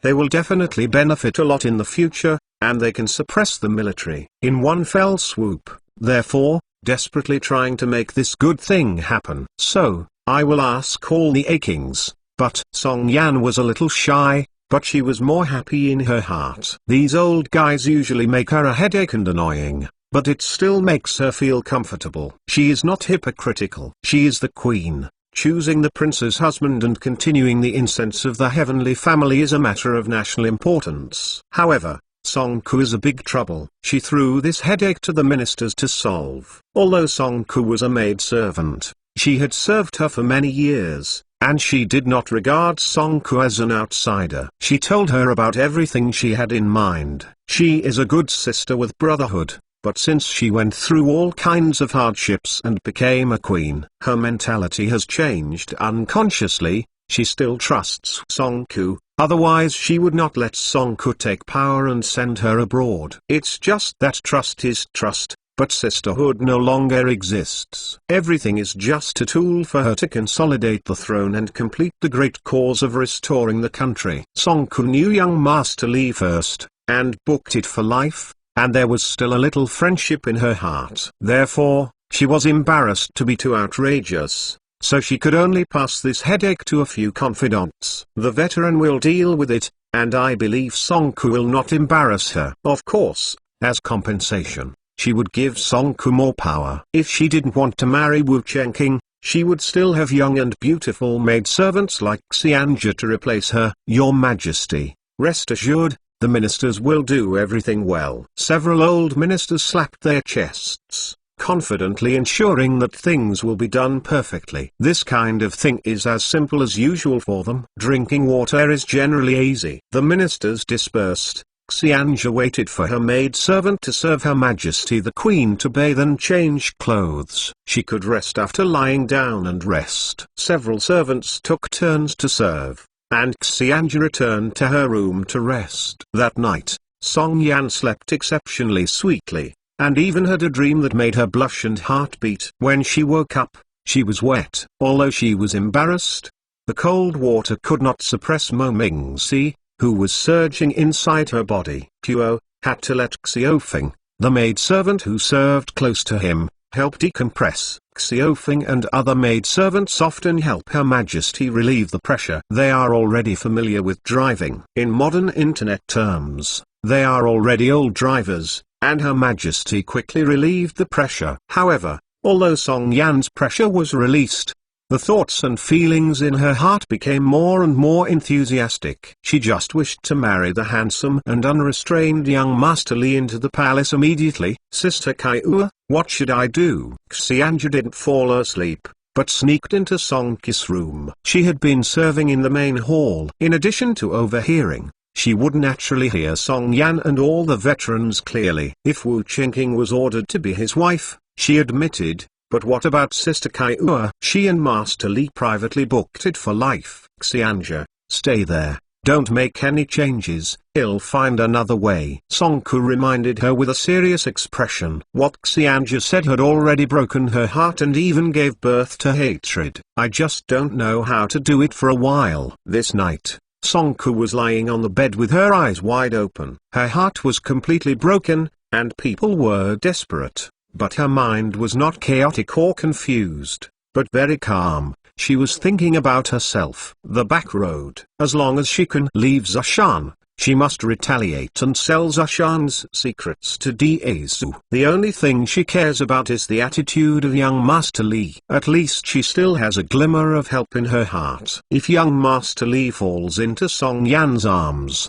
then don't blame her for being cruel. A woman goes crazy. She doesn't care about anything. In the dense forest outside the small village, the secret spy master of the Imperial Security Bureau took a lot of hands and feet to subdue a young man who behaved suspiciously. Chapter 700, Heaven and Earth Network report to the Emperor, caught a suspicious eunuch. Under the protection of a group of guards, Yi Tan pretends to be a merchant who walks the village and enters the mountain. In order to hide his traces, he hides in the dense mountain forest near Bilong village. On the third day after Li enters the village, he hides in Bilong. The spy master of the Imperial Security Bureau in the dense forest on the left side of the village road found a young man who was behaving suspiciously. After a fight, he captured the man. After a body search, he found that he was a young eunuch who had just castrated. Have you tried it? Yi Tan looked at the wounded and languid young man in front of him. Somehow,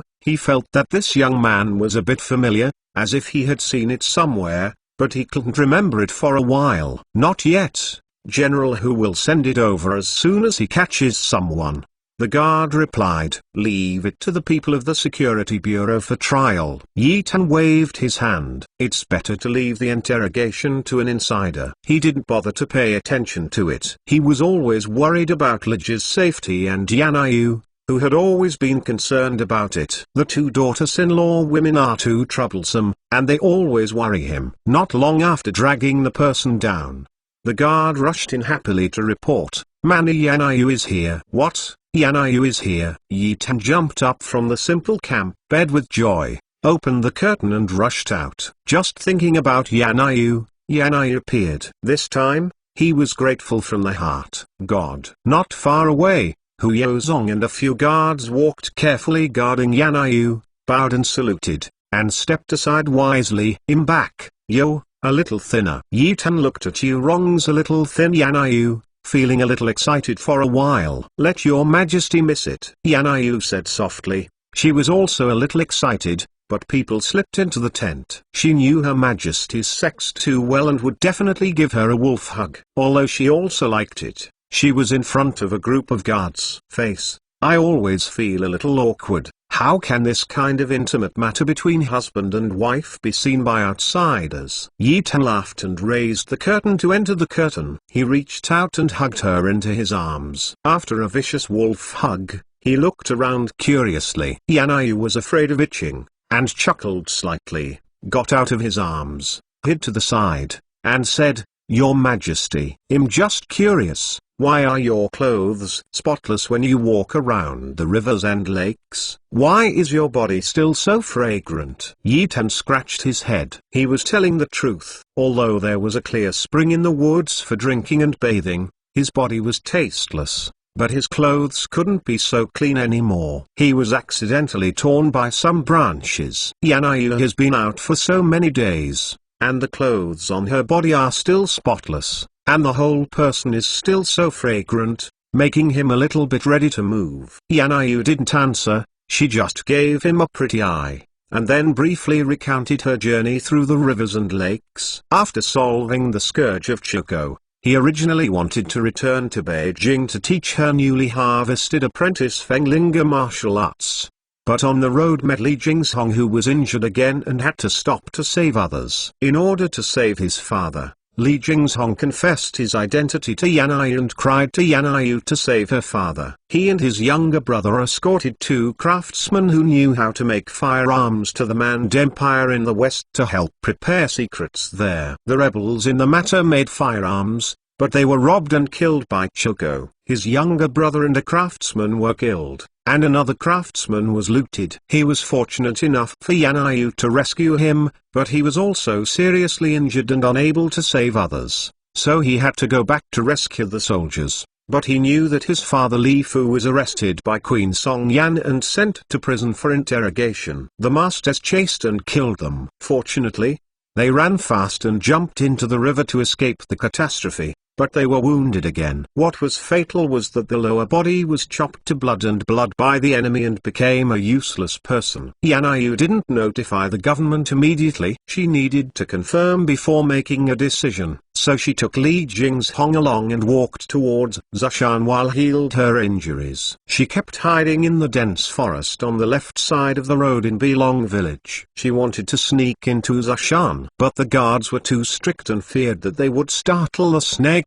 so they didn't dare to move rashly. Hu Yaozong led several groups of secret spy masters from the Imperial Security Bureau to hide in the dense forest on the right. While he let his subordinates closely monitor the movement of Bilong village, he sent people to search the woods on the left, and finally found and captured them in the tent to rest and recuperate. Li Jingzhong, Hu Yaozong discovered from the tent that Li Jingzhong was not alone, and there should be a companion. So he sent someone to escort Li Jingzhong away, and at the same time set up an ambush near the tent. When Yanai came back from hunting, he found that something was wrong. Fortunately, Hu Yaozong knew Yan, and Yanai also knows Hu Yaozong, who often enters the palace to do errands. That's how it happened. Yi Tan immediately ordered Li Jingzhong to be tried, and Yanai had already told Hu Yaozong of Li Jingzhong's identity on the road, and Li Jingzhong was not extorted to confess by torture. Li Jingzhong had been desperate for what Song Yan and the others had done,